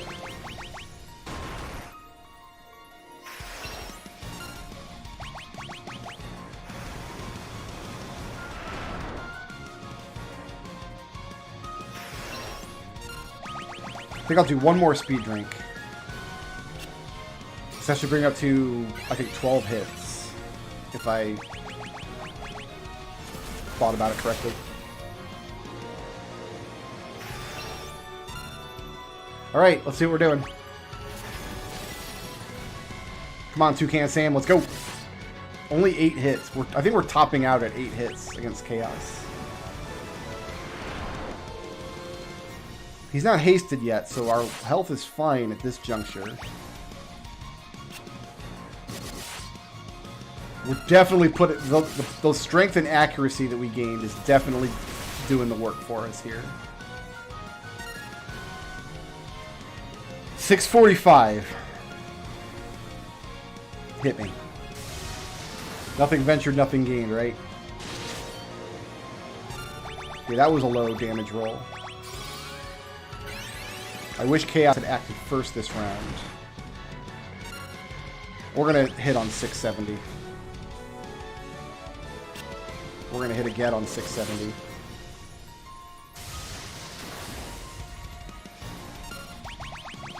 Not on 606.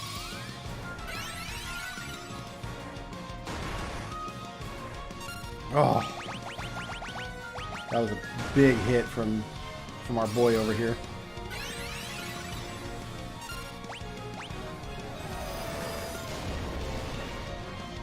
Yeah, Final Fantasy X definitely needed more cutscenes. Also, the voice acting was too good.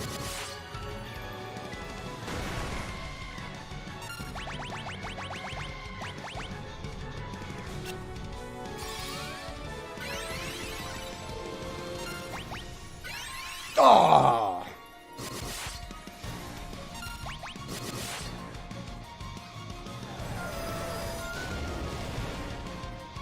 That's too bad.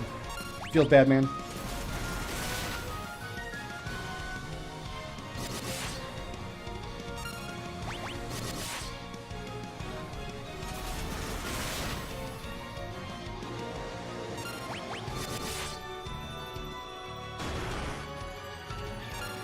So we got him at 4,100 right now. Wait, what am I doing? I should have healed last round. Oh, no, no, no. Okay, we're good. Excuse me. I have to use a dry ether this round because I'm at 0 MP.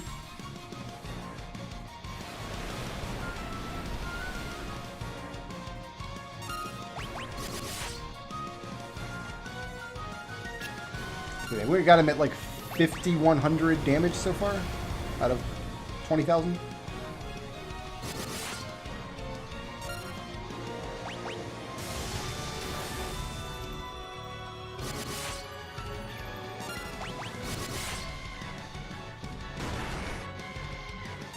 Oh, this is not a good place to be. Ah. So no matter how we heal, if he attacks second in a round and damages us, and then attacks first in the next round, if he attacks in back-to-back rounds like that, and we don't get a cure in between, we're just done. It's all over.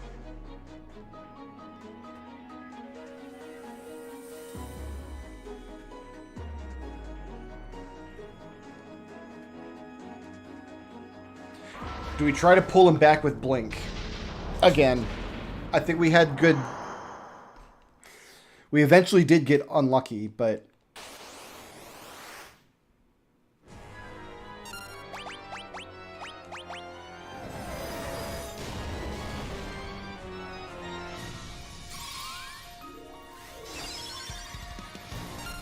I have this too, actually.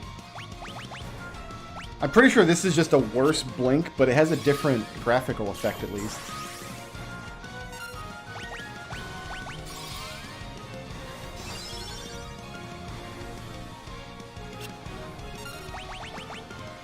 I think it just does the same thing. It raises, instead of raising like your evasion by 16, it raises everybody's evasion by 8 or something.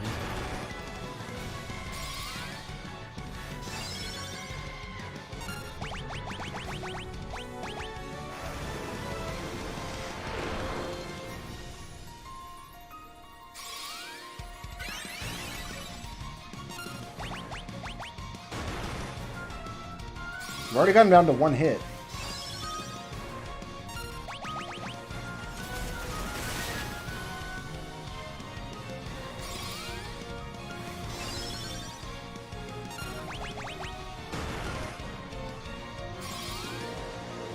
Well, we've seen him only hit once. I don't know that I would say we've got him down to one hit. Exactly.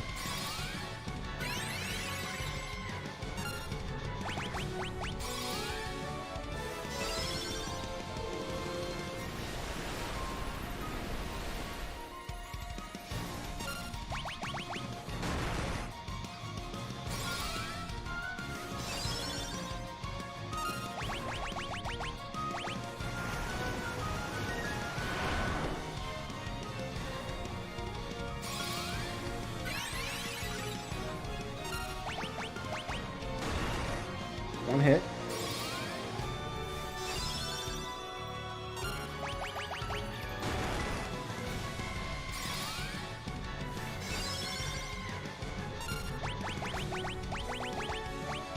I don't want the menu to be lagging quite so much, I think. But that's what the situation we want to avoid, is getting attacked 2 rounds in a row like that, with 2 hits both times.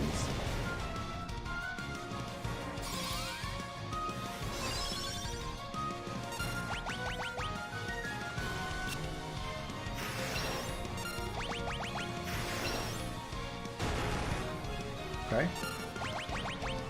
We'll take the gamble at 630.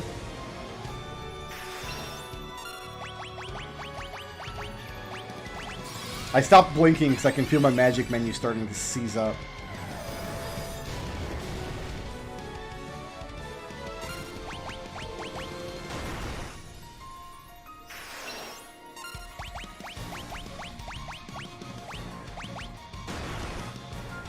Really?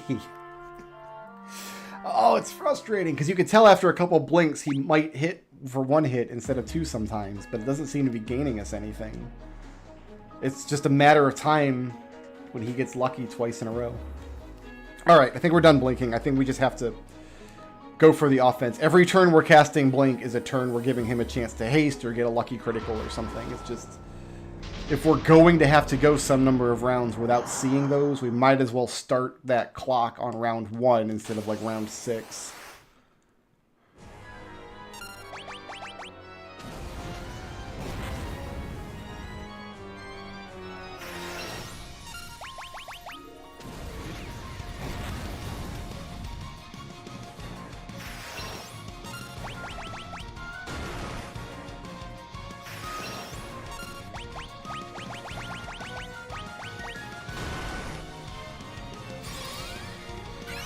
I think he's getting that 400 damage hit. It almost feels like he's getting it more consistently than he was previously, when we were like level 60 something.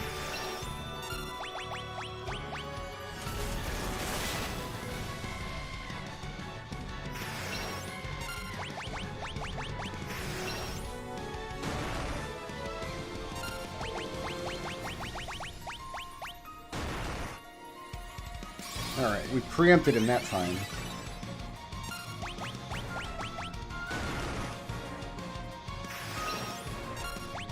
Take the gamble at 644. It's not smart, but I think we have to.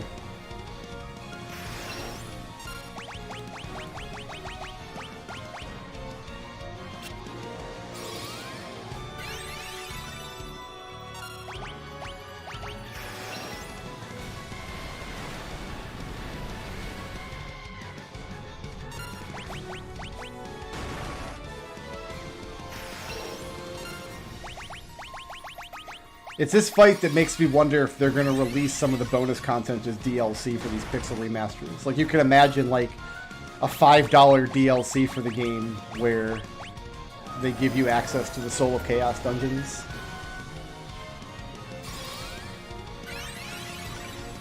I guess we'll see, but...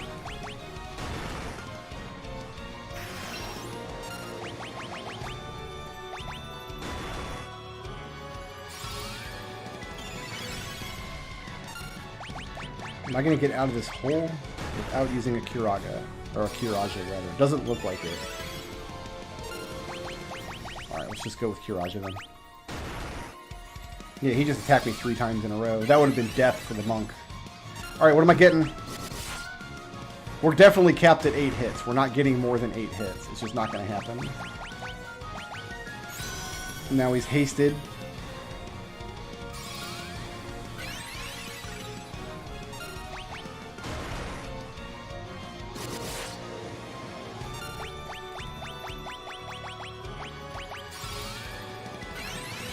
So your attack power is not capped in Dawn of Souls either. Or it is, but the cap is much higher.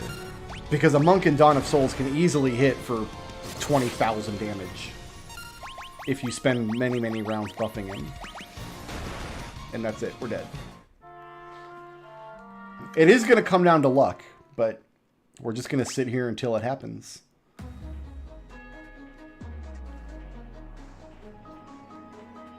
But all those experience levels did absolutely nothing to reduce the amount of damage that he does.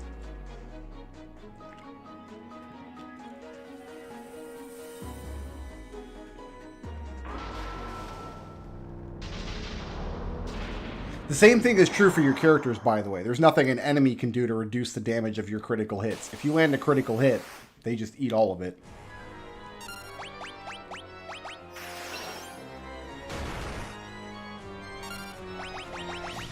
So I think 2 speed drinks gets me to the 8 hits, doesn't it?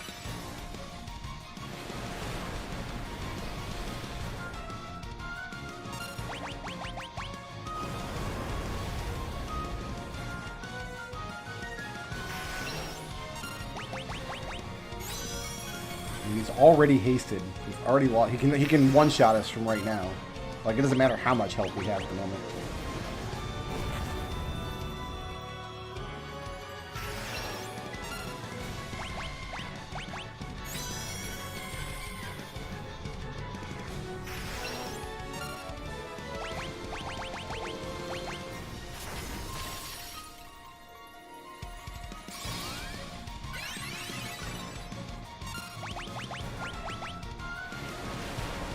So if we use 3 of each kind of potion, let's see what kind of damage we can do with 3 and 3.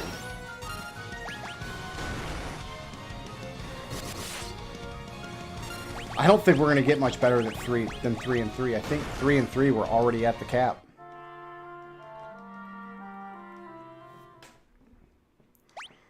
Because 3 gets us to 8 hits.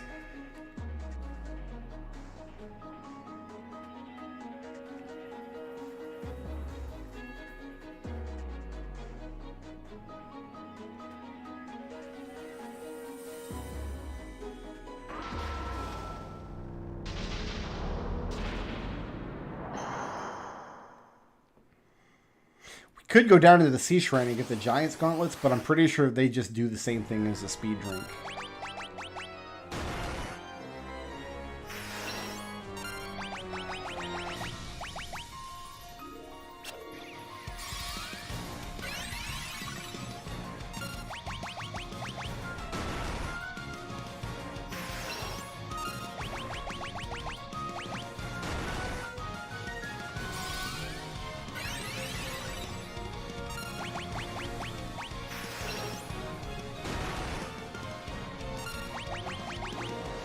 We'll swing at 650.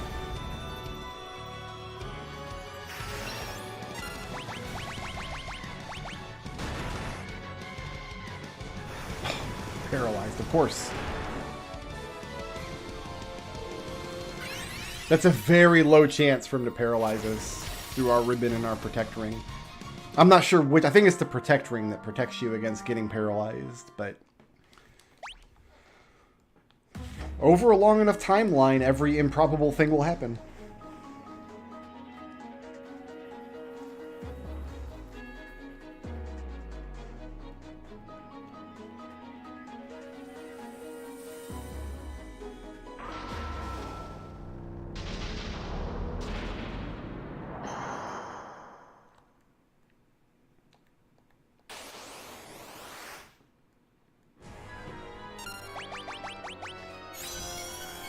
Well,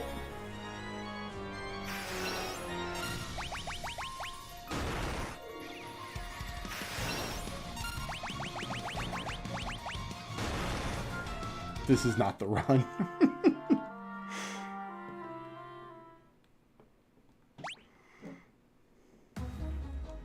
I mean, that's what I would do if I was him.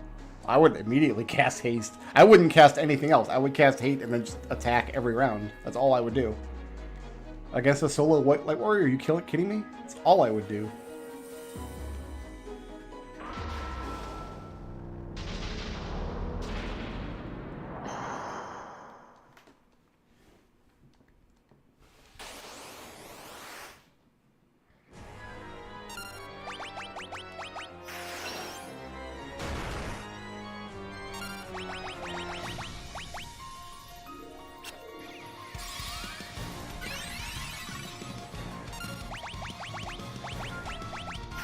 Two speed drinks, and I think 3 strength drinks is what I settled on. We'll swing at 650.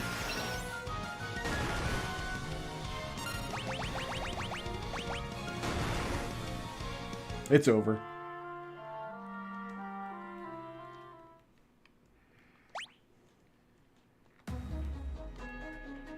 I shouldn't have swung at 650.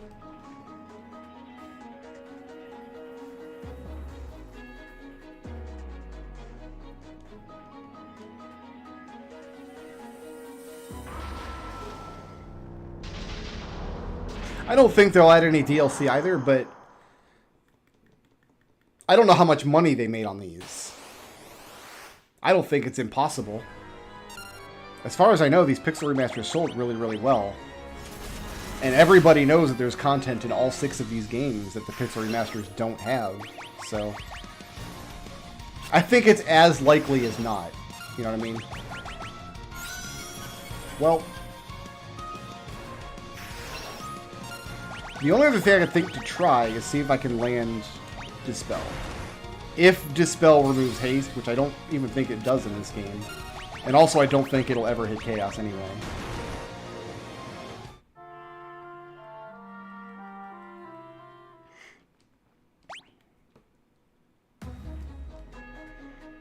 I don't care if they release these on consoles or not. I don't play...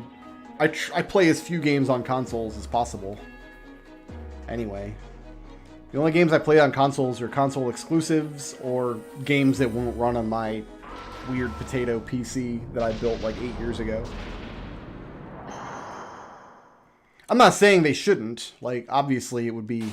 I think it would be a good idea to release... At least on like PS5 and Switch or something, you know? But that doesn't really affect me whether these games come out on console or not.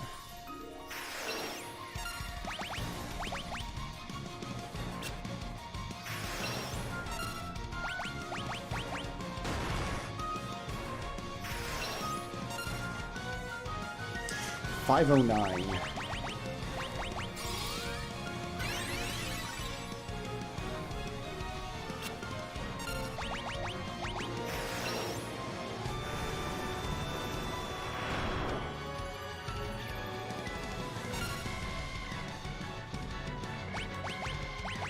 I watched the first few hours of Strangers of Paradise. I was blown away by how terrible everything looked. Like, I couldn't believe that the memes and stuff were just the full extent of the game. Ooh, no, we definitely need more strength than that. Ugh.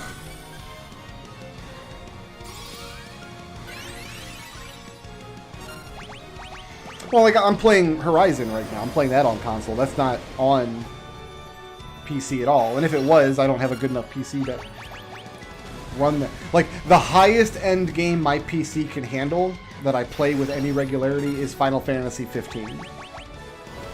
And that's from 2016, and even that, I've got to run it on real low settings on my computer. You know what I mean?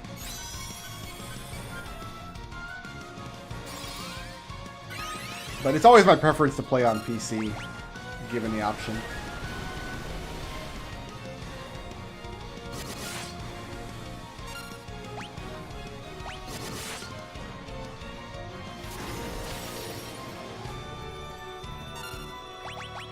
Well, it's not Bloodborne, but Final Fantasy, because Strangers of Paradise has difficulty settings. So Slowy McSuckpants over here, like me, could still play it and see all the content and fight all the bosses and stuff, and not like reach a point where they can't continue the game. Like, the game does have like easy, medium, and hard mode.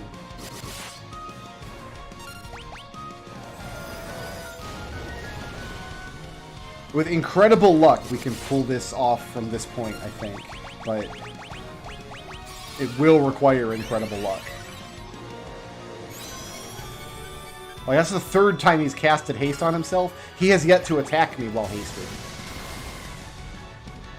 This is like he's doing a magic-only run of Solar White Mage right now. Like, he wants to go brag to his friends later. Like, I beat Solar White Mage, and I only had to attack once.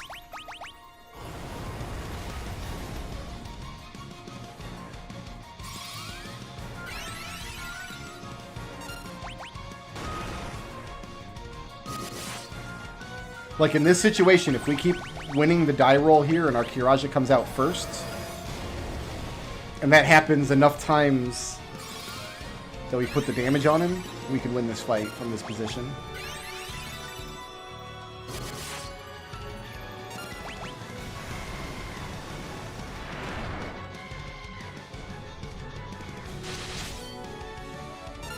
That was a real low damage roll. 800 is not good enough. I have to Kiraja from here. I don't have a choice. Above... like 800 is right at the threshold. Because he can consistently do more than that with...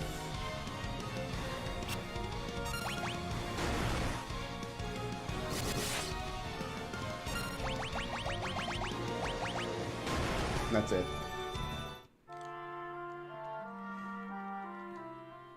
It is really a bummer that you don't have anything that works against his regular attacks. That is a bummer. And that he has so much health. The question to my mind is, though, like, he gets a 9999 pop-up when he casts Kiraja. Does that mean he's getting back 10,000 hit points? Or is that just a full heal? You know what I mean? Like, it could just be that it's a full heal no matter how many hit points the monster has. It just pops up 9999.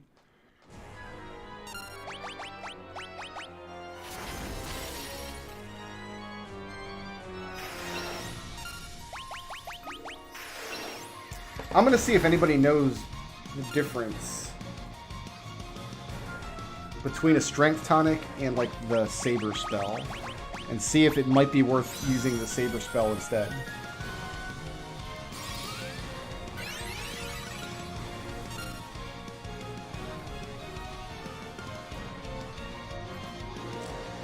First, I've got to close all 38 ads that pop up every time I go to this stupid website.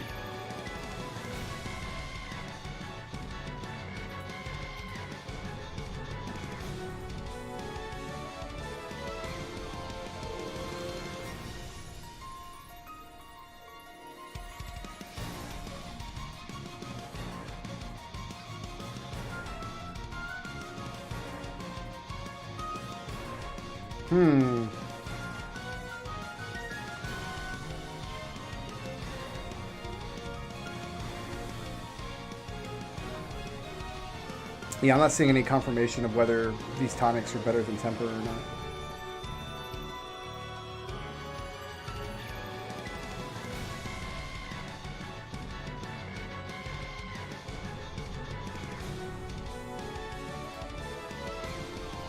Well, it's what I have, so I guess we're going to stick with it. Yeah, he's already hasted, so this is...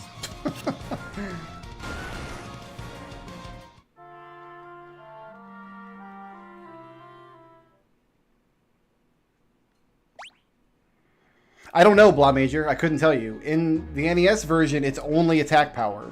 It's not accuracy. But who knows in these remakes? And they could have changed any number of things. I have no way of knowing.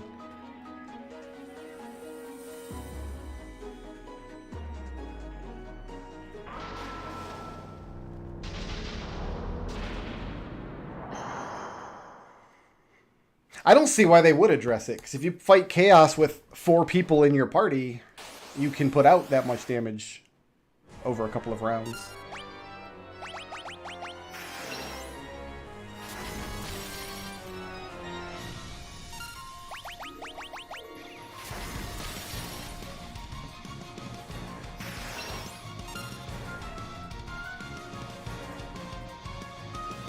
I wonder if he can be silenced. Let's see.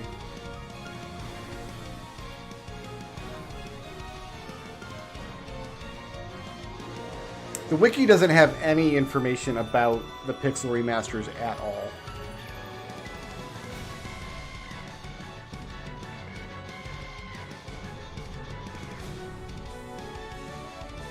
Like, yeah, the wiki still says use Invisira and Protera, which doesn't work anymore.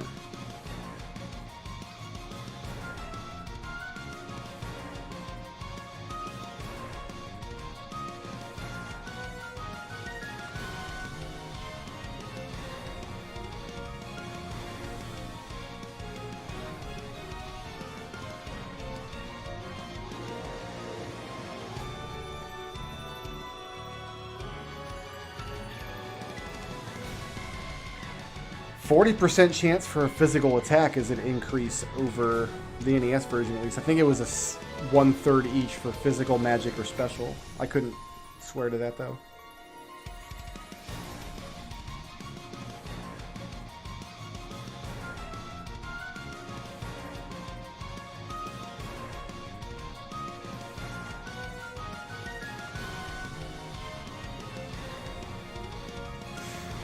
So in the NES version, even if an enemy has immunity to a status ailment, it's not perfect immunity. You can land it 1 out of, I think, 255 times. I don't know if that's true in this version or not, though. Otherwise, I might consider trying silencing him.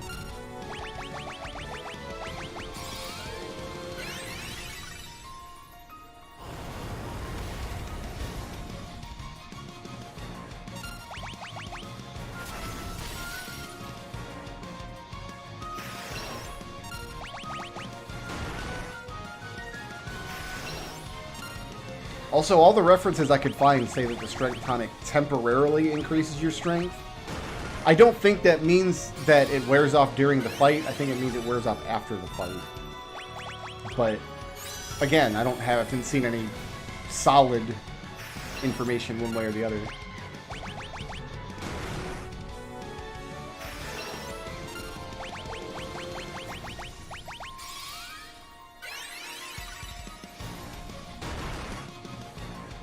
So, like, in this situation here, he has a 40% chance of selecting attack and a 50% chance of going before me in the combat round.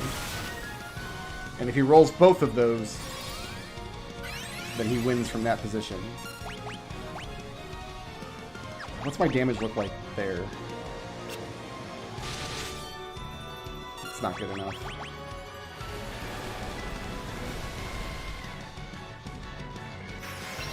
And I don't know where this information on the wiki came from, by the way, that gives, like, a percentage chance for him to use each of his spells. I have no idea where that information's from or how accurate it is. I know that the wiki does not do a lot of, like, really in-depth fact-checking about having accurate information available.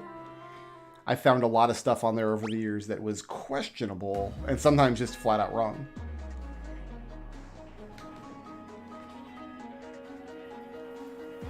Like, no sources are ever listed.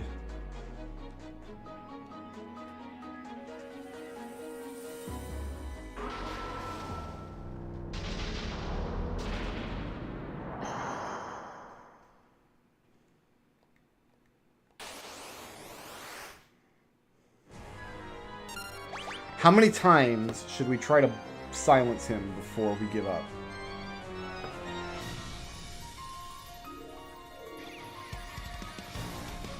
I'll see if there's any information about it.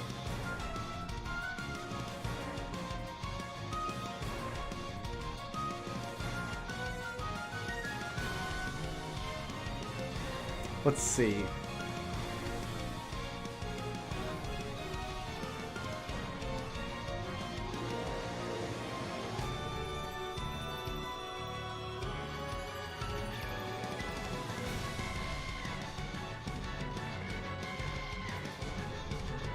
Found some information about the boss fight from Final Fantasy XII.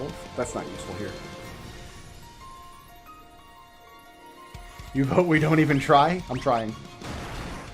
I'm devoting this run to... Never mind, we're paralyzed. What if he can be silenced and nobody knows because nobody's tried?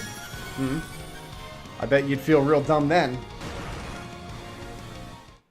That run didn't count. That one didn't count because he cheated and paralyzed me.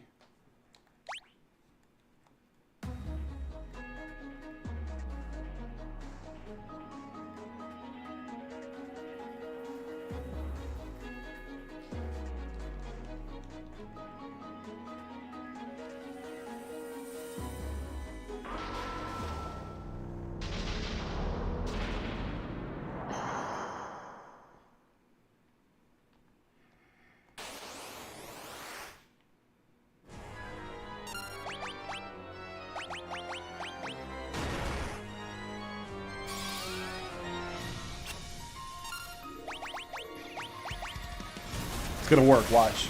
We're gonna get it done. just this easy.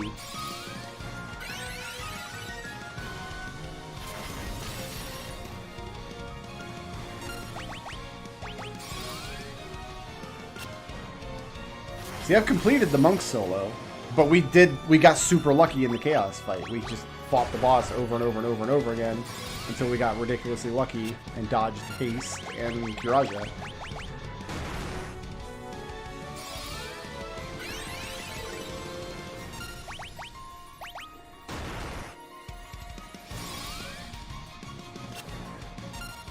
This is gonna work, watch. It's gonna happen. It's gonna happen for us.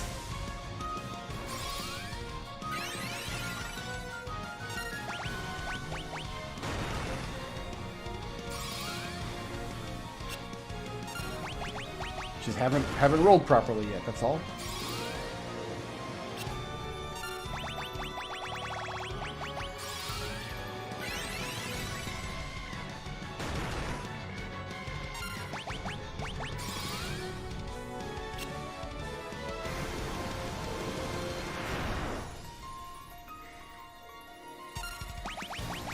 No, Solo Thief is... Well, in the NES version, Solo Thief is considerably harder than Solo Monk.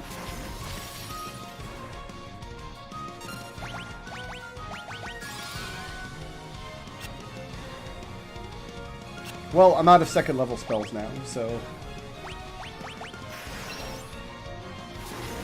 We've tried.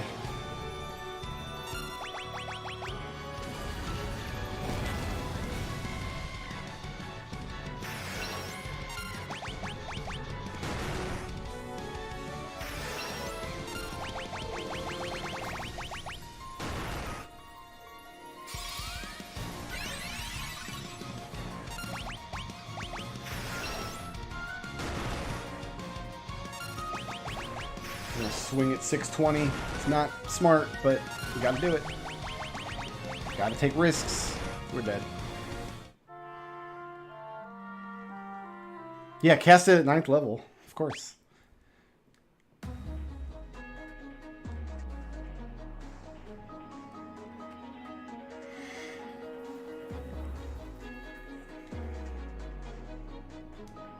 I just don't think I'll do any more solos after this in Pixel Remaster, honestly. Like, the last boss is just not tenable with a solo character.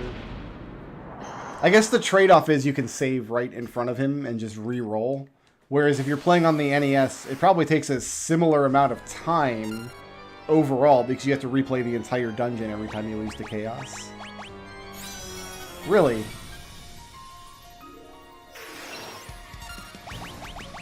Cool, man.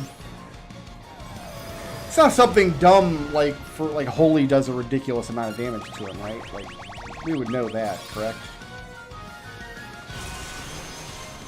Yeah, that's not viable at all.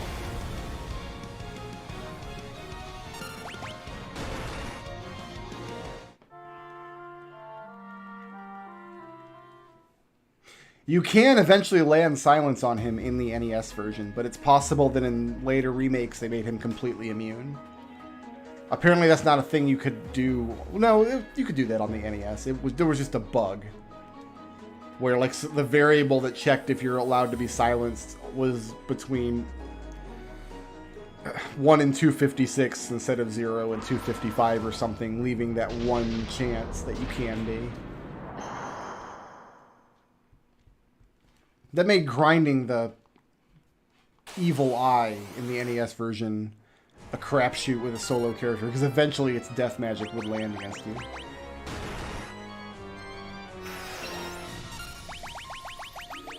Don't swing at 620, apparently. Whoa! That was his strongest 2 hits that I've seen. I haven't seen him hit for that strong with 2 hits. Those both must have been like crazy critical hits. Incredible.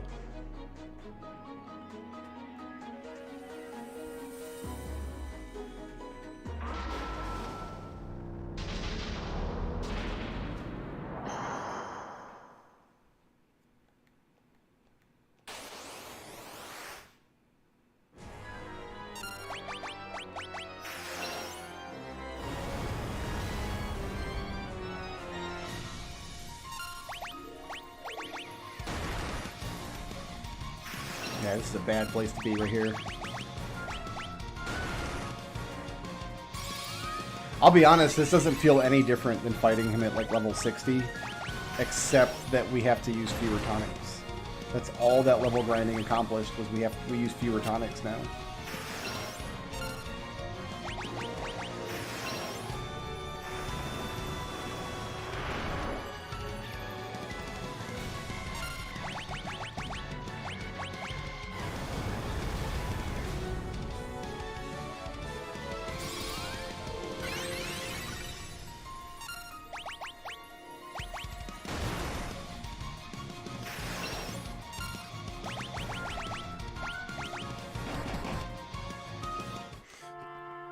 Again with this, 635 with 2 hits? My goodness, am I getting worse over time? Did my armor fall off or something? Crazy.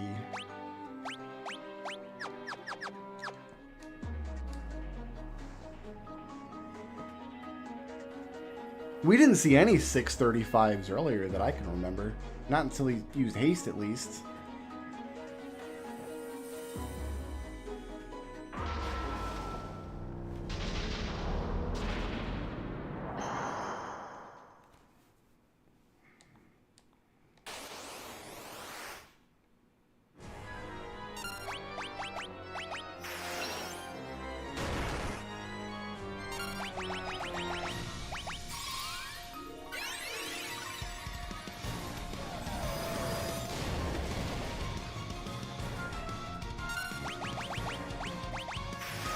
Two speed drinks. Hard to say how many strength tonics.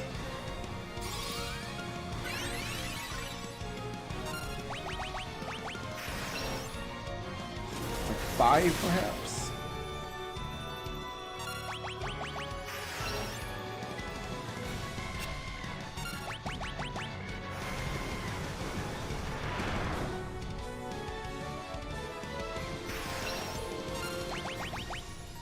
Let's try 4.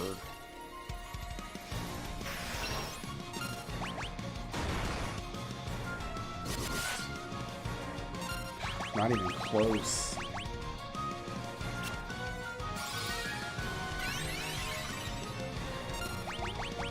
Try 6.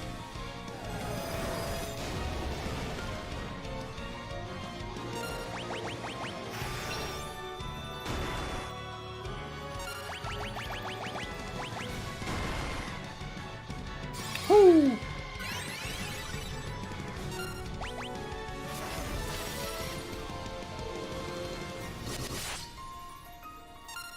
Six puts me at 1100. Was that a fluke or is that like my average damage? No, we need more than 6.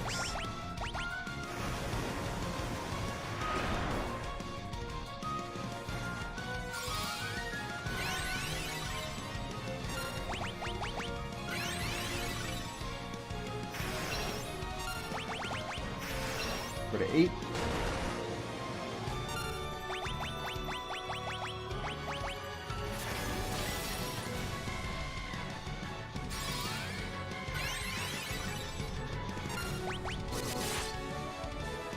Better.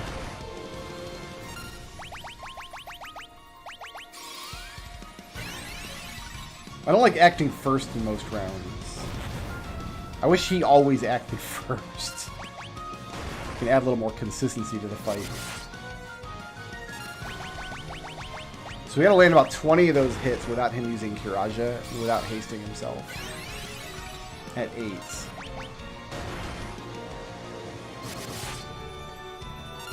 That was a little better.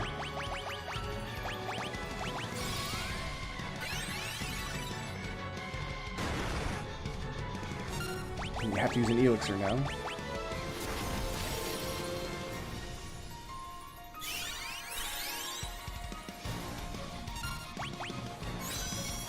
Now he's hasted. That's too bad.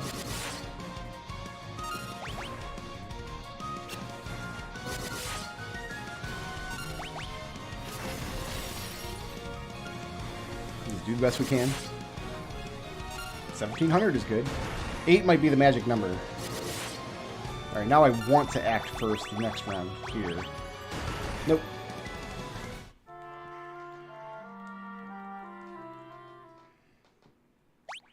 So it takes 10 rounds just to get buffed enough. The only other thing we could try is the Giant's Glove. I think it's in the Sea Shrine.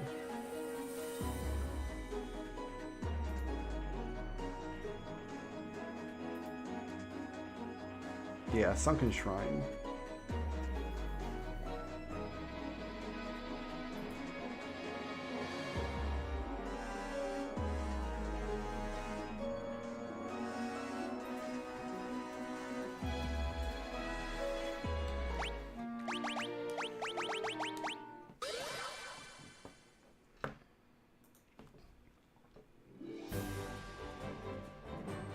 Sorry, I'm just looking up a map to see if I can see exactly where. I think I know where I'm going to get this glove. While we're at it, I guess I'm streaming all goddamn night tonight.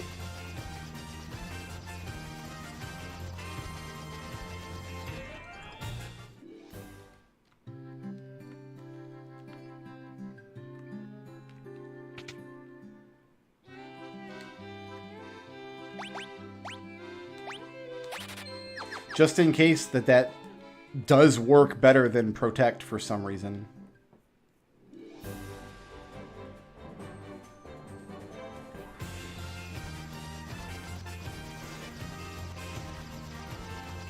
Chaos is too hard, guys. They need to nerf Chaos. I'm here to nerf Chaos. I don't care about any of these fights, but casting Holy is just faster than running.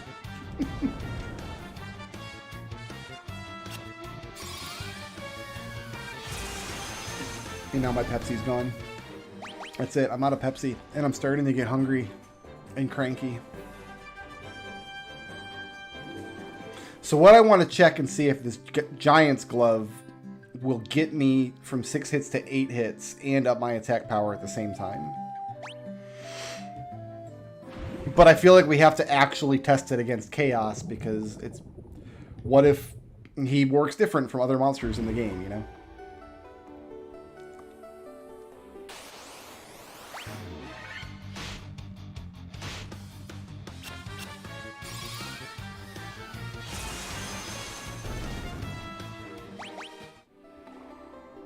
The other thing we didn't do is, I'm not sure if they changed the way level ups work in this game, but in the original you get different stat ups. Like what stats you raise at level up are random. It's possible that that's the case in this game as well, which means you could just ensure that you get a point of strength every single level, which we obviously didn't do. That sounds... You kind of have to do that on the NES with Solo Thief if you want to make any progress past Astos and Lich. But I didn't bother.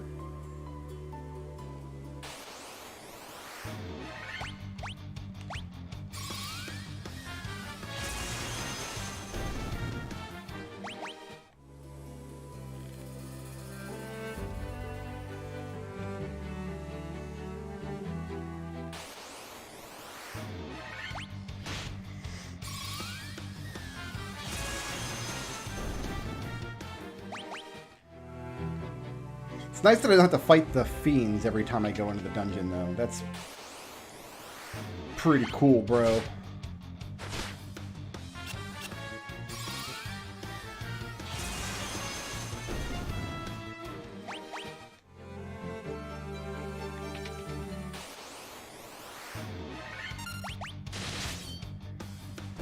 We're at 8 hits. The speed drinks probably aren't doing anything. The speed drinks are just taking us from... Yeah, our accuracy is 100. It's not going to go higher than that. I don't think the speed drinks are doing anything at all, my dudes. I think we just want to go straight across here. Yeah, all the way across. Like, I thought we were at 6 hits and going to 8. I don't think that's the case, though.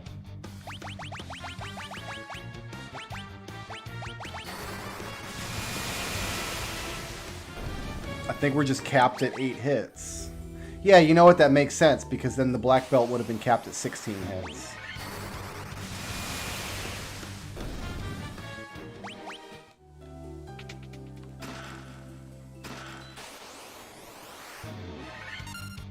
Really? These guys? Underwater? Sure. Why not?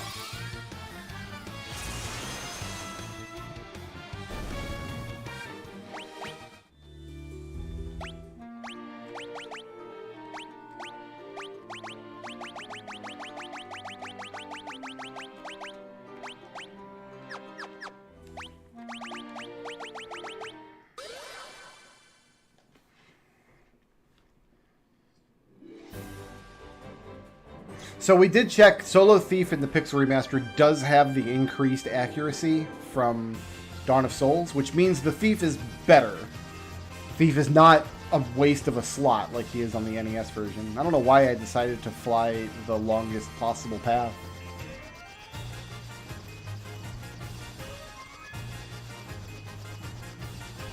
And if you get your Solo Thief to Chaos without promoting him, he's basically in the same boat as anybody else. He's looking for 8 hits on the Masamune in order to make any headway. And he would have the same difficulty healing. So, like, there's a part of me that's like, I don't think it would be harder than Solo Monk. The path there might be considerably harder. Really? You guys?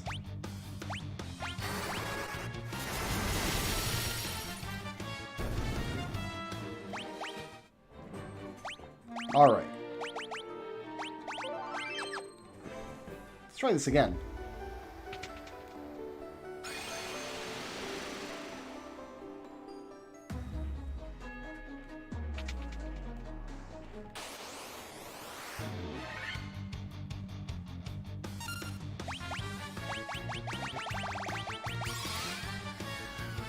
One holy. I need to count my holies so I know when to use ethers.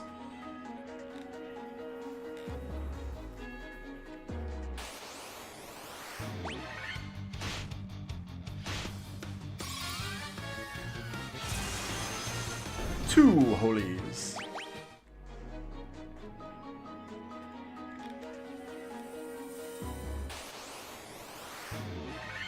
Oh, we're not using holy here though. We'll save a holy.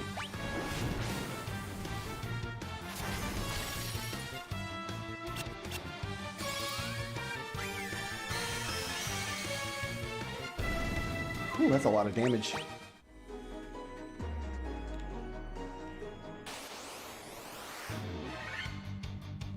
Thanks for the preemptive here. It's nice of you. So I think these guys can cast flares. I don't want to eat 9 flares. My goodness.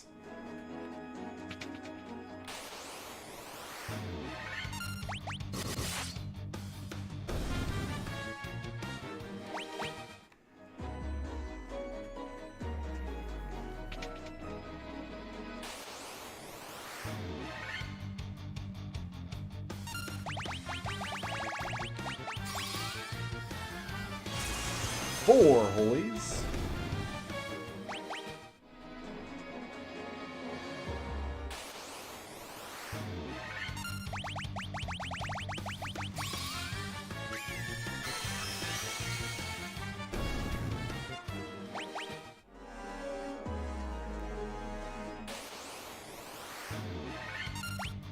Lots of undead all of a sudden. Not complaining.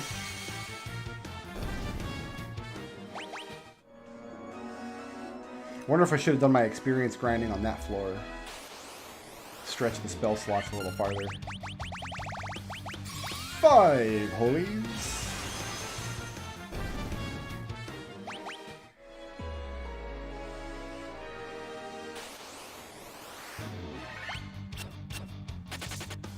He's gone. He's out of here. And I don't blame him, I don't think. Maybe I would be too. That's 6 holies.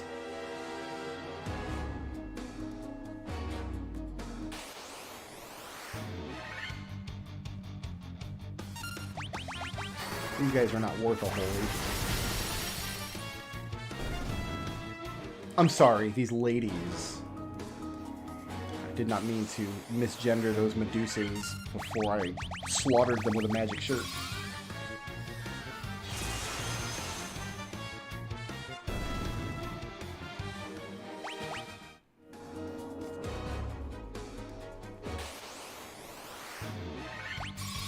This is 8 holies in an impossible enemy formation that could not exist in the original. Somebody had to go out of their way to stuff that in the game. And that's my 9th holy, so now I need Ether's.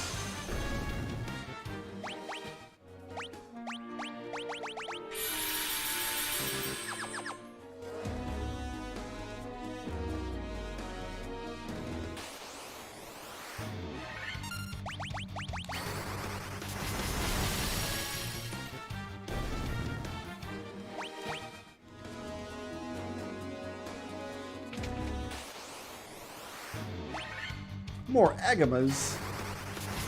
These guys are the big EXP farm on the NES version because there's 2 spiked squares with Agamas, one right next to the other. So you can pop them over and over and over again and never see any other encounters.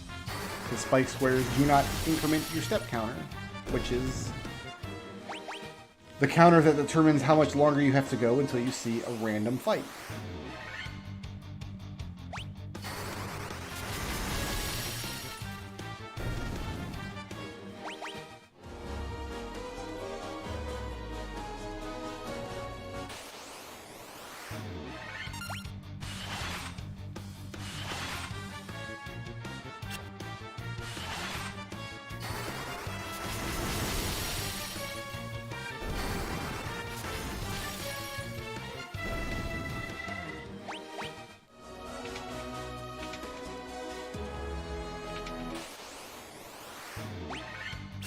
This is also an impossible fight in the NES version.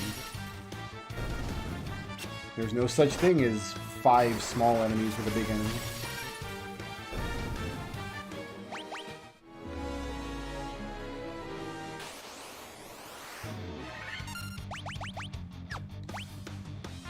And you know what? We'll just bust out Holy. Oh, I reached for my Pepsi, but there's nothing left. It's just empty and sad.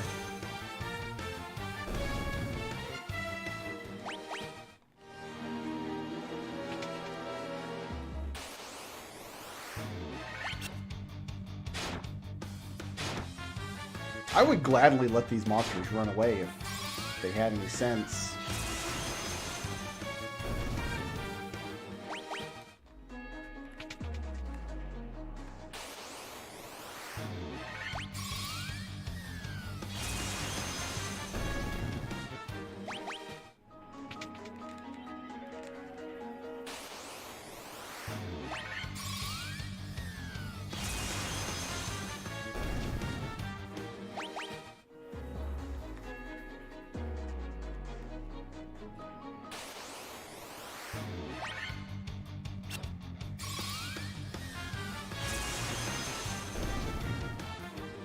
It's just so funny how every single other challenge in this game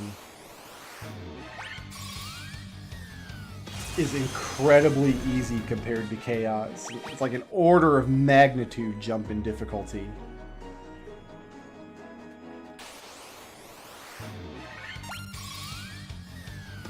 And nothing you can do reduces his damage. I'm killing these things in 1 holy. I think I was taking 2 holies, wasn't it?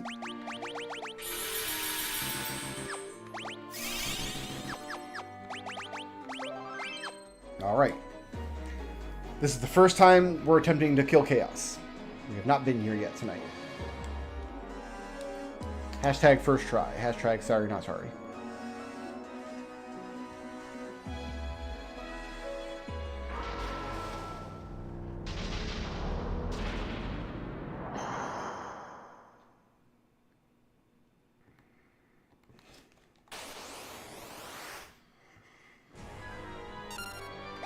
Alright, we're going to try Giant's Gloves. See if the Saber spell is better than those. Then we're going to go with 4 Sabers.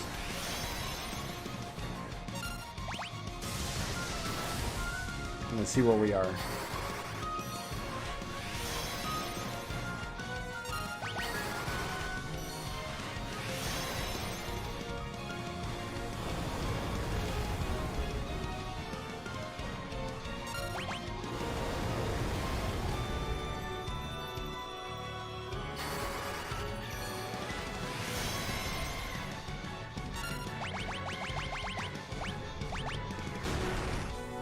Okay. Alright, where are we? 1079. That's not terrific. Is that like a low roll or a high roll, or where are we? Oh, actually... Actually...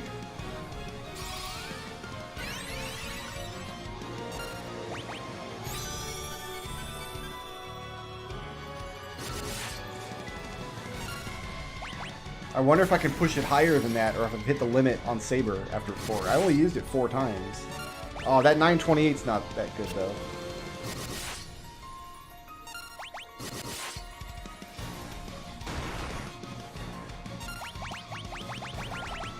Cross your fingers. Okay. Cross your fingers again.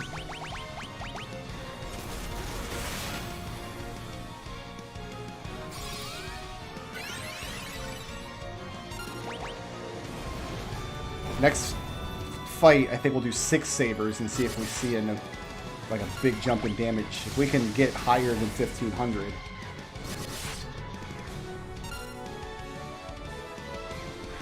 We have to go for it at 850.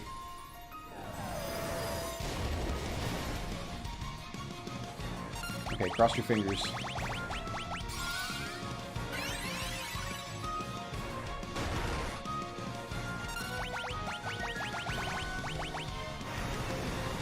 It's not over yet.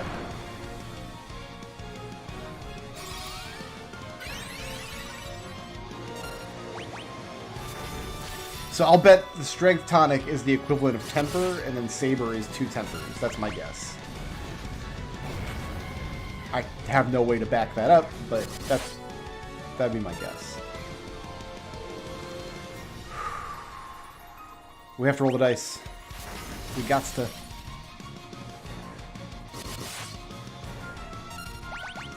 Crush fingers. Free round. You like to see it. You like to see that free round. Alright.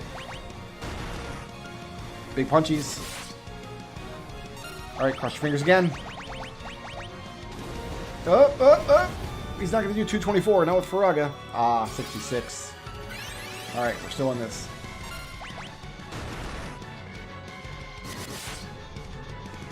Cross your fingers again. Keep them crossed. Oh, you didn't cross them. I ask you guys to do one thing. One thing. I'm not a superstitious man. I know crossing your fingers doesn't actually do anything.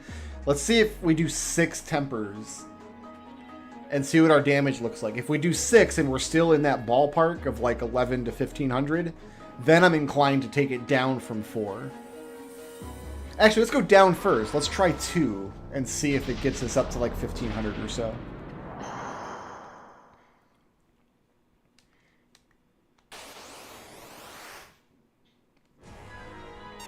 Let's try 2.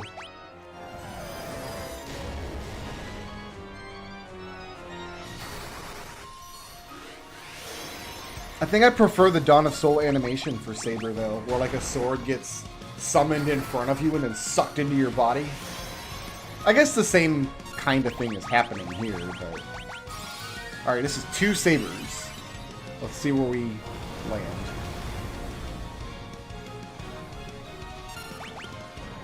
If I don't like what I see, we'll go up to 6. Nope, I don't like what I see. So that's, yeah, let's go up to 6.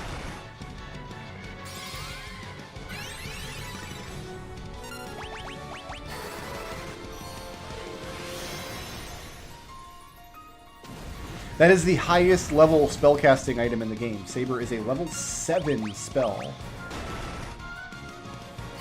And the argument can be made that it only exists to be used as this particular spellcasting item, because otherwise the only person who can cast Saber on himself is the Black Wizard, which doesn't make any sense.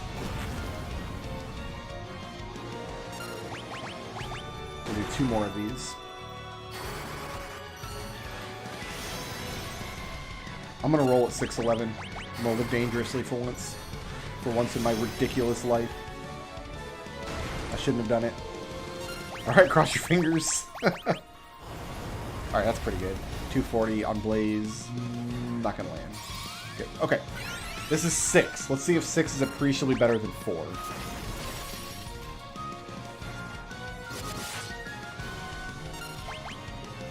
I don't know. 1200 is about what we were doing with 4.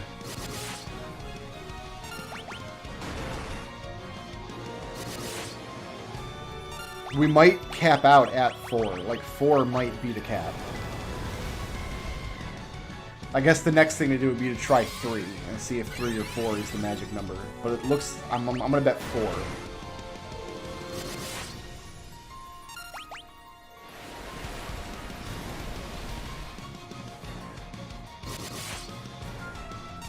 That's a big roll. 1600. You'll love to see that. He hasn't hasted yet this fight either, I don't think. He has yet to bring out his big gun.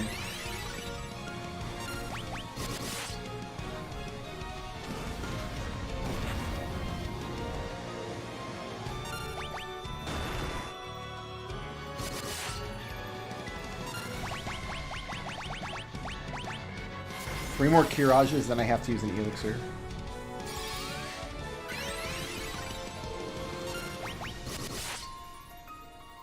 Those 1600s are real sexy.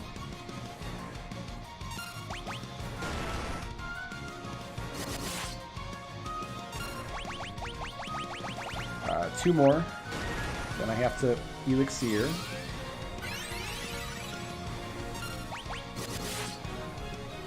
Woohoo! Y'all see that 1900? Y'all saw it. I didn't make that up. That was Toucan Sam popping out the 1900. Alright, he could kill us from here. Okay, we're fine. Well, fine, but...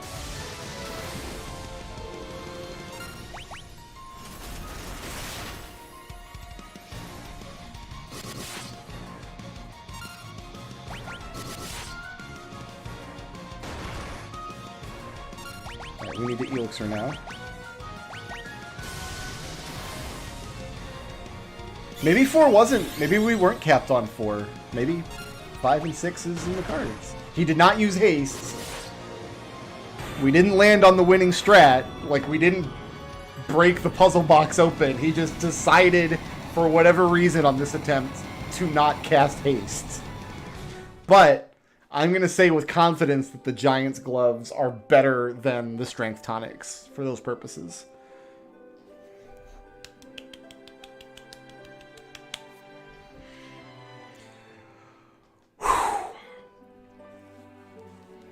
Guys, it's 2 o'clock, and I have to go and buy milk and Pepsi and Pringles and a bag of Jack Links. I'm going to try to... like I said, I apologize for streaming so late. I usually don't try to start that late. It's having difficulty with the software. I think the setup I have now will work, so hopefully tomorrow... I've got other Final Fantasy games I want to play. I think it's time to move on from the Pixel Remasters at long last. We've done so many runs of Pixel Remasters. So I've got the Final Fantasy VII DLC that I haven't played yet. I haven't installed. I haven't touched it yet though. We've got on Switch. I've got the Final Fantasy 15 Pocket Edition that I still haven't completed. I want to sit down and complete that and play Final Fantasy 12. I love Final Fantasy 12. That's one of my favorites. Actually, I've got the Zodiac Age sitting in my Steam library. I have it on PS4, and then a viewer gifted it to me on Steam. So I've got the Steam version of the Zodiac Age. I've done full streams of Final Fantasy 12. But yeah, legitimately one of my favorites. If you guys haven't seen, last week on the channel, I did an hour and 40-minute long video where I put all of the characters from Final Fantasy games into a massive tier list. And then the week before that, I did the same kind of thing, but just with the jobs from Final Fantasy V. So if you want to watch me talk about Final Fantasy more, those are 2 videos you might check out. But I should be on tomorrow with either the Yuffie DLC or 15 Pocket Edition. Depends on how I'm feeling. All right, that's it. I'm going to go buy soda, and then I've got video work to do. Everybody, peace out. Sleep well.